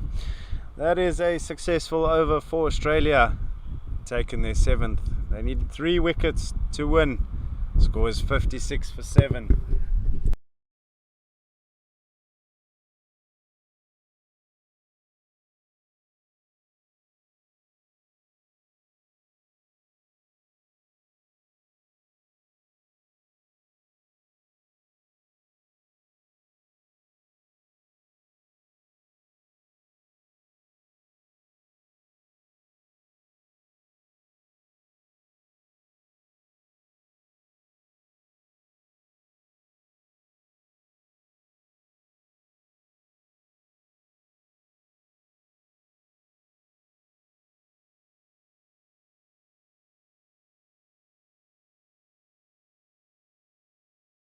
That's been hit straight back at the bowler, and I don't know if that's dropped short or if he's dropped it, but Nokia gets a lifeline.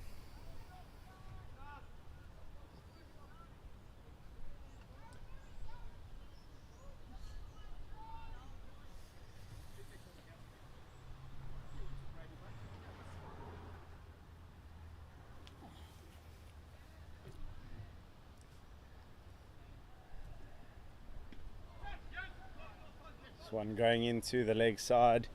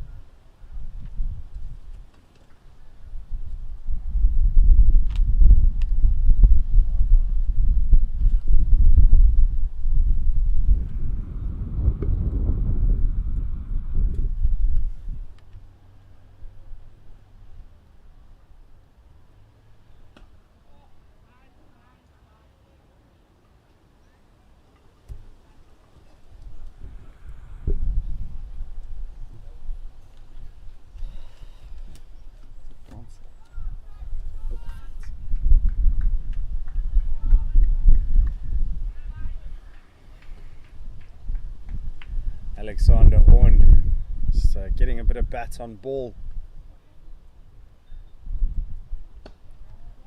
Driven that one again. Doesn't look like he's too shy to play a shot.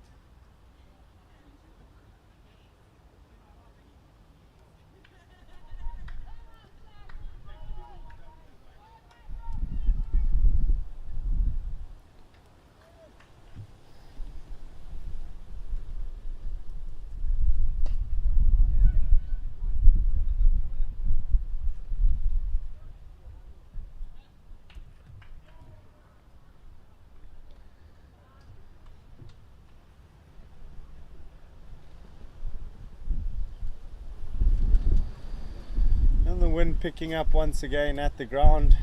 It's been up and down throughout the day, but as the day goes on, it's just gust after gust, and it is sort of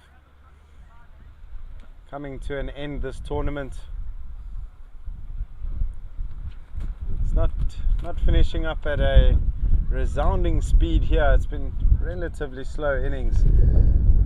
Run scoring has been rather scarce from this Namibian batting unit. Alexander Horn on strike at the moment. Golan going for 8 runs in his 7 overs.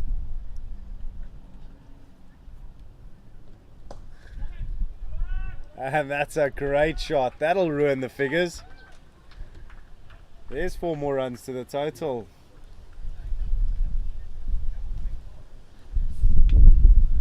Are we in for a big finish here?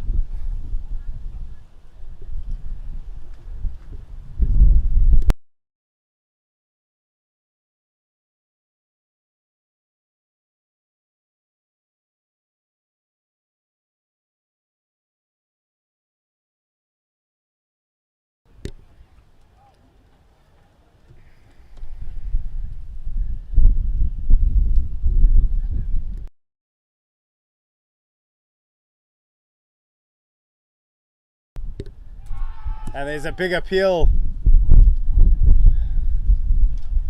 Not too sure about that. Definitely didn't think that was out. That's a huge appeal. Oh, I'd want to know what's wrong with that. Probably going down leg. Your guess is as good as mine. Bit of excitement this over for Australia.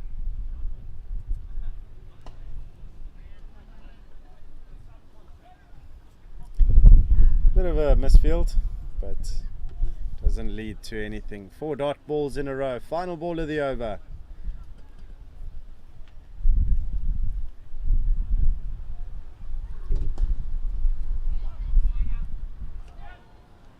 And a misfield allows them to go through for a single.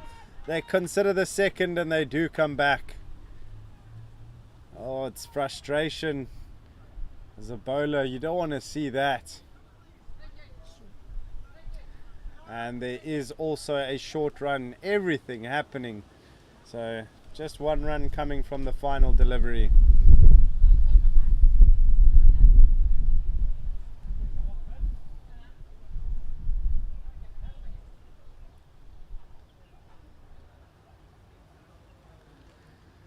Score is 63 for 7 now after 27 overs.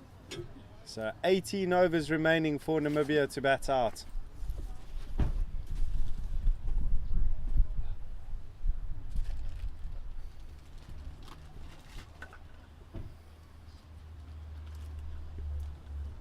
Sergeant to continue.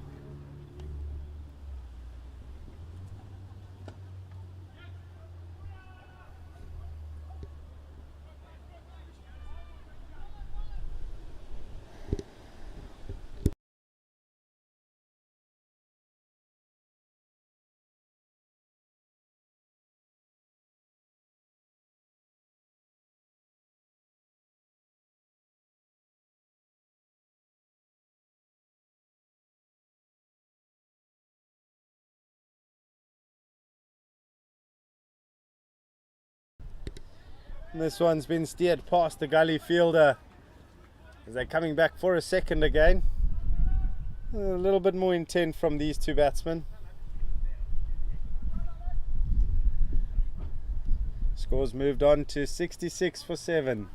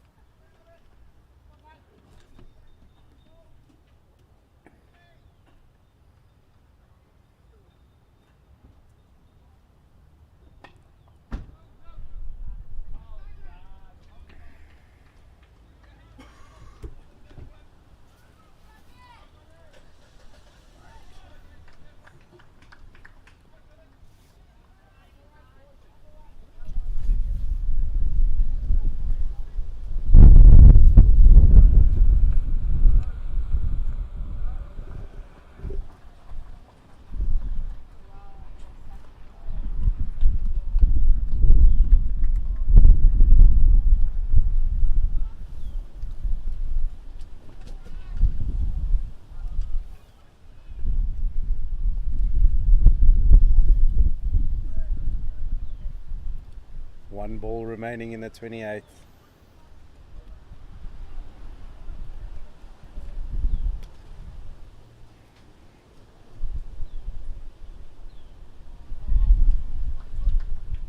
That's a full and wide delivery to bring to an end 28th over. It is 66 for 7.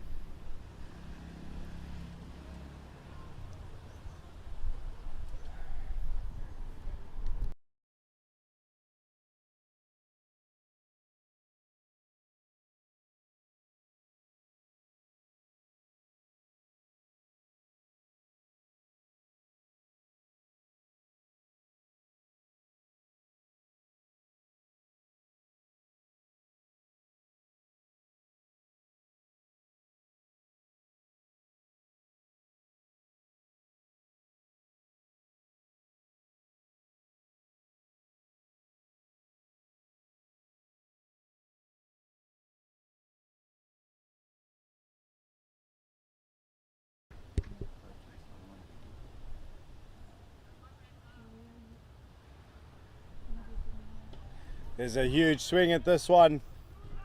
It's gone high up in the air. And he's reeled it in just before the boundary rope.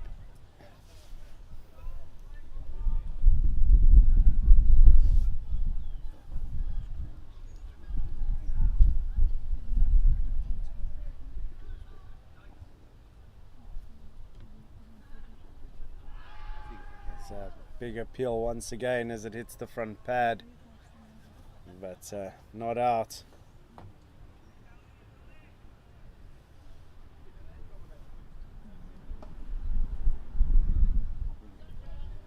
This one worked out into the leg side once again, but they've only settled for one. It's surprising, there were 2 runs to get.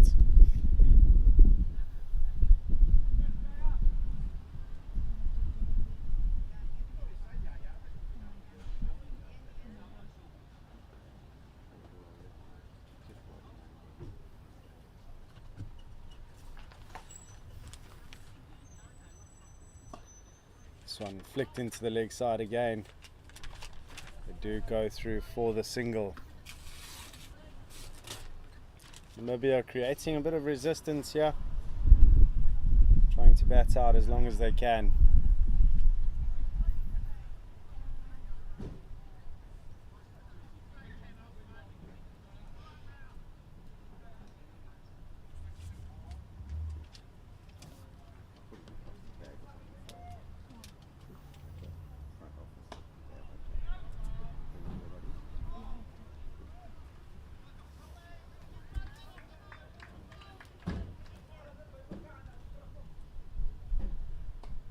Big swing. Work for the fielder to do, but he's not going to reach that. 4 runs.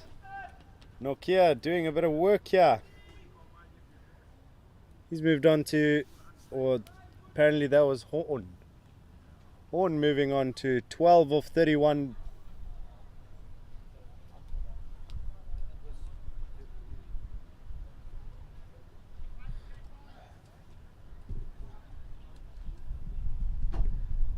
Apologies, was Nokia that had hit that.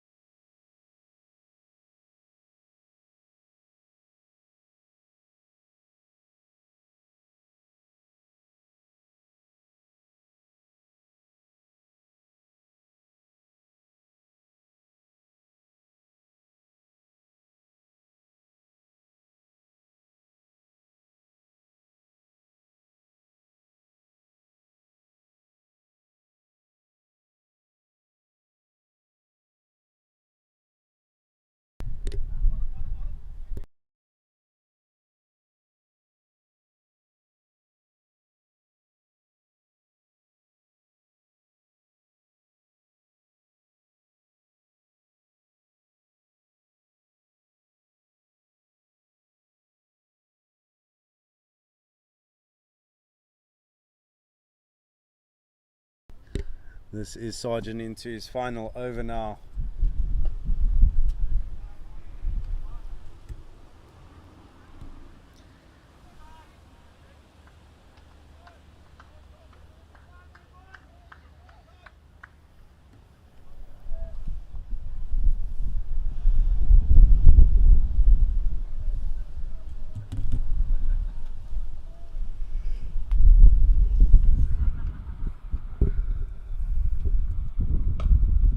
This one driven into the covers.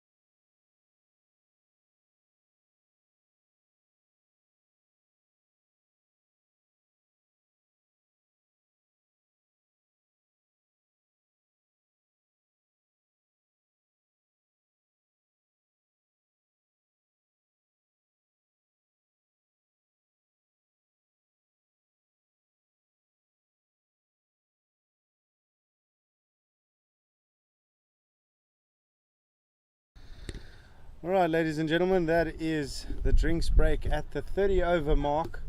Namibia surviving.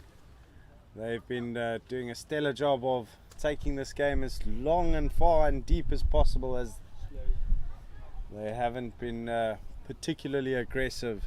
So, as the players take some drinks, so will we. We'll be back for the rest of this production.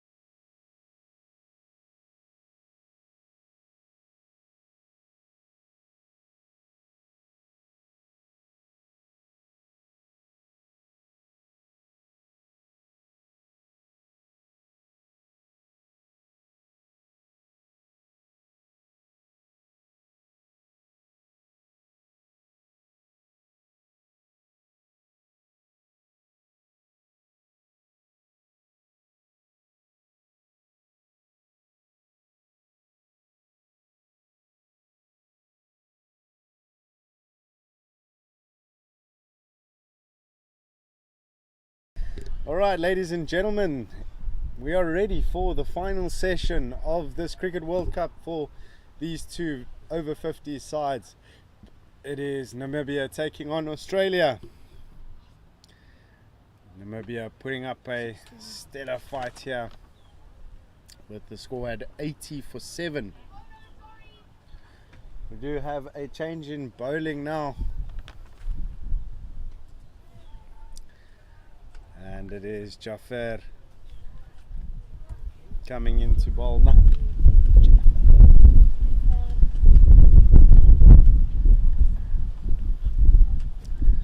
Not 100% sure about the pronunciation, if it's Jaffer.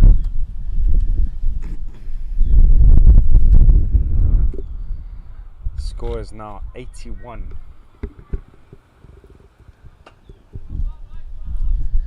Just tossing that one up slightly, getting Horn interested.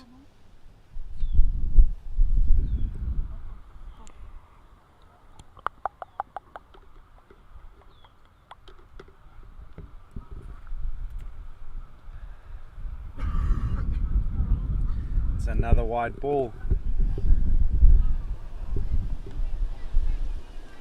Jaffa struggling.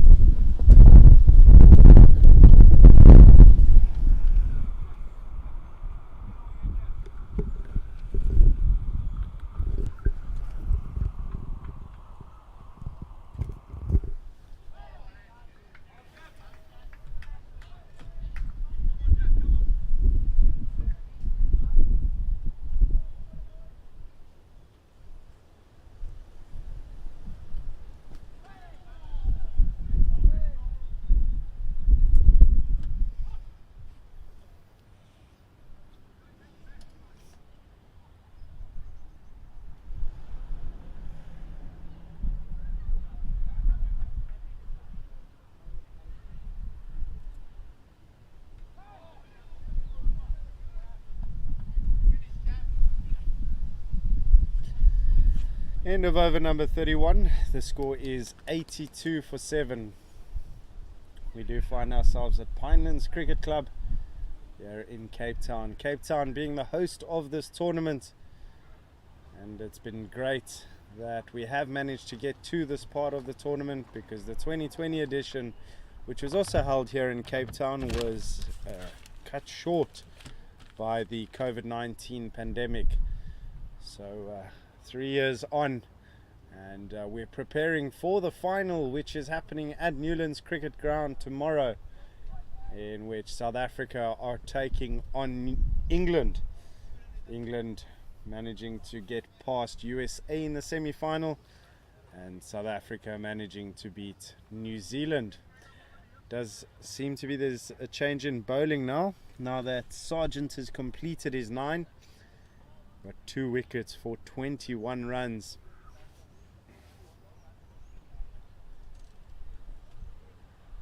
Pakistan have managed to beat Zimbabwe for that 5th place spot in the tournament, so Zimbabwe will now be ranked 6th in the tournament. A good tournament for them. Pakistan came back very nicely and got a few big results, managing to beat the likes of finalists England. It was a really tough group that they were put in, and they had to play against the likes of South Africa, England, India. So a heavyweight group that they had to fight through to get to that 5th place. Zit 63.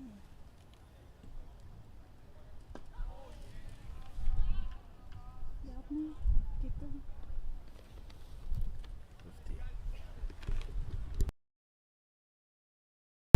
8, yeah. There's Lyth Dawes that's bowling now.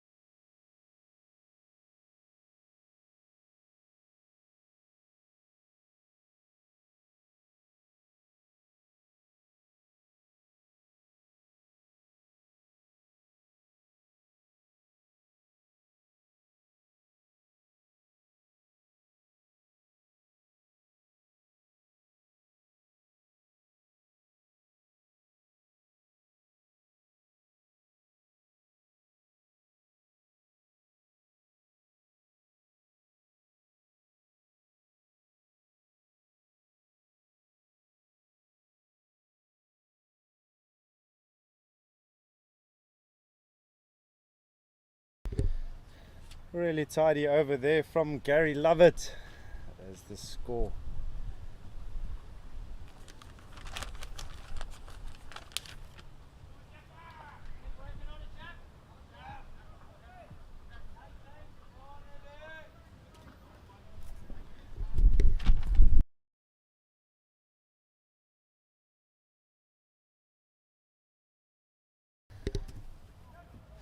This one going down leg side. A bit slow to get going there was Louis Nokia. And that is a wide as well. So 2 more runs to the total. Reminder that the top score that they've scored in the tournament is 118. So there is a chance of them chasing that down and just getting a personal best. That was against South Africa, so it'll be a real positive if they can at least equal that score against Australia.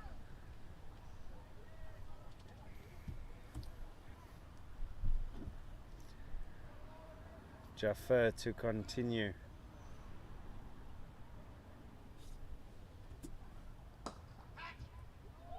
And that's been fumbled.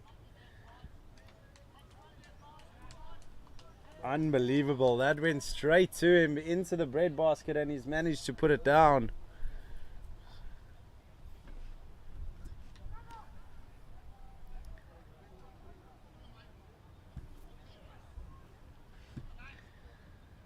A little bit of frustration for the Australians.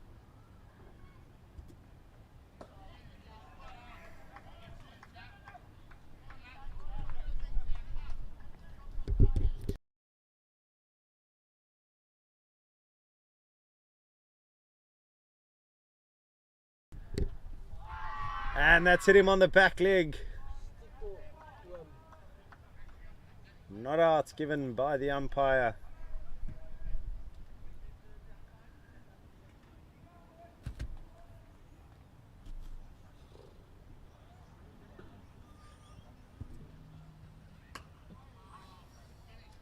He's played that really late.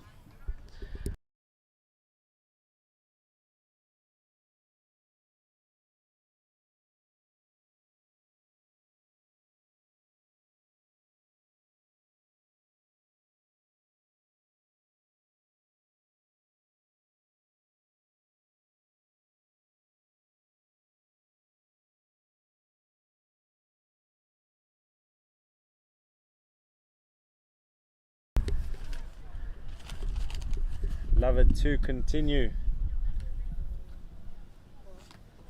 Been impressed with Namibia surviving so long.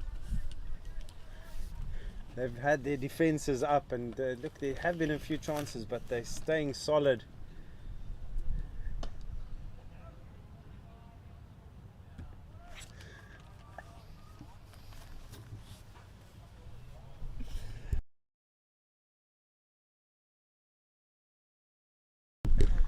And that's gone to the car corner boundary.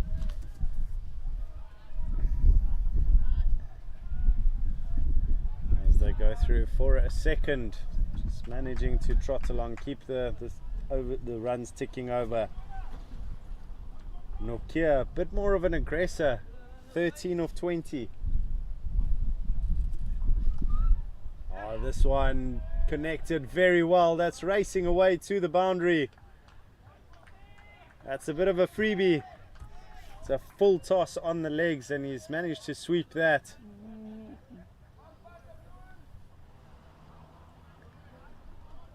Four more runs to Nokia's name.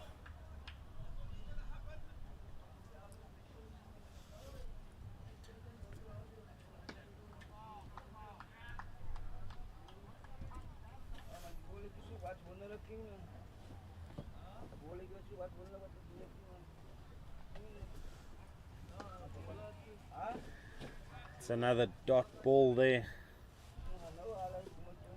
One ball remaining in the over.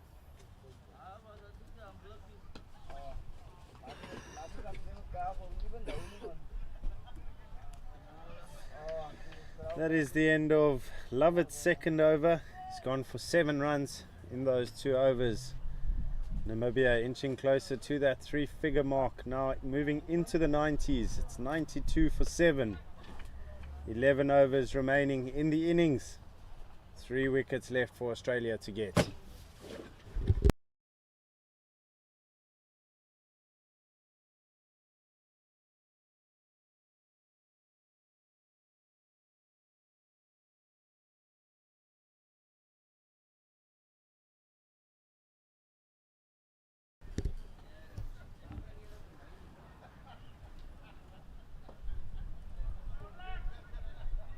Push this one nicely backward of point, managing to turn the strike over.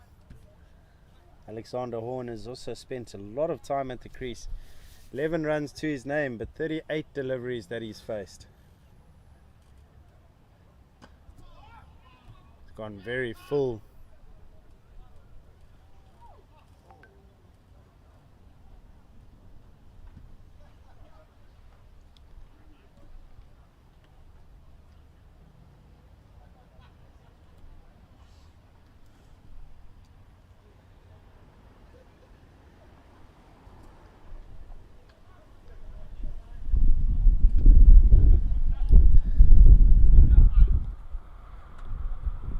Jaffa continuing.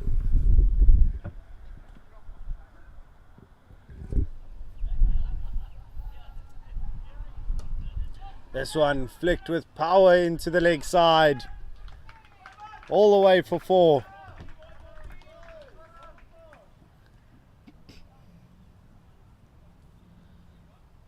Alexander Horn decided he wants to join in on the action. This partnership now going up to 42.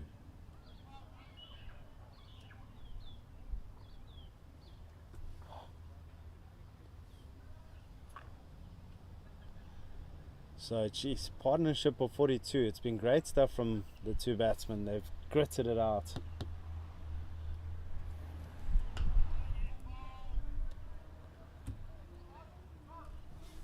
Oh.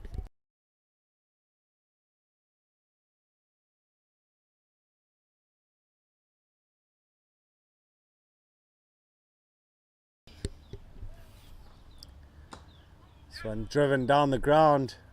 Fielder's got some work to do. They just settle for the 1. 10 overs remaining in the innings. The score is 99 for 7.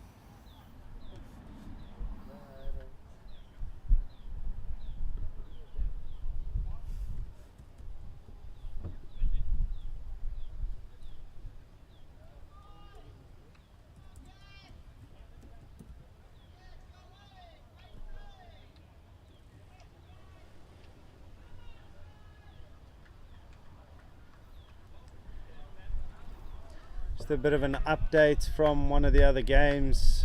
It is India versus Sri Lanka. Sri Lanka have won by 52 runs. So a comfortable win in the end for Sri Lanka.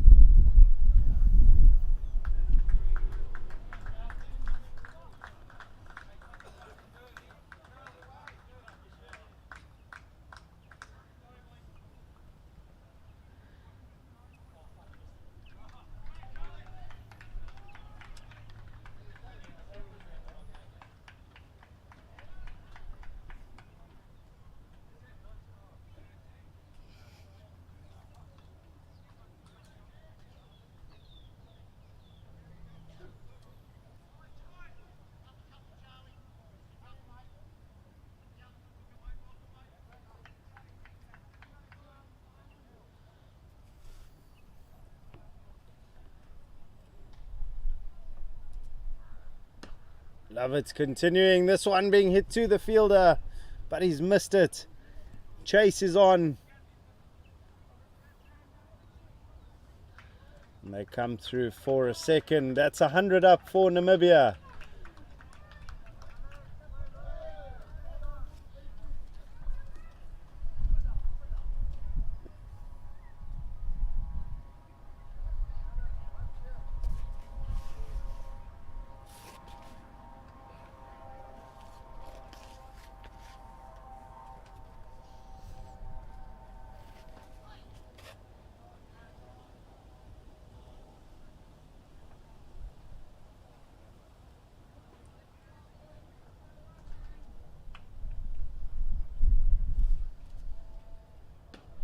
This one swung into the leg side. Chase is on for the fielder. He does come around.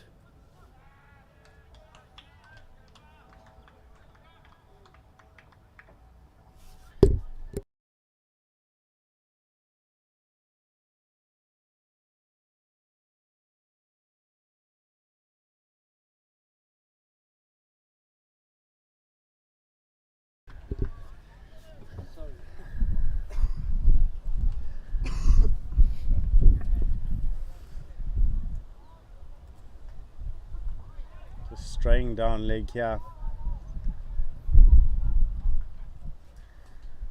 Namibia getting closer and closer to their top score in this tournament.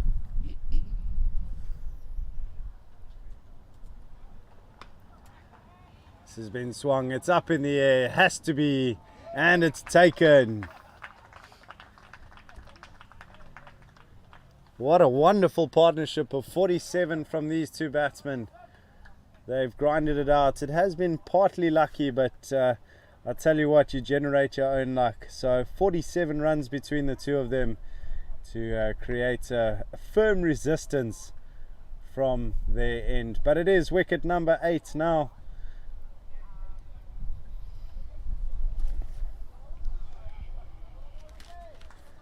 And the new man to the crease is Kenford Joseph.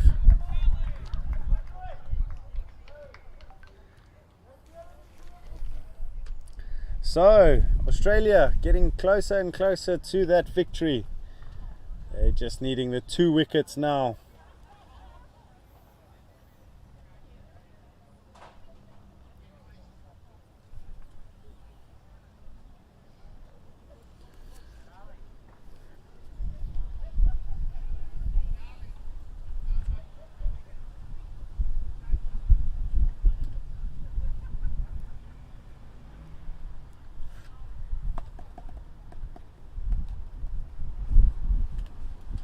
Just a slight little discussion in the middle as it stands.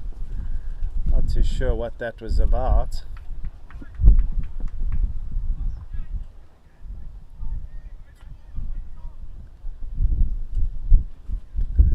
Just the 1 ball remaining in the 36th for Kenford Joseph to face.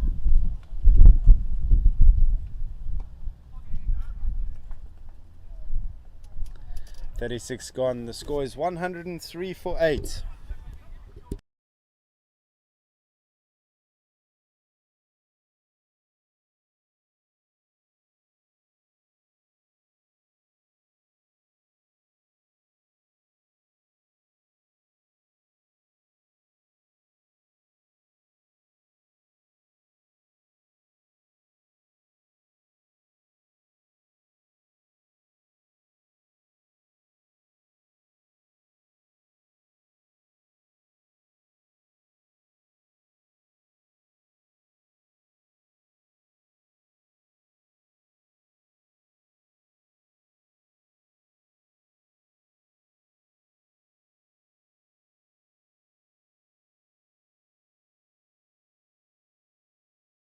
This one's been flicked out to the car corner boundary.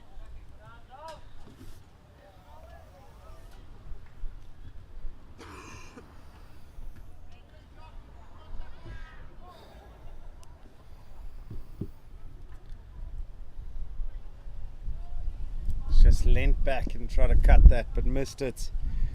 Kenford Joseph, I'm sure, going to play a few shots. No need to stick around.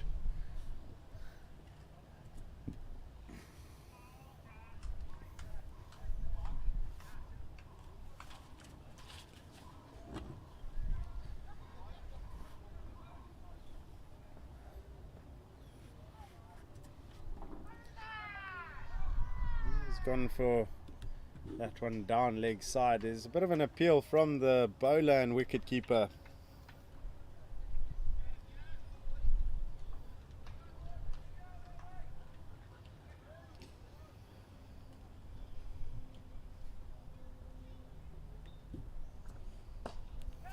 It's been hit down the ground now. Chase on for the fielder.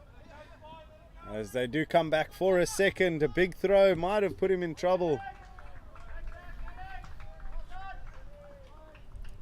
So managing to keep the scoreboard ticking there is Kenford Joseph.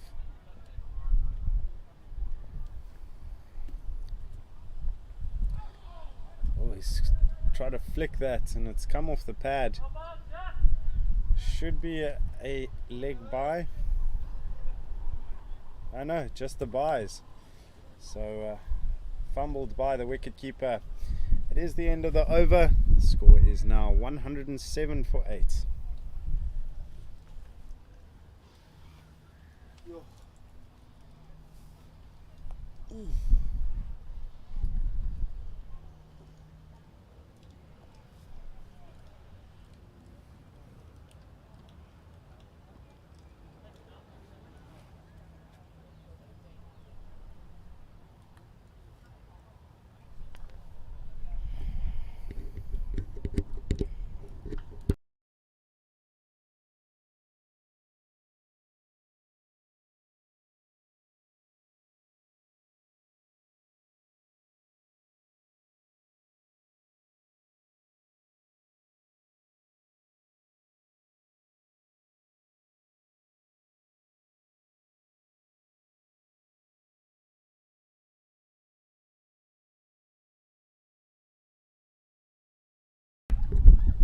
And it's wicket time. Big appeal. And the umpire has given it.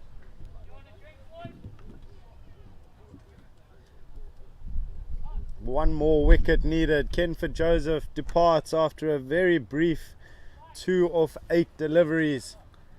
So there is just the 1 wicket left for Australia to take.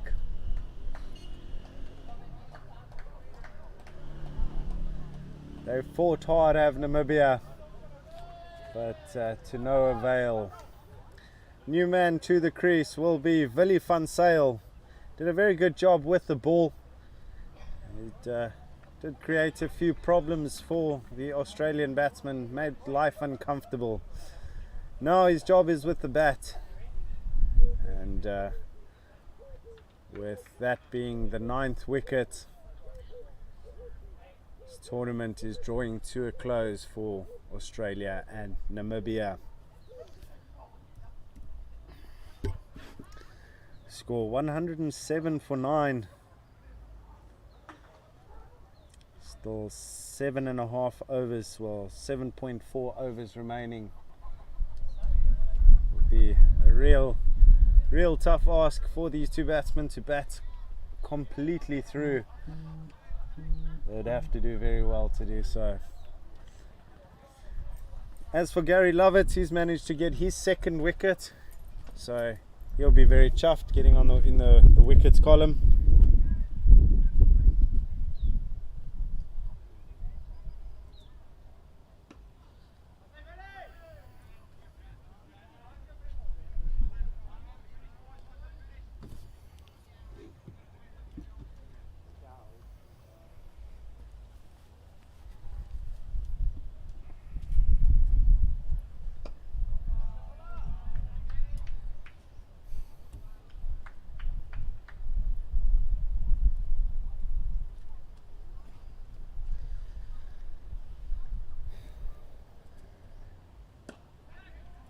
Full toss has been driven at the fielder.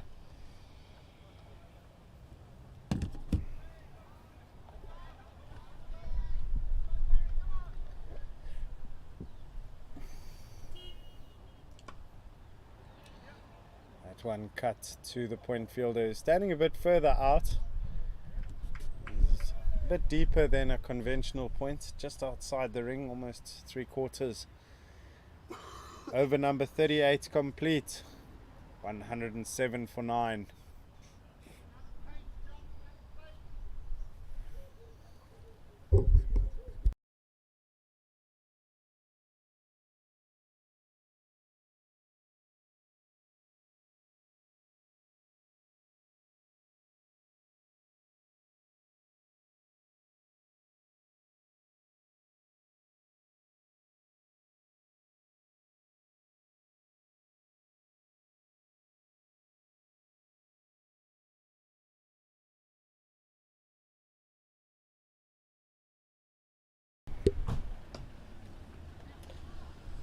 bowlers tried to get a foot to that, but nothing doing. Dot ball.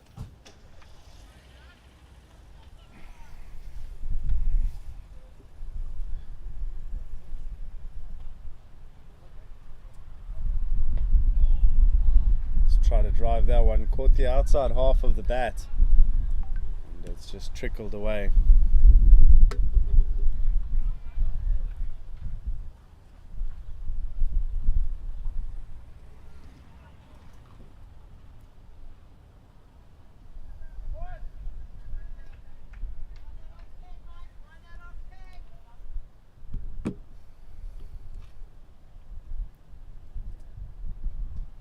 That's a full toss, and oh, he got away with that one. Did Jaffa. Horn will feel he missed out. Full toss on leg side.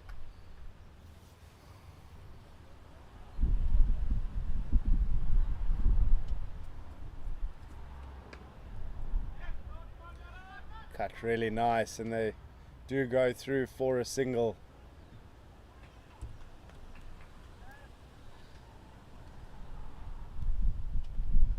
Pierced the gap there, did Alexander Horn. Haven't seen too much of that so far, but he's gone along nicely. He's moved on to 21 now.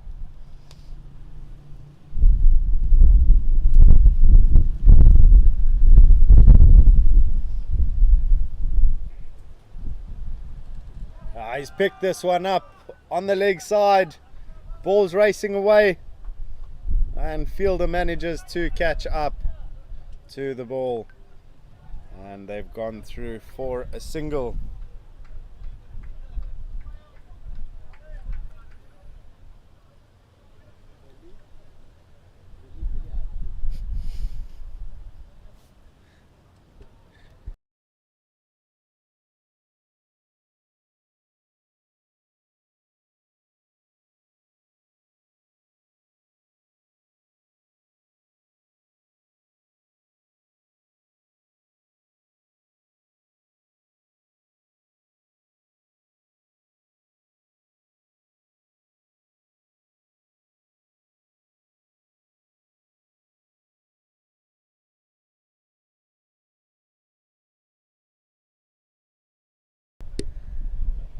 $109 for 9 after 38.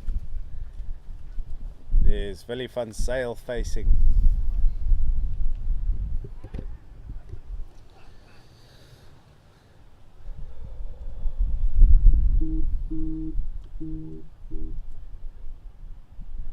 Let's try to pick that one up on leg side again, but missed it. It's hit him on the pad.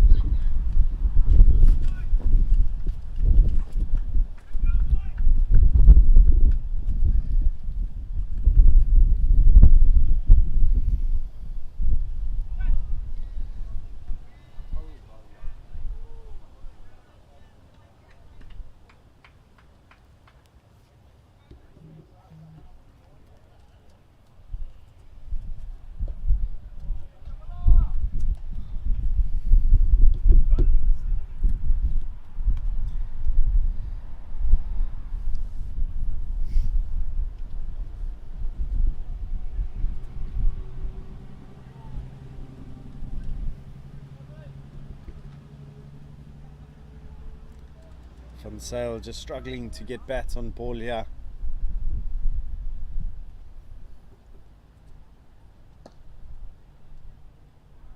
Nothing like a full toss to help you out.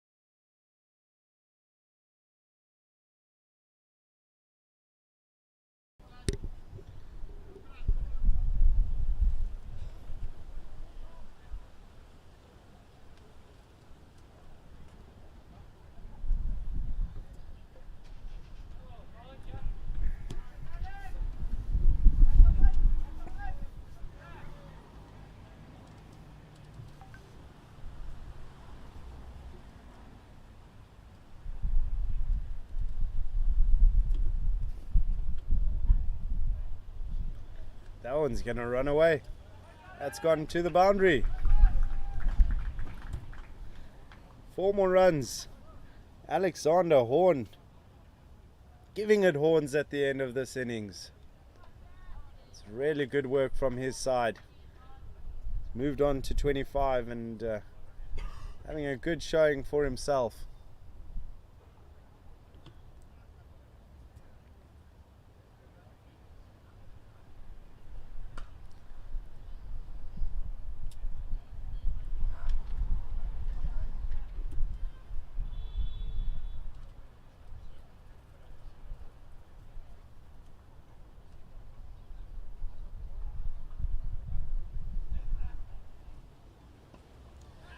Swung this out into the leg side. It's not going to reach the fielder. Oh, it did. It's gone into his hands.